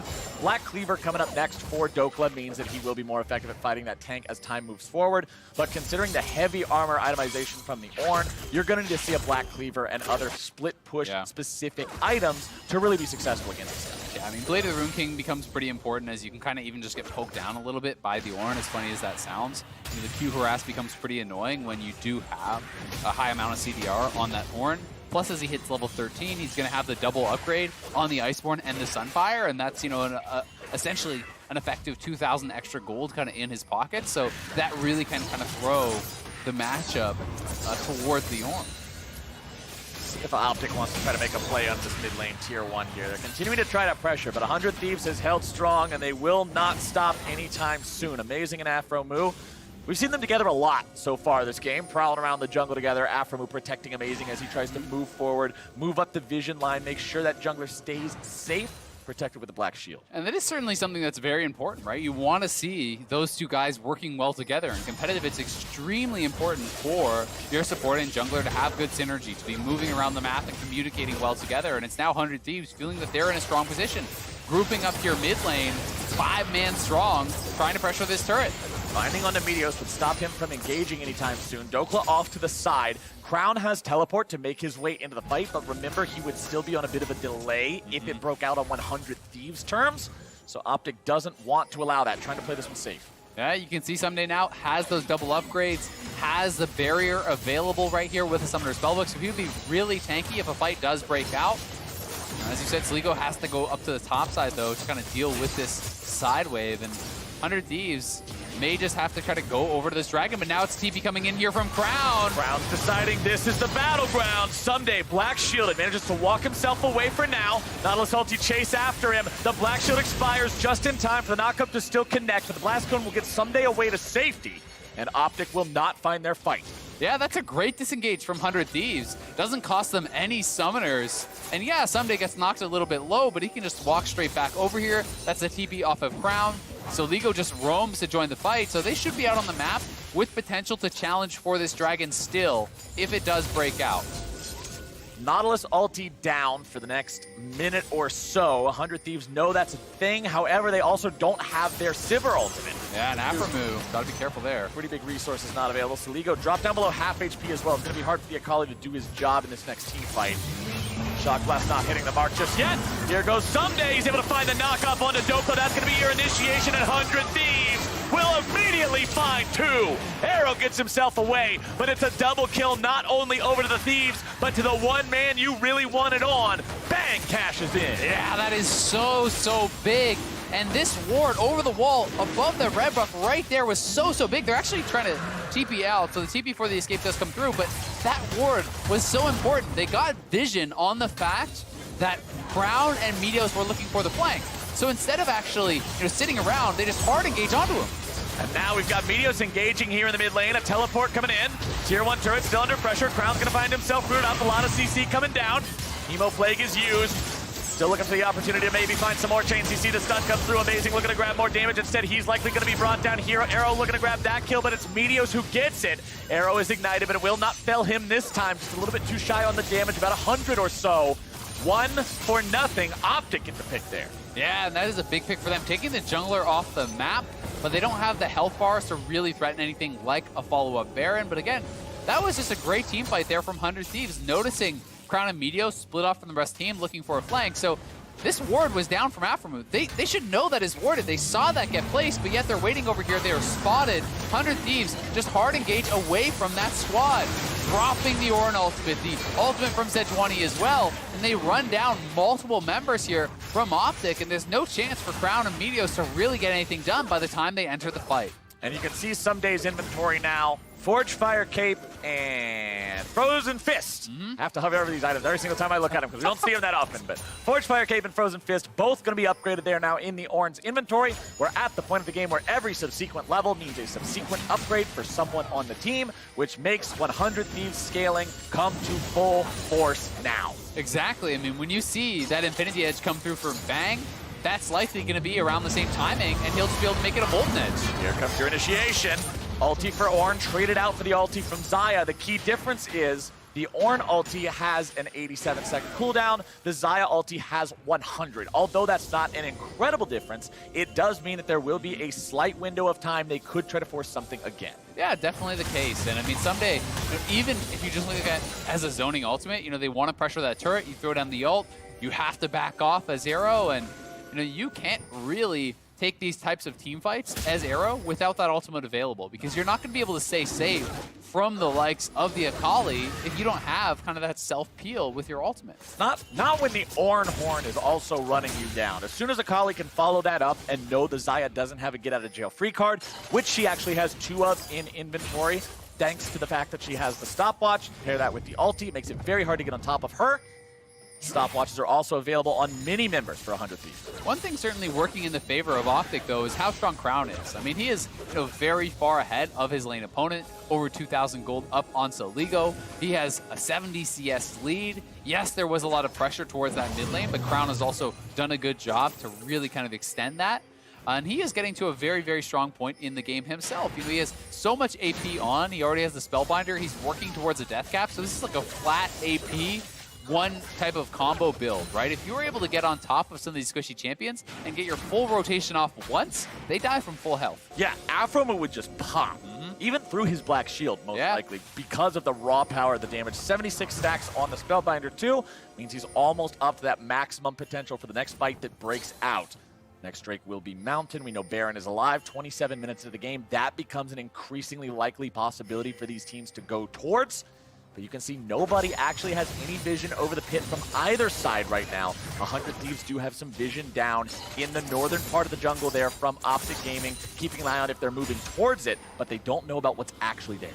Yeah, and that is really, really important to be able to kind of keep eyes on this, especially at this point in the game. And this really is feeling more kind of like Optic from Spring a little bit to me, I have to say. When you have Optic split pushing through their top laner, they very rarely play heavily around him, so Dokla is kind of built a little bit for this split push, but it's mostly just been used to push out waves and then back off. There's really good engage on the side of 100 Thieves, so Dokla doesn't have the confidence to really pressure these turrets, and they're just ending up having this Jace team fight over and over again, which is a situation that you're going to be pretty happy about, I feel like, for 100 Thieves. 100 Thieves falling a little bit further behind in terms of gold, 3,000 now, but when you compare a 3,000 deficit at 28 minutes to a 2,000 deficit at 12 minutes, you're just fine with it. Compared to the amount of time that's passed, the amount of gold that you've lost in comparison, it's no big deal at all. You've got your Thornmail completed onto Amazing now, so it's that much harder for everybody except for the Vlad to kill this Sejuani. Ornn now also has the Gargoyle Stone Plate, so he's just a massive wall in these fights. And he has 2 upgrades ready and waiting for his teammates to actually complete some of these items. So in a couple hundred more gold when Bang gets the IE, that is an enormous power spike in and of itself. That is going to be turned into that Molten Edge, made that much stronger. As Soligo gets an item ready, they can look for that as well. But 100 Thieves want to engage now. Here we go. Arrow's in some trouble. Has to use the ulti to get himself away.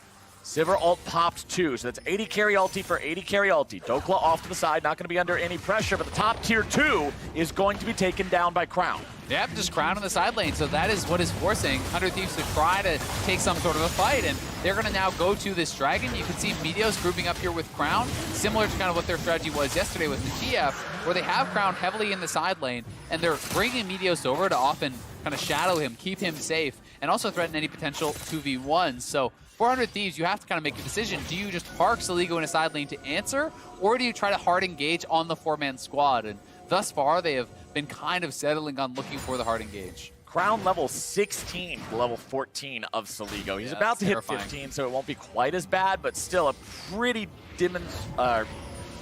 I used the wrong word. It's a real big lead. Yeah, a real big lead. That's the thing we're looking for. Crown, very scary. Soligo, not quite as much. Does have the Zhonya's Hourglass in inventory. That means he's got an item, and Bang has an item that are both upgradable by the Ornn. But Death Cap is done, and you're now Death Cap plus the Spellbinder. This is a heavy, heavy flat AP build, level 16, maxed out on that ultimate. You are insanely powerful. There is that Molten Edge upgrade coming through for Bang, so he is going to be monstrously strong as well.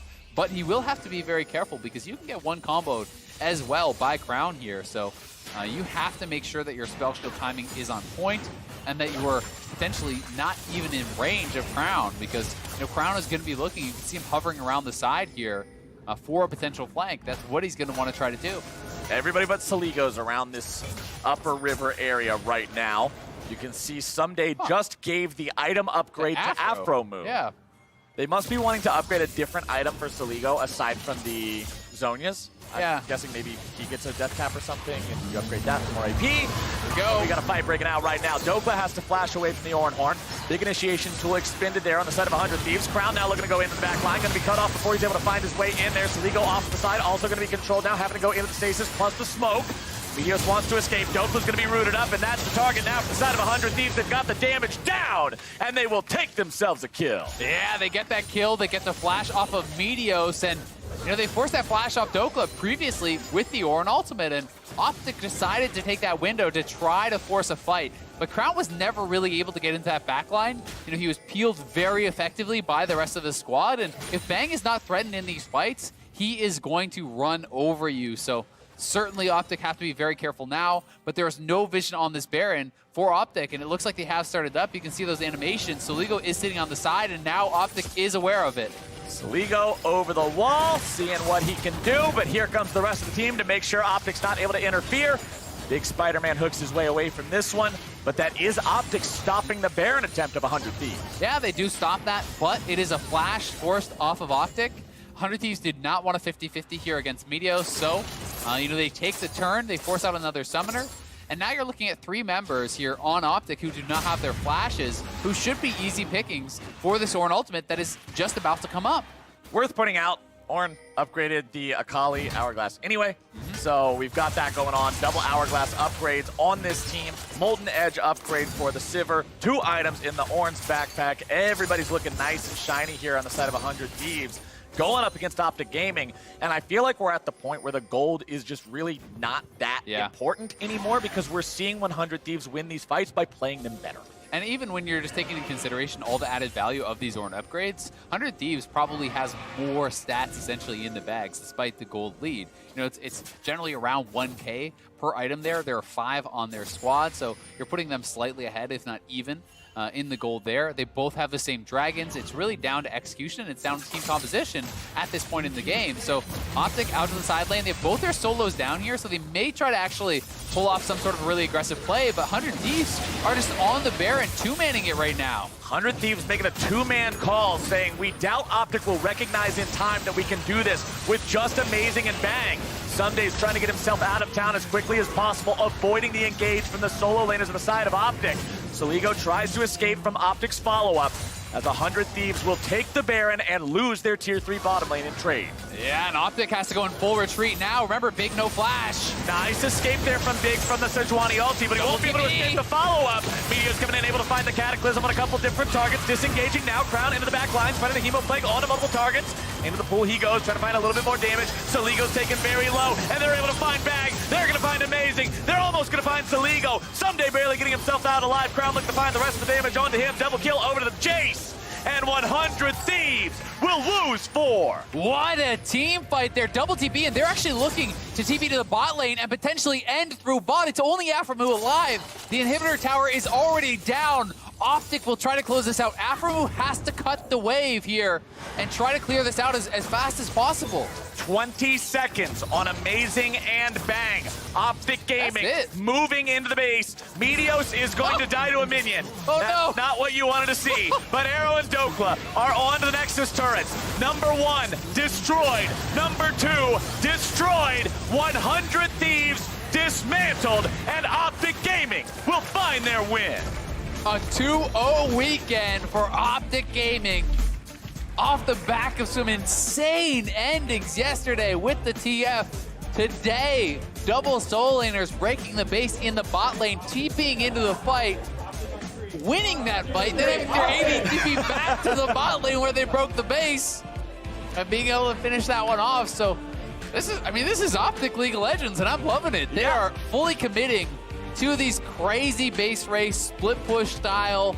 They are taking risks. They are playing aggressively, in these later stages of the game, and it's fun to watch. That's what we said we wanted to see. We said we wanted to see a team that drafts split push compositions, communicate better, and play around their split pushers. And sure enough, Optic flipped their mics on. They said, let's have a plan. Let's talk about it. Get everybody on the same page. And that means you have your solo laners set up. The base is open. Yeah, you lose Baron, but Baron's a buff. You lose a buff when you die. If 4 of your guys are dead, doesn't matter too much.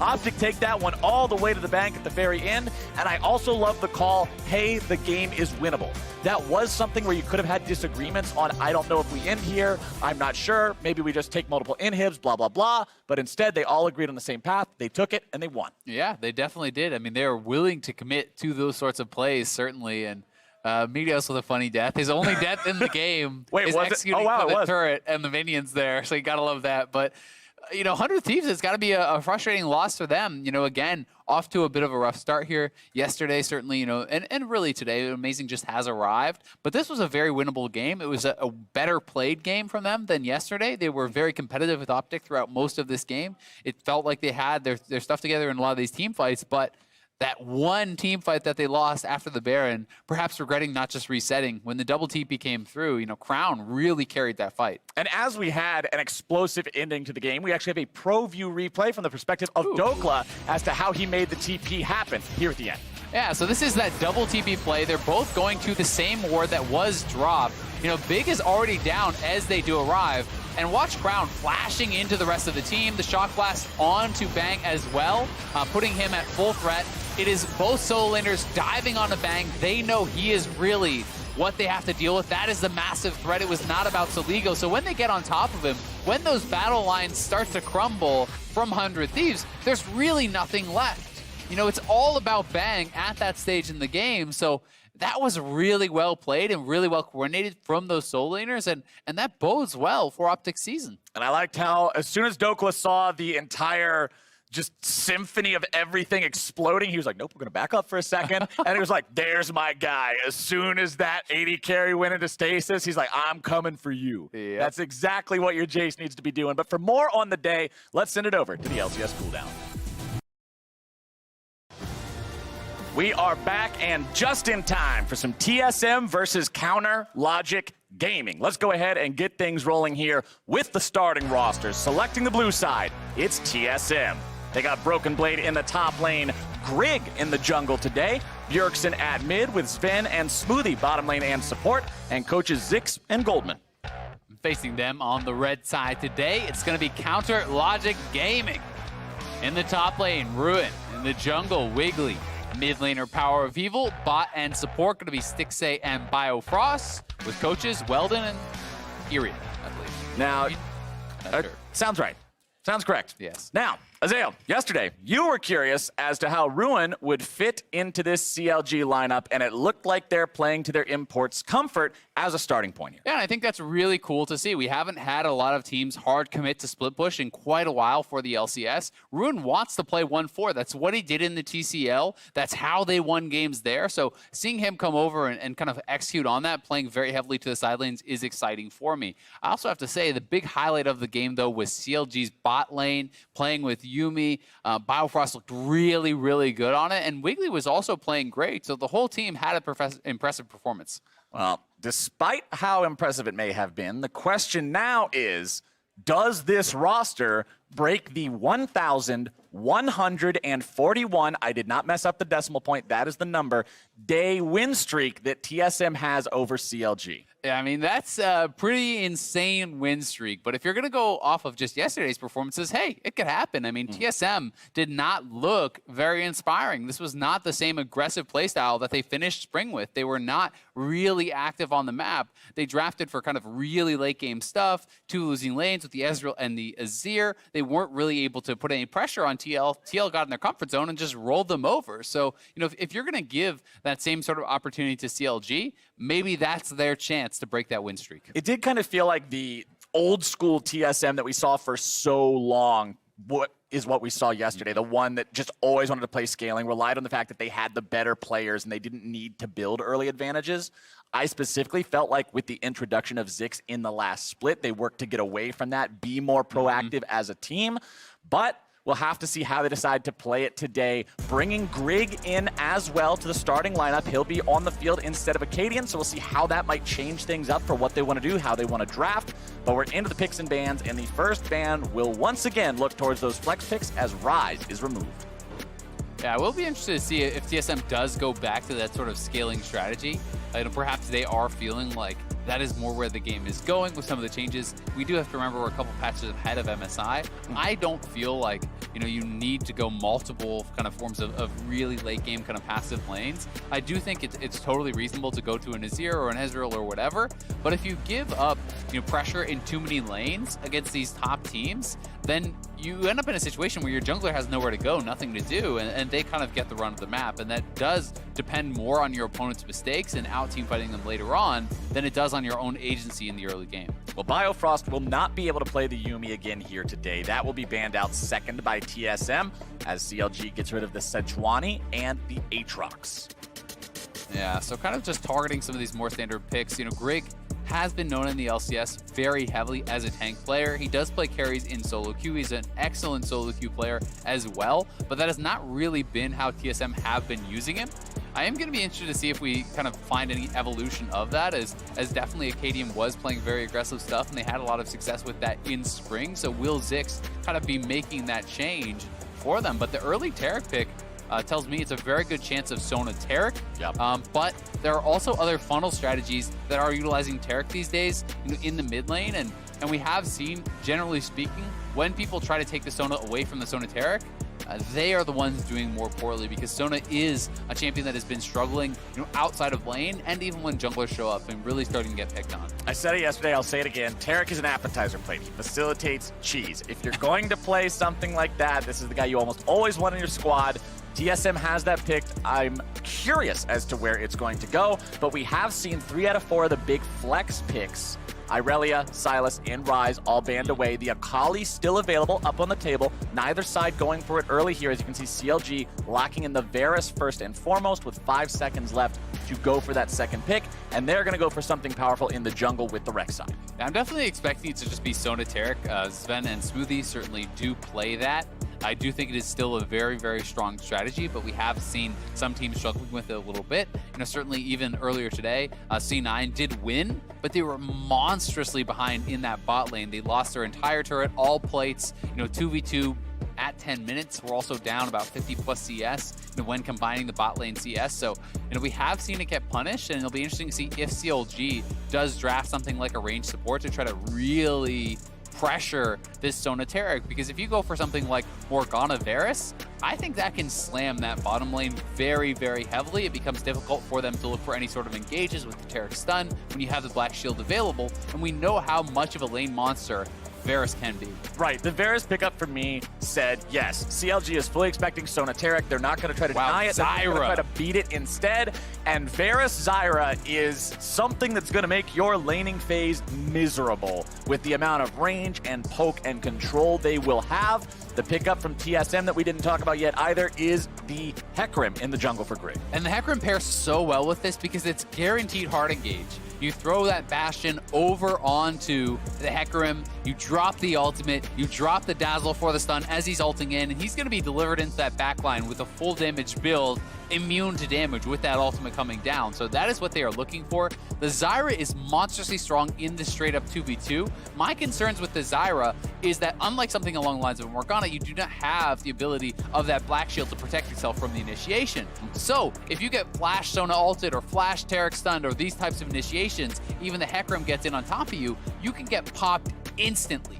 But if they are unable to do that, it is a nightmare to engage into the Zyra through this wall of plants and the ultimate knockup.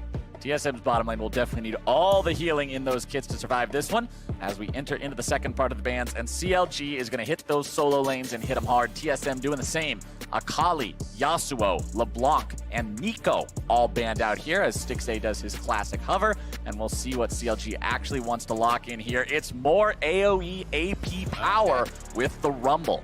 Yeah, I mean, they're saying we want a team fight, right? Let's go. You know, they're going to look to try to match power with power. It feels very heavily.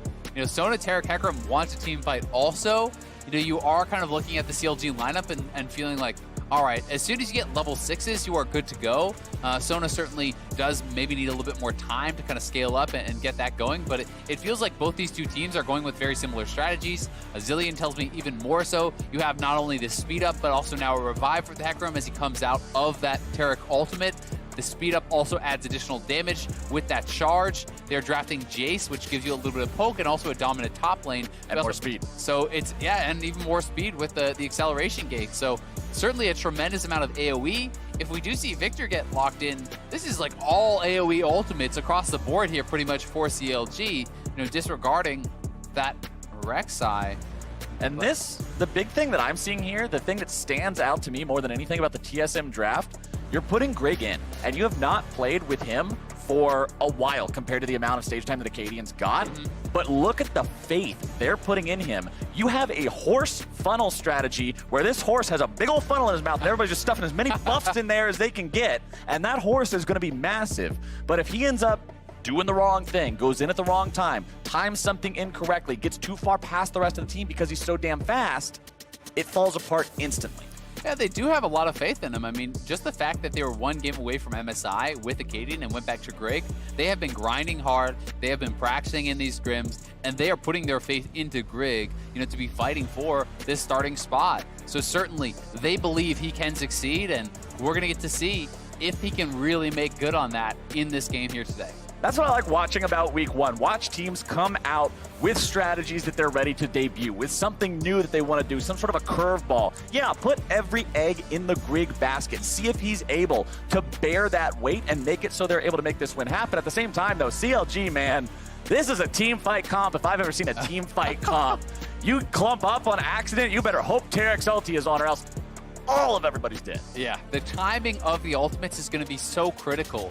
You know, you have to make sure, you know, on the side of CLG that you are able to burst people out before you have that Tarek ultimate landing, because if it does come down and is negating a lot of those AoE ultimates from CLG, that gets very difficult. One thing I will say works in their favor, though, is the fact that Zillion, while he can bring one person back up, that's great. But if your whole team is getting shredded through these AoE ultimates, who do you ult? When do you ult? That becomes very, very difficult. So how these teams navigate and how they utilize their cooldowns can completely shift what a team fight looks like. And we talked about, you know, Grig more known for those tank picks, but he is on the Hecarim. He's even going Ignite here, so a very aggressive setup that he has for himself, and this can give you more pressure in those early ganks. It's an insane amount of pressure, but it's also an insane amount of pressure on you, because if you mess up, there is no way out. You have no ghost to be fast, just gallop away, have a good time, no flash to get over the wall, see you later, sorry didn't mean it. Galloping is severely reduced. You're galloping straight up to horsey heaven because there's no other way to go when this is your summoner spell loadout.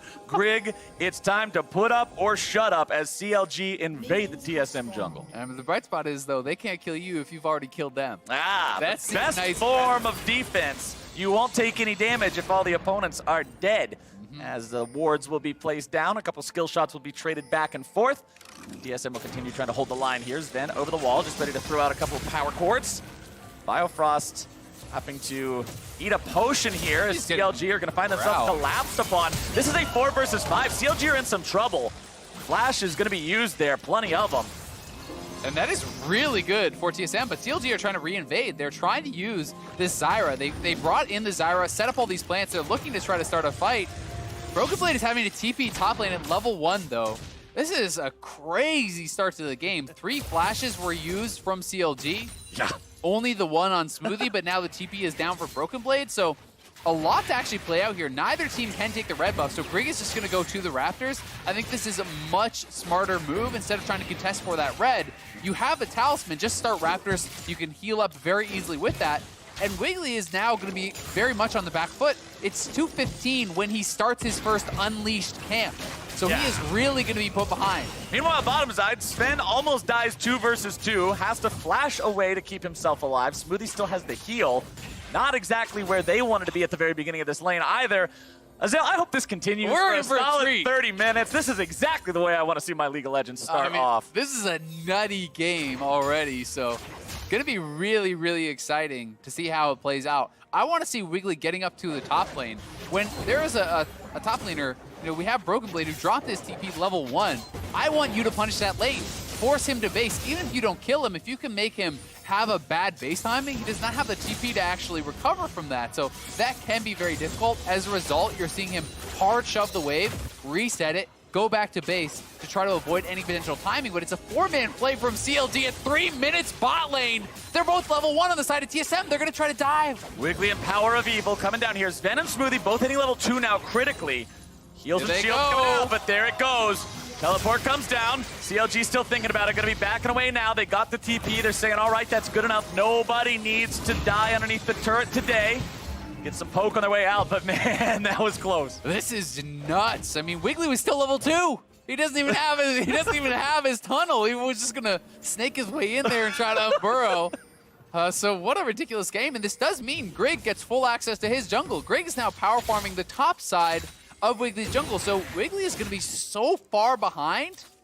And Power of Evil, this is a Hecarim with Ignite behind you, bud. Oh, there comes your devastating charge. There goes your damage, and there goes your mid laner. It's first blood for Bjergsen. Wow, getting first blood there. Doesn't even have to drop the Ignite. That is going to feel so good for TSM. Power of Evil will TP immediately back to lane, but remember, he didn't have Flash from the level 1 play, so this is just a ridiculous game already. They committed so much to trying to put the bottom lane behind. They were looking for this dive, and had they pulled it off, it would have been brilliant because TSM had picked up essentially no farm previous to when that dive was looking. But they weren't able to do it, and now Smoothie and Sven stabilizing somewhat here. And you can see Grigg standing perfectly still there, making sure he didn't get seen while also being in a good spot to make the gank happen. Ruin waiting on the flash, making sure he didn't put himself in a bad spot for the knockback angle, gets away to the safety of the turret. Yeah, he is able to escape, but that's another flash down. And this horse is really outpacing. Here it is one more time. We had Greg coming in from behind. Power of Evil did not know he was there. Without the flash, you are absolutely boned in this position. There's no way you're going to escape that. So just a well-played gank, and getting first blood onto Bjergsen is going to feel really good. And as we have this game that is posing so many questions for us so far, if you have any questions for PoE and Biofrost, reply to the @LOL Esports tweet, and we will select some of our favorites when they join Freak and Kobe on the LCS cooldown after the games. But now, we've got more action here in the top side as Wiggly makes the flash knock-up play on a Broken Blade, looking to bring him down. One more turret shot would make it a trade kill, but it will not happen today, and CLG are on the board. Yeah, well done there from CLG. Finally punishing Broken Blade, and remember, he still has no TP. He had expended that flash, so Wiggly able to trade out his flash. They do get the kill, and pretty well played by Broken Blade, knocking Wiggly towards the turret. That was his best chance at getting a trade kill there, but not going to be able to cash in on it. And Stixay and Biofrost might get a kill here. Boy, the damage is true, and Stixay makes it a 2-1 game for CLG. Yeah, and this bot lane from CLG is off to a really good start in this summer split. Yesterday with the Yuumi and Sivir looking great. Now bringing out Varus, Zyra, very aggressive picks to try to answer this Sonateric, and they are looking good so far. When you're comparing with CS, it's really about adding the total CS of these two bot lanes to compare. You don't just compare the marksman, but here is Smoothie one more time. Biofrost has the pink, which is going to allow him to kind of threaten out of the bush with the roots a lot more easily, but doesn't even need to. Smoothie just gets tagged there. No flash available. Ignite is dropped, and he is shredded. Not where TSM wants to see their lifeguard going right now, as Wiggly will clean up that Scuttle Crab in the bottom side of the river there, put some more money in his own pocket, is staying pretty on par with Greg in terms of farm, which is good considering the rocky start he had after playing Try to Steal the red buff to no success for the first minute or so, but he'll go into the enemy jungle, he'll set up around the red buff, throw down some wards. You know that that's going to be spawning before too much longer. Greg is level 5, not quite level 6 on either one of these junglers yet. But you've always got to remember that Greg has the Ignite. Bjergsen's going to eat himself a Prey Seeker missile there, but that's all. But here comes Greg. Wiggly stunned up, in a lot of trouble. There's Greg looking to drop some damage. Shockwave gets thrown down. Wiggly trying to get himself away, but he is under the bus, and that is money in Greg's pocket. Yeah, Wiggly, very bold move to actually try to clear out that pink ward. You had been spotted, you didn't know where Hecarim was, and he gets punished. Bottom side, though, Biofrost Just gonna be beat down. Smoothie's showing exactly what Terry can on the do. menu now. He's got so much damage. The spells just let him go bonk, bonk, bonk. It's a little whack-a-mole with Biofrost. He just beat his ass down. That was ruthless from Smoothie. He had some vengeance to take. Yeah, Biofrost still had the flash available. He just got smacked, and that is a pretty big kill going the way of TSM, who had been getting bullied very, very heavily. Now they got the flash on 6A2, and it's back to the top side. Broken Blade trying to knock away Wiggly, make sure he doesn't get knocked up into the air, but the Equalizer provided enough time for CLG to get the kill anyway. That is the second death on TSM's top laner. Yeah, well played, pulling off those ganks, attacking Broken Blade on this Jace, and he will have TP back up for this one, which is kind of a saving grace, so he'll be able to pick up some of this farm. But it's always scary to TP back in with the potential of a dive being threatened. This won't happen here, but Ruin being able to itemize so heavily towards armor, that's one of the real benefits of playing Rumble into this matchup. You can go for things like tabbies into a Seekers if you really feel like it. And it can be pretty tough to actually punish that Rumble if you are not doing well in the early game. At the same time, if you're the Zillion, the Sona, and the Taric, you're a little bit relieved to not see the Sorcerer's Shoes in the Rumble, so you won't be melted as hard in the team fights. But let's take another look at what happened to Biofrost down here. It just gave him the smack, man. Just came out of the bush. Every time you cast a spell, you get 2 empowered autos. I like the bonks. Keep them going. And then you have Stixay here getting chased down. That was a good sidestep from Stixay. If that hits, he would have been dead. Just the move speed is the only thing really that kept him alive there, but some of your finest play-by-play, I think. I had to try to do what you see in some of the craziest Korean casting replays where the one guy just does the sound effects for the skills. There wasn't really any skills, it was just bonking, so I had to improvise a little bit there. But yeah, I'm trying to incorporate new styles into my technique here, Azale. But we'll see if CLG is able to incorporate some plays into the mid lane. It hasn't gone well for him so far. Wiggly not finding too much success around there, but is still making things happen overall. Sven thrown up into the air. Stixay can't get that last auto attack. Sven comes the just horde. now hitting level 6. Greg's making his way into the fight. There he goes. Your onslaught of shadows will take Stixay down. And that was perfectly placed with the ultimate. Greg just behind Stixay, so the fear pushes him back. Then the devastating charge shoves him even further back into the team. And now when you start to fall behind as this type of lane, when you start getting punished, it is so tough because you can execute the all-ins on these low mobility characters time and time again. Every time Hecarim has ult, you can just do that. Yeah, that's not what CLG wants to look at because neither of these guys have mobility. Rumble has no mobility. Orianna has no mobility. If Hecarim can do whatever he wants, run into your back line and get those angles for the devastating charge, these team fights are not going to be sustainable for your team fight comp. Yeah, and I mean, you got to remember, it can get even scarier when the Taric ultimate is coming down, when you drop a bomb on the horse's head as he's running in. That can actually be a significant amount of added damage coming through from Zillion. Similar to what we see with Nocturne, where they would throw one bomb down, Nocturne would ult in. You can do the same thing here with the Hecarim, and that means an added up to 600 damage really coming through in the later stages of the game. I like seeing what Wiggly's doing here. He took the tunnel over the wall to take the Rift Herald. TSM did have scuttle control, so because they never saw anyone enter the pit, they're not too worried about it, but CLG will manage to sneak this one away. One more hit onto the eyeball, plus the smite secures it, and we'll see if they can get success with that one, because we have seen Shellys be both incredibly useful, but also, unfortunately, sometimes not when teams can't find the right opportunity to drop them in time. Yeah. Not all Shellys are created equal, unfortunately. Yeah, some Shellys just have to spawn up in the lane, headbutt the turret, and then die for no reason. But looks like we're going to get some value out of this one from CLG on the top side. Greg is making his way up here, though. So Ruin will stick around long enough to grab some of the plate money, but now he needs to get out of town. Greg will just manage to cut Shelly down before she can do any more damage to the structure, and at least they got the plate money for it. Yeah. If that was post 14 minutes, I don't think that's a very good Shelly, but considering you're grabbing 320 gold for it there, I'll take it. I like it actually quite a bit, especially because of the matchup that you're doing it in. Whoop. Whoop. We didn't see that. Look away, observers. That didn't happen. Hide their shame. This is not the play you're looking for. Don't worry about it. But yeah, Jace has to win early, generally, to have fun in League of Legends, right? So you're putting added gold onto Ruin here, which is going to make it harder for a Broken Blade to really kind of have that success in the 1v1. So you can see that gold advantage, 700 plus in the top lane.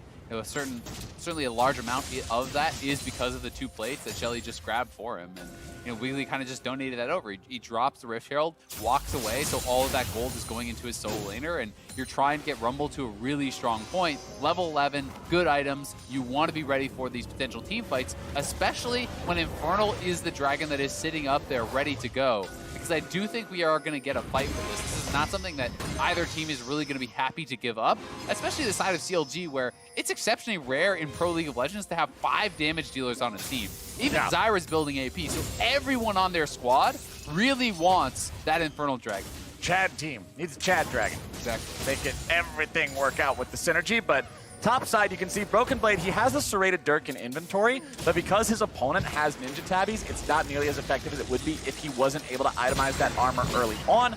You can see the Merc Treads also picked up nice and early here for Broken Blade, along with that Hex Drinker to make sure that the Rumble damage will not be just completely catastrophic when he manages to land those equalizers into the Flame Spitters.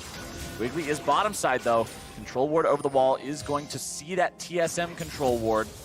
He doesn't want to go in just yet. With Grig hanging out nearby, this is a 3 versus 3 that could go very, very poorly for CLG if they're not able to blow someone up instantly. 2.5 seconds. Remember, that is the time that they need for Cosmic Radiance to come down on Taric and grant everyone invulnerability. That's the amount of time you have to reduce one of these health bars to 0. And that's why you see Heal and Guardian being taken by Smoothie. You can use Bastion. They're actually making a 4-man play. They're going in. Here comes the teleport. Biofrost manages to get himself out. Stixxay's going to be in some trouble. Smoothie barely kept alive. The 2.5-second timer is not in time. Wiggly's not quite able to find what he needs before they can keep their ally alive. Bjergsen now trying to get himself away because the attack is coming back from CLG. Trying to put some more on the ground. Grig's already going to be dropped. Ruin's able to find himself that kill. Bjergsen also going to be taken down. Power of Evil's responsible there, and that is going to be multiple bodies in the dirt for the side of TSM.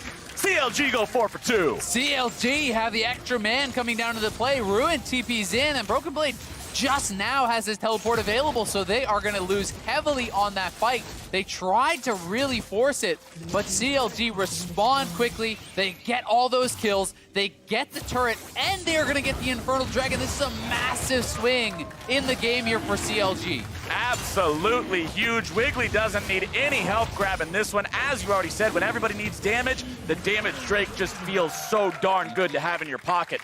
3-0-2 on Ruin's Rumble now. You mentioned before the game started, CLG's doing a good job playing to their import style. He's ready to style on people. Yeah, he certainly is, and he's out to a huge advantage at this point of the game. Here is the engage one more time. It did look like the Dazzle missed. Yes, Stixxay again, great sidestep. The fear here was flashed over by Biofrost, so he's getting feared away from the team. Stixxay does go down, and as the ultimate expires, you can see Bjergsen actually uses it on Smoothie to bring him back up, but that is a fairly low-value target that is getting rezzed. Biofrost escapes out the back, and when Ruin comes in, him and Wiggly got so much damage done. There was not enough burst to really knock through the Scrap Shield, and the Scrap Shield was constantly coming back up and getting a tremendous amount of value for Ruin, and now he's here roaming to mid lane. Bjergsen, ulti pop to keep him alive. Resurrection's gonna come through. CLG needs to time the CC right, and the chains of corruption will tether him to an early grave. Bjergsen seeing black and white, and CLG now have their 8th kill. That was a picture-perfect ultimate there from Stixxay. Timed it so damn well.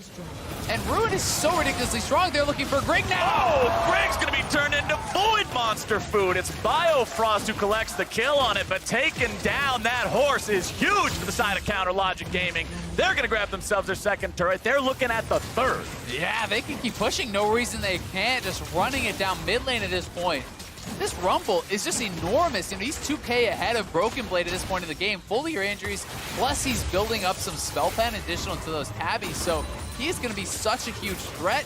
You are seeing Power of Evil get to a very strong point. Blade of the Rune King is now completed for Varus. So from this point out, CLG just wants to fight. These guys are online. They are ready to go. They don't want TSM to have time to get the Triforce onto Grig, to get more items over onto Broken Blade. You know, for this bot lane duo to get tanky enough that they really start to kind of scale and become very, very powerful. And they're going to look to force these fights constantly. And this is just a nice roam here from Ruin. Power of Evil whiffs on the Shockwave, but just gets absolutely roasted down. And this ultimate could not have been timed any better. There was not a single chance for Bjergsen to move. You can see Power of Evil's like, boy, I'm glad that's not me. Yeah. I didn't even have to hit my ultimate, did you see? And then a nice ulti here, following up from Wiggly, knocks down Grig, and CLG are looking really, really good, but you can't count TSM out because they have such incredible scaling in this composition. All right, Isaac, we're going to play a little game. It's called I Spy with My Little Eye. I spy with my little eye something that is red. Okay.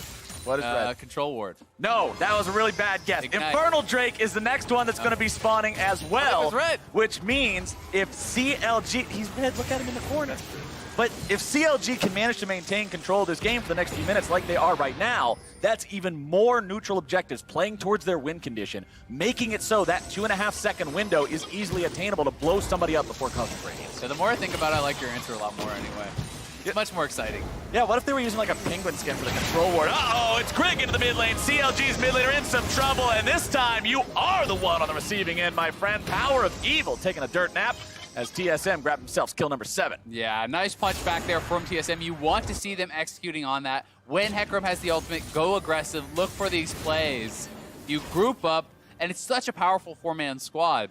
Yes, Jace is not that strong right now, but if Jace can actually keep Ruin in his side lane, you're going to be feeling very good about that 4v4 still because of the synergy among these champions. It's so incredibly strong, and we'll see how well CLG can kind of absorb those punches and how consistently TSM can get out on the map to look for them. Because as you say, setting up around this next Infernal is going to be critical. And when I am looking at the mini-map right now, that is looking like that is all CLG. This whole line of vision all the way down here, like that is all CLG. TSM is going to have to be able to kind of move forward and try to get some sort of a look at this area because you cannot face check into this squad. TSM minimap vision right now looks like what streamers do to hide the fact that you can't see anything in their jungle. The whole thing is just completely dark. No vision for these guys around. Gonna have to be very careful if you step into a CLG trap with a bunch of AoE waiting, jaws wide for TSM to walk near it. But remember, we're almost level 11 for the bottom laners of TSM, which means upgraded Crescendo, upgraded Cosmic Radiance. That much more important for making these team fights work out and surviving the CLG onslaught. But Drake is spawning here in under 20 seconds. Yeah, the Drake is coming up. You can see Bjergsen did face. He's now grouped up with the squad, so they are going to be looking to move in as a 5-man team, but you do not know where anyone is. Oh, there comes your wombo combo. The damage goes through, but now it's going to be Stixay who's in some trouble from TSM, but they do a good job. They weather the storm, and the heals from Tarek and Sona bring them right back up to full. Yeah. But Ruin is waiting. Smoothie ends up face-checking right towards the Rumble. Cosmic Radiance comes down. That's the cooldown CLG was waiting for. Grig goes into the back line. It's Biofrost in danger, slammed to the ground by Broken Blade. Wiggly wants to get away over the wall, and he will do so, but it's already a 1-for-0 for the side of Team Solo mid. We'll see if they can find anything else, if they are just going to go for the Drake or not. Ruin, no equalizer ready to go. CLG still thinking about maybe trying to fight for this one, but there's no smite available. It's going to be stolen anyway.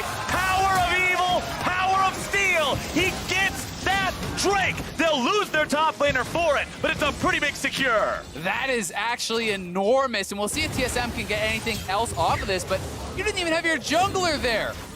Wiggly's trying to get away from Grig right now. Conqueror Hecarim is not the kind of target you want to stand there and fight. Even if he is low on mana, you only have about 400 HP, not enough to really work with here. Power of Evil trying to hold on to the mid lane tier 1. Shockwave's going to throw Bjergsen back a little bit there. Biofrost follow-up will not find the mark. TSM strike back, though. Yeah, they do. I mean, they do win that fight, but I would say as CLG, you're laughing coming out of that with another Infernal. You're going to be feeling really good with the composition they have and the position they were put in. They had no business getting that. You know, Grig not able to use that smite, no one able to actually zone them out. That was essentially a 5v3 kind of in that area. You don't even need to make that a 50-50 or even a 90-10. It should be 100-0. You can actually turn and take that fight and push them back. Guarantee you got that dragon, but unfortunately for TSM, they do give it up.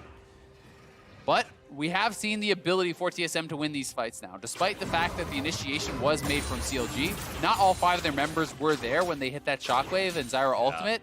You know, they didn't have the follow-up damage coming from Ruin. They didn't have it from Stixay. And as we saw, if you don't actually get that initial kill, it can get turned around. And here's the Pro View replay. Power of Evil is looking for this. And again, this is essentially a 5v2. Wiggly is over the wall, zoned out. He just walks in, QW, takes it away. And then he gets knocked back to the wall. He can flash over to safety. Doesn't even pay for it with his life. The TSM now have control over the Baron area. Got some wards down in there, clearing out some of the vision from CLG. Down less than 1,000 gold now, not accounting for the stat bonuses in the Infernal Drakes owned by Counterlogic Gaming. Leandri's Torment also completed now for PoE. Remember, the big thing you want to see from CLG in these fights is everybody being able to ult at the same time. Also, critically, Morello's now down. So you have that Morello's for Ruin. That is going to mean a lot of healing reduction from this team that is so much coming through with the Sona, with the Taric. But they're stacking a lot of Leandries, and those dots do not actually stack. They already have 2, and they're building a 3rd. So I think that is something that isn't, kind of quite optimal. Yeah. Not sure if it's really going to play into who wins this game, but TSM is grouped up and is going to look for an engage here. There goes Greg. Stixxay with the flash over the wall, keeping himself in a good enough spot. Biofrost's going to be caught out, throws down the Stranglethorns, keeping TSM at bay, if only for a moment. TSM are the ones who come out on top of the fight, though. That's a 1 for 0, and the heals will bring them right back up. Exactly, and they got 3 key ultimates off of CLG. The Equalizer is down, Zyra is dead, no ultimate, as well as the flash and ultimate from Stixxay. So then you heal back up, you take a slower fight, and you can look to re-engage, honestly, at this point of the game. They can try to force those fights. They still have Zillion ult, they still have Sona ult. TSM is kind of showing how well you can execute on these little engages. The Zyra is very, very squishy. Honestly, Biofrost might need to pick up a stopwatch and look to defend himself a little bit more with his itemization, because I think that's such an easy play to rinse and repeat. Yeah. Especially considering, you look at your Zyra, you've got mobility boots. What's going to happen? As soon as you take a little bit of damage, the bonus falls off. You're a sitting duck. There's no defensive bonuses on that item at all. Really difficult to keep yourself away from Grig, who's 4, 2, and 5 on this Hecarim, has the Warrior, has the Trinity Force, a stopwatch of his own, so even if he goes too deep, he can stay alive. Yeah, he has Taric ultimate, into stopwatch, or stopwatch, into Taric ultimate. The Zillion ultimate is still available, likely after that. CLG are going to have to be really, really well coordinated to get these kills before Taric ult can come down, and that's why it's beneficial for TSM to be the ones engaging. If you're the ones choosing the fight, you just drop the Taric ultimate as Hecarim is running forward. Yep. It is much more difficult to time that out if you are on the receiving end of that engage. And we've seen TSM do that. TSM have been in control of the fight for the past 5 minutes or so, and CLG's comp does not look good when they're not able to dictate a team fight. It's the entire reason they drafted these champions. CLG hang out in this brush. They're gonna get a chance to go after somebody. They won't find their CC though.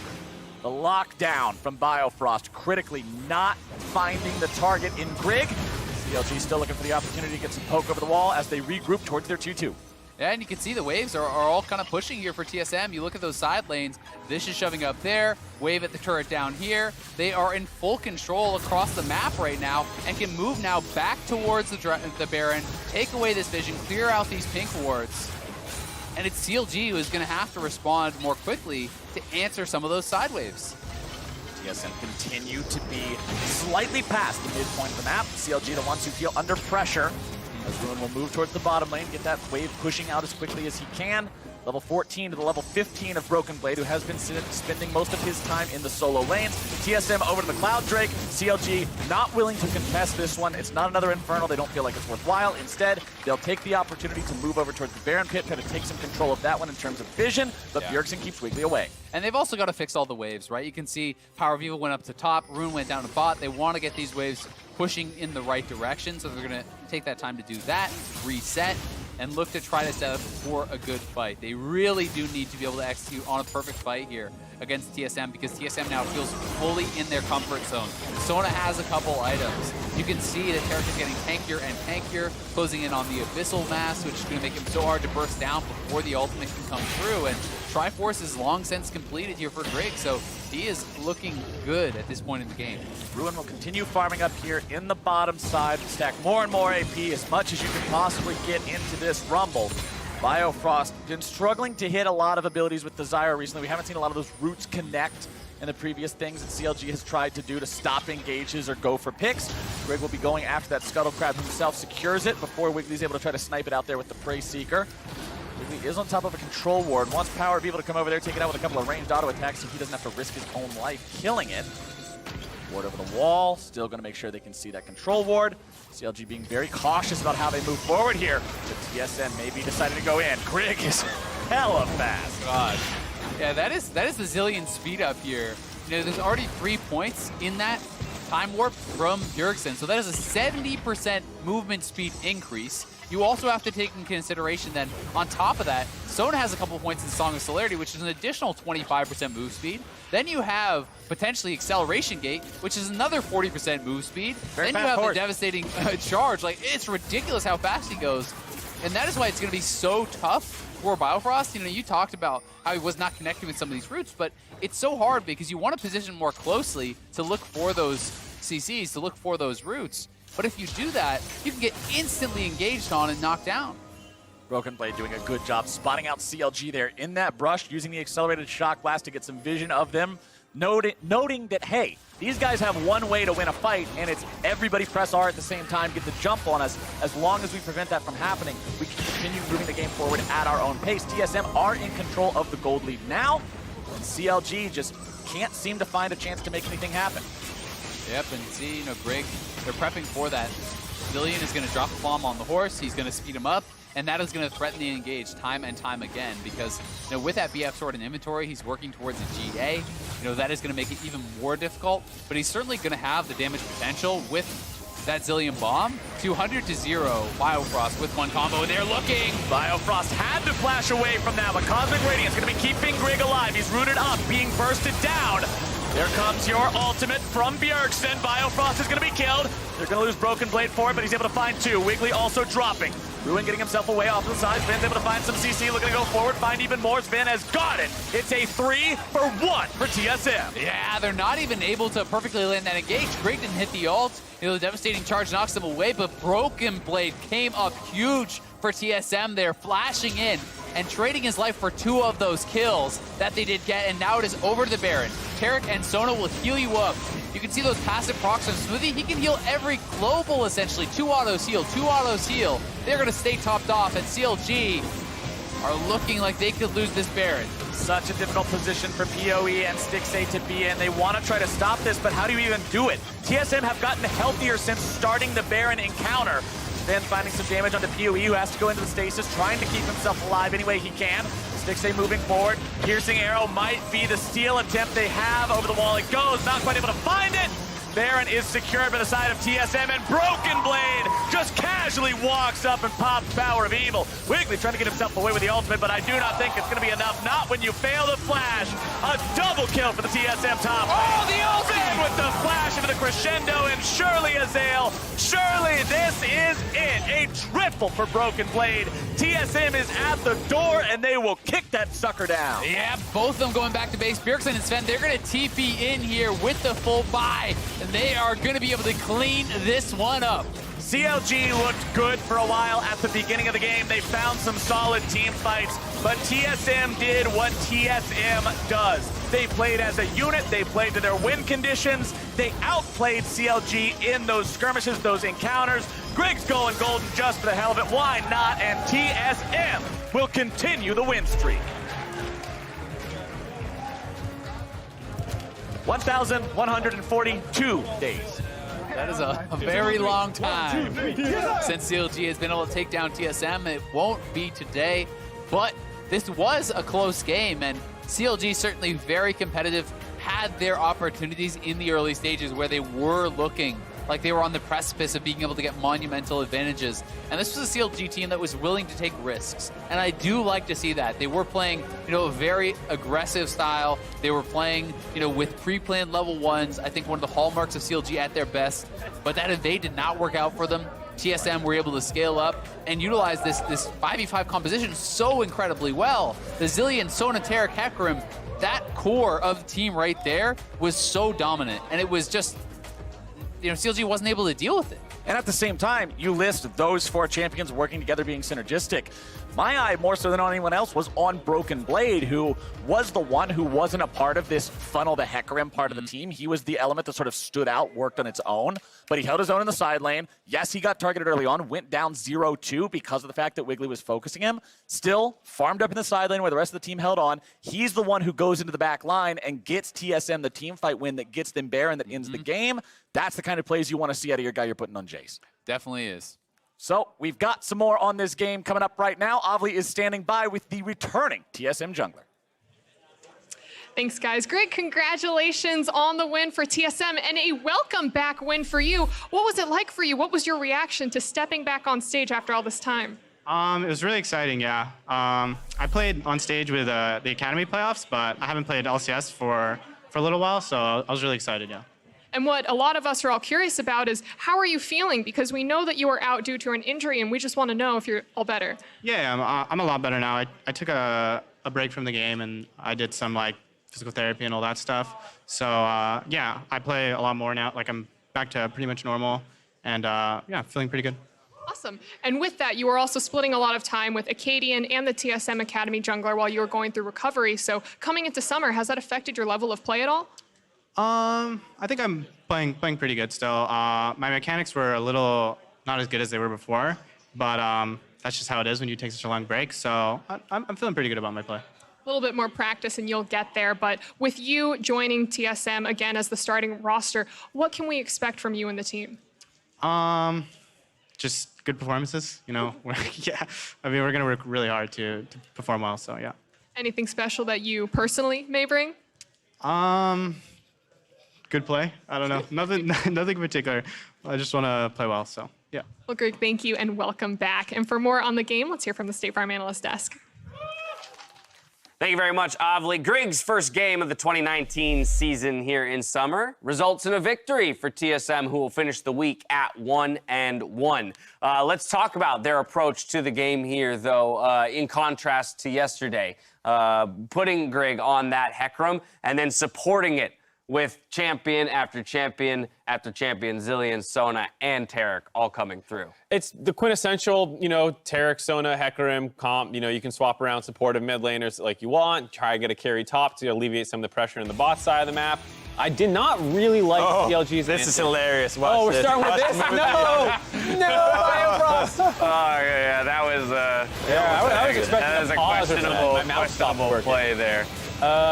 But this is one of those comps where, like, it can win if you hard smash early game. And, yeah, they made some mistakes, but TSM did too. And as you go later into the game, you have a bunch of champions that are pretty immobile that will get engaged on by all the CC and engage that you have with the Sonatera comp, as well as the fact that you're all magic damage. You're not bursty. You're actually a lot of DPS between the Rumble, the Zyra, and the Orianna, who could build more burst, but also opted into a Haunting Guise as opposed to going for your Oblivion Orb and the Pen Boots. I understand there's a fair amount of engage, so you want some tenacity, but it was one of those games where, you know, you stole the Infernal Drake, a lot of things still went right, but as the game got to 25 minutes, it was like, well, you don't do anything. Right. This was not a complete stomp by TSM in their victory over CLG, but you can really see the clock that CLG was on here, that they were racing against. And while they did pick up some early kills and built about a 3,000 gold lead, it wasn't enough separation so that when we hit these mid-game points and the healing and the sustain comes through to be able to elongate these fights, TSM has no problem navigating them from that point forward. CLG drafted really good laners, right? You got Rumble, the Orianna, the Zyra Varus, even the Rek'Sai that's great at helping your laners get some ganks off. But the problem comes when you group up as 5 against Hecarim that is sped up so much.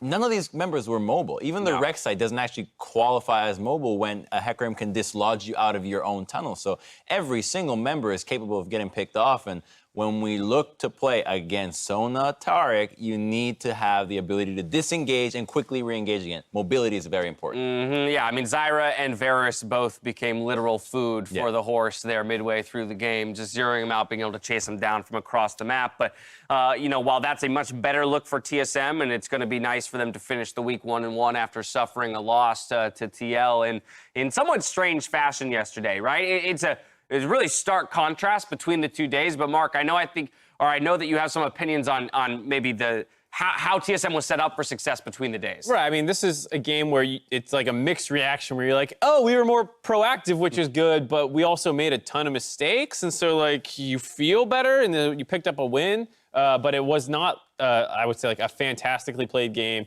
You had ganks in the mid lane, getting outroamed by CLG, deaths in the bot lane, deaths in the top lane. You did eventually outscale. You didn't play terribly, and you made your own plays. You also got kills in the mid and the bot lane, but It was a very, very scrappy game. Yeah, I can imagine the comms. It would just be, all right, guys, I know we're feeding in lane. I know it's not that good, but just group up and we'll get the engages. Just do it a bunch of times and then we'll win. So that's just them understanding what Sonatark is going to do and not panicking because you can at least get to that point and then it's execution. That to me is the difference between yesterday's composition and today's composition is getting to that point. Because both yesterday with the Azir and the Ezreal and then today with the Sonatark, Hecarim, yes, we have ways to win late. It's just today's composition had a much easier time getting too late than yesterday. Yeah, I'm sure, they're swapping between Grig and Acadian. Acadian's probably watching this game like, I want to be that. Yeah, I want that. I want to play in that team. Hey, watch him do Sejuani, you know? Yeah, let him play with Ezreal and Azir and see how his early game looks. It's great, though, also to hear from Greg there, just to see him interviewed. I know that for him, his journey to the LCS has been a long and grueling one, and obviously working against injury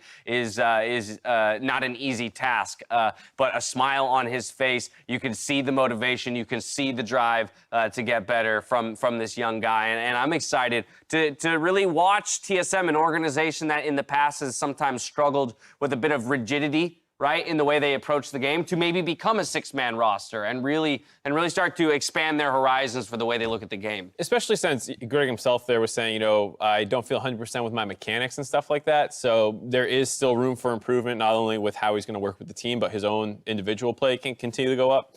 Yeah, I was just daydreaming about a bearded LCS All-Pro team because we got a jungler, a mid laner, you and the beards and this Sage year, on man. the bottom. What's Who would going be the on? AD carry in the top lane? You talk about beards so much, but yours is like actually pretty tough. I was just gonna say, think you would be like ZZ Top. In spring, we had Riv doing the beard tier list. Maybe we got to come back with Crumbs' beard tier list and see if anything is different or shaken up this time around. We have one more game before we close out the LCS opening weekend. And if you want to level up your experience, pick up ProView at watch.lalesports.com. Use the POV cams to see the clutch calls or insane outplays that define the summer split. Meet us back here for 100 Thieves versus Optic after the break. More importantly, level 1 trash talk. Oh, also that. This is a Hecarim with Ignite behind you, bud. Oh, there comes your devastating charge. There goes your damage. Bottom side, though, Biofrost. Just gonna be beat down. Yerksen, ulti pop to keep him alive. Resurrection's gonna come through. CLG needs to time the CC right in the chains of corruption. Yeah, that's fine. I can just see people. I got it. Yo, bro, I'm gonna flash over. Yeah. Oh, look at me, guys. I think I'm in. No, look. I got him. We can fight this. Oh, he's holding on me. Look. Yeah, come here. My face. He's flexing on me. Not when you fail the flash. A double kill for the TSM top. Oh, the ult with the flash into the crescendo, and surely Azael. Surely this is it. A triple for Broken Blade. You got your own car with your own insurance. Thanks, Steph. No more driving that old hand-me-down. Surprise! No, I'm not gonna get a date in this. We had a lot of great dates in this car. No, ew. When you practice before Spring Split, it was kind of similar. Like people fought a lot, but in the actual match, people started playing passive again. So, yeah, I think people are gonna be passive again after maybe lose some of games, they lose confidence. But I will not do that. I'm glad to hear you won't be doing that because I don't like that passive stuff either. I want to see some action on the Rift. Thank you all for joining me here for the final game of the day, which pits Golden Guardians versus Echo Fox. Let's go ahead and take a look at the teams playing on stage today. Selecting the blue side, it's the Golden Guardians with Haunter in the top lane. Contracts back at it in the jungle. Froggen at mid with Deathly and Ole bottom lane and support, and coaches Jimmy and Potluck. And facing them on the red side today, their opponents are going to be Echo Fox. In the top lane, Solo. In the jungle, Kindboy himself, Rush. Mid lane, Yasui. Bot and support going to be Lost and Hakuo with Coach Song. Yeah, this is going to be a pretty big thing for Echo Fox here. After their last-minute surge to playoffs in spring, they come here into Week 1 summer with some pretty big shakeups. Yeah, it's honestly strange to see Apollo and Hakuo, no longer together. It is Lost coming back in, making his return to the LCS stage. Rick Fox, he's on the climb. Iron 3, Let's go. Flexor Rick. Yeah, he's making the climb. He was Iron 4 shortly ago, so Iron 2 on the horizon. Oh, yeah. It's only on the up and up. A matter of time, my friend. Exactly. A matter of time. Challenger by next week, Rick. We got it in. But, lost. He came from OCE. He performed very well, actually, when he had originally made his debut on the LCS stage. But some players had kind of felt like he had gotten figured out. It was mostly his Varus that was really threatening. And now he has spent some time in Academy, back to the LCS stage, and excited to see how he's going to do. And as Echo Fox does make these tweaks and adjustments to their roster, they go against a team whose spring roster moves brought them from back-to-back 10th to a 5th place finish, and they're only aiming to go higher from here. I mean, this org has really been improving. In 2018, it was the joke. It was, back-to-back 10th, but also in Academy, and now solidly in playoffs. They were 1 game away from semifinals. They've also made, some Academy roster changes, looking to improve there as well. Adding Darshan, FBI, another OC import, who has a lot of hype coming out of that region. When you talk to any of the OC casters, they'll tell you how good this guy is. And then also, Huhi making his swap over to support. So, the org making a lot of changes, had a lot of good growth in spring, and we're going to see if they can continue that here in summer. And I'm excited to see how both these teams start off their split specifically, because remember, Golden Guardians, despite the fact that they finished 5th, had a very rough start to the split in spring. Echo Fox had a trench of losses in the middle of their split that they bounced back from in order to earn that playoff spot by the end. I want to see if either of them can sort of shake off those bad starts, get out the gate running here in summer, and we'll see if they can do just that. We're in the picks and bans. It's Yuumi and Tarek banned out for the Golden Guardians. No love for the support role, as Echo Fox takes out the Varus and that Galio. Yeah, I think it's important to point out, as you say, Golden Guardians started 0-4. It was also a 6 loss streak for Echo Fox, kind of when they had swapped away from Rush. They then kind of went back to him and started to have that success again. Now, obviously, having settled on Rush, but having shaken up a fair bit of their roster after making playoffs, I have been hearing that they're doing very well in scrims, that these guys are certainly performing and kind of earned their slots through their scrim performance. So it'll be interesting to see what Yasui and Lost in particular are going to be able to bring to the table here in this first game of the LCS. Well, the last couple of bans are going to be the Aatrox and the Jace, and a very quick Irelia lock-in for the side of Golden Guardians. All right, so Irelia coming out certainly feels more like, I would say, a Haunter champion to me. Froggen has been traditionally much more of those kind of late game scaling, control mage style of champions that he has really been going to. Didn't play Aurelia at all in spring, but then again, Haunter has no games played on the champion either, so this is something that they are looking to add to their arsenal. A lot of teams have been talking heavily about the importance of these flex picks after MSI, and feels like Golden Guardians trying to make that adaptation, trying to add that to their repertoire. MSI was some of the closest international competition we've seen across the major regions ever in the history of competitive League of Legends, and a lot of it came down to how well can you play these kinds of champions, your Sylases, your Irelias, your Akalis, and we're going to get to see 2 out of those 3 champions I just named. Make it 3 out of 3 of those champions right there, here, along with that Rise. Pretty explosive champion select to start things off. Yeah, this is feeling the most similar to the MSI drafts that we have been seeing really here today at all, right? This is very heavily prioritizing those flex picks. We'll see where these guys are going to be swapped around to. The early Ezreal pick kind of tells me that they want to play safe on the bottom side of the map, that they want to be playing heavily to these solo lanes. That is going to be the bread and butter, and Rush grabbing this Rek'Sai is going to give them an easier time to be able to play towards those solo lanes. We already know how strong the gank assist is from Rise with that empowered W. That root is so long, and that, when teamed up with that Rek'Sai, is going to be really, really powerful. So Echo Fox are going to have the ability to target down some of the jungle picks from contracts and try to have preferential 2v2s around these solo lanes. I especially like seeing this pick on a guy who we heard from right before the game saying he's not going to play slow and passive even if everyone else does.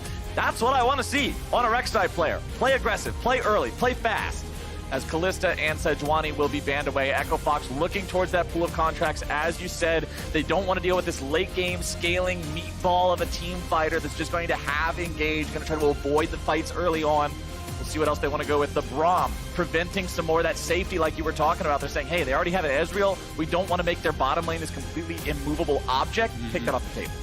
Yep, and on the other side, it is really kind of focusing on Lost here. As I said, it had been a lot of talk about his Varus as his best performing champion by far when he had played in the LCS previously. That is obviously gone. There are a number of other AD carry bans thrown at him by the Golden Guardians here in the second round. Looking like we are going to be going towards a Nautilus support, and they are saving the bot lane pick for last here. Oh, baby. So that does always lead me to believe that there is a possibility of some of those spicier picks, things that are very lane focused along the lines of the Draven and some of those types of aggressive picks. You also can kind of go the other route, which is trying to outgreed your opponents and going for... You're the only man in the world who gets that excited for a Skarner. Don't care. I got enough excitement for all the rest of y'all that are inappropriately unexcited, as Golden Guardians are going to be locking in the Skarner there for game number 1 of their summer split. Contracts will be on that one. We'll see how Echo Fox wants to respond. Sivir is a very good pick into a Skarner. Spell Shield and ulti feels badman. Of course, if you're a good Skarner, you pop it with the Q. Don't worry about it. Just there you go. There you go. Dropping some knowledge on us. And Sivir also, I do think, kind of the other option when you're going up against Ezreal, if you don't want to try to play something like the lane bully, you can try to essentially outgreed. You can look for those scaling options. Sivir is certainly that. If you do not want to play down to that bottom side of the map and Ezreal is just going to trade farm with Sivir, well, Sivir is very happy to do that. The ultimate also extremely impactful alongside all these champions that really do want to run into the fight. You're speeding up these 4 kind of brawlers that are going to be diving in onto the Golden Guardians. And I really do like the outgreed the Ezreal strategy. That's what we first saw really start to win last split, when Ezreal was the cream of the crop, when it was just get Ezreal, use this double tier build that had ridiculous scaling. You're just saying, okay, well, I'm going to play Jinx or something like that that scales into this late game monster. You can't play Ezreal and outscale it. Sivir's a similar champion. Late game team fight decimation if she hits 6 items. And this was really the Echo Fox strategy where they kind of found their groove down towards the end of the split. When they got those 4 straight wins, it was, a different AD carry. It was Apollo, but they were playing Jinx, Tristana, Kog'Maw even. They were going for full-on scaling across the map oftentimes, and that is where they were finding a lot of their success. All right, as we load into this game, I'll go ahead and tell you guys who's on what, since it was so many flex picks. It is the Sylas versus Akali top side. We got to see plenty of this matchup during MSI, and then it's going to be Ryze against Irelia there in the mid lane. Froggen, a guy that has done so much heavy lifting over the course of his career. Back in the days when he was on Echo Fox, it was the everybody give all the money to Froggen strategy. Not quite as much Froggen-centric here on Golden Guardians, but if you remember when they started to find their wins just last split, he was responsible for a lot of that work with his Karthus play. Yeah, Froggen had played fantastically well for Golden Guardians last split, but I do think the Irelia is a very big change in playstyle, because traditionally when he is at his best is at those champions that want to trade farm, that want to scale to the late game, and Irelia is much more of that proactive style champion that wants to be getting aggressive here. That's kind of a little play that Rush has made. He's actually went out. This is something Kobe was talking about earlier. You start with Trinket Ward, you go out, you drop your ward, then you recall, you change to the sweeper, and you can have that sweeper ready for your first gank. But on the other side, Contracts has already started sweeper and is going to clear out that ward. Contracts not too worried about needing to drop one of his own, sweeps that out, ends up just giving an extra little bit of gold over to his mid laner. As we'll see the Skarner points get captured. Remember, Skarner points are always more valuable if you take them with a buddy. You can only get 15 gold maximum per person, but they will give 30 gold over maximum period, so double up on the money as long as you got someone there to take it. The power of teamwork and friendship. Yeah, buddy. Teamwork pays, and friendship pays even more. But mid lane, Yusui versus Froggen here. Remember Yusui, this is a guy who had plenty of pop-off experiences in Academy. Last split for the side of Echo Fox A. He was the one who was often responsible for some pretty impressive score lines when they got those wins. And obviously the org has some faith in him to do the same thing here on the main LCS stage. Yeah, a lot of faith, honestly. Bringing him up, it's not as though they were really struggling in Spring Split. They made playoffs, right? This is a team that certainly had been performing well, and they're going to make those swaps regardless, trying to shoot kind of for those higher highs that they believe this team is capable of. Bottom side, you can see the other man brought up from the Academy squad here in Lost. See how well he's able to perform down here. Was paid respect in the champion select by the fact that Varus was banned away. Nobody wanted to deal with that from him. But Hakuo, normally, like you said, so long-standing duo with Apollo there, but now separated. We'll see the kind of synergy he's got built up with Lost here. Yeah, that was kind of the former longest-running duo that kind of hadn't been interrupted in the LCS. Those guys had been playing together, formerly on Clutch, then on Echo Fox. They had been together on those teams for so long, so it is now being broken up, and we'll see if it is going to pay off here for Echo Fox. Froggen shoving the wave up here into Yusui in the mid lane. Rush coming around, but he will walk over a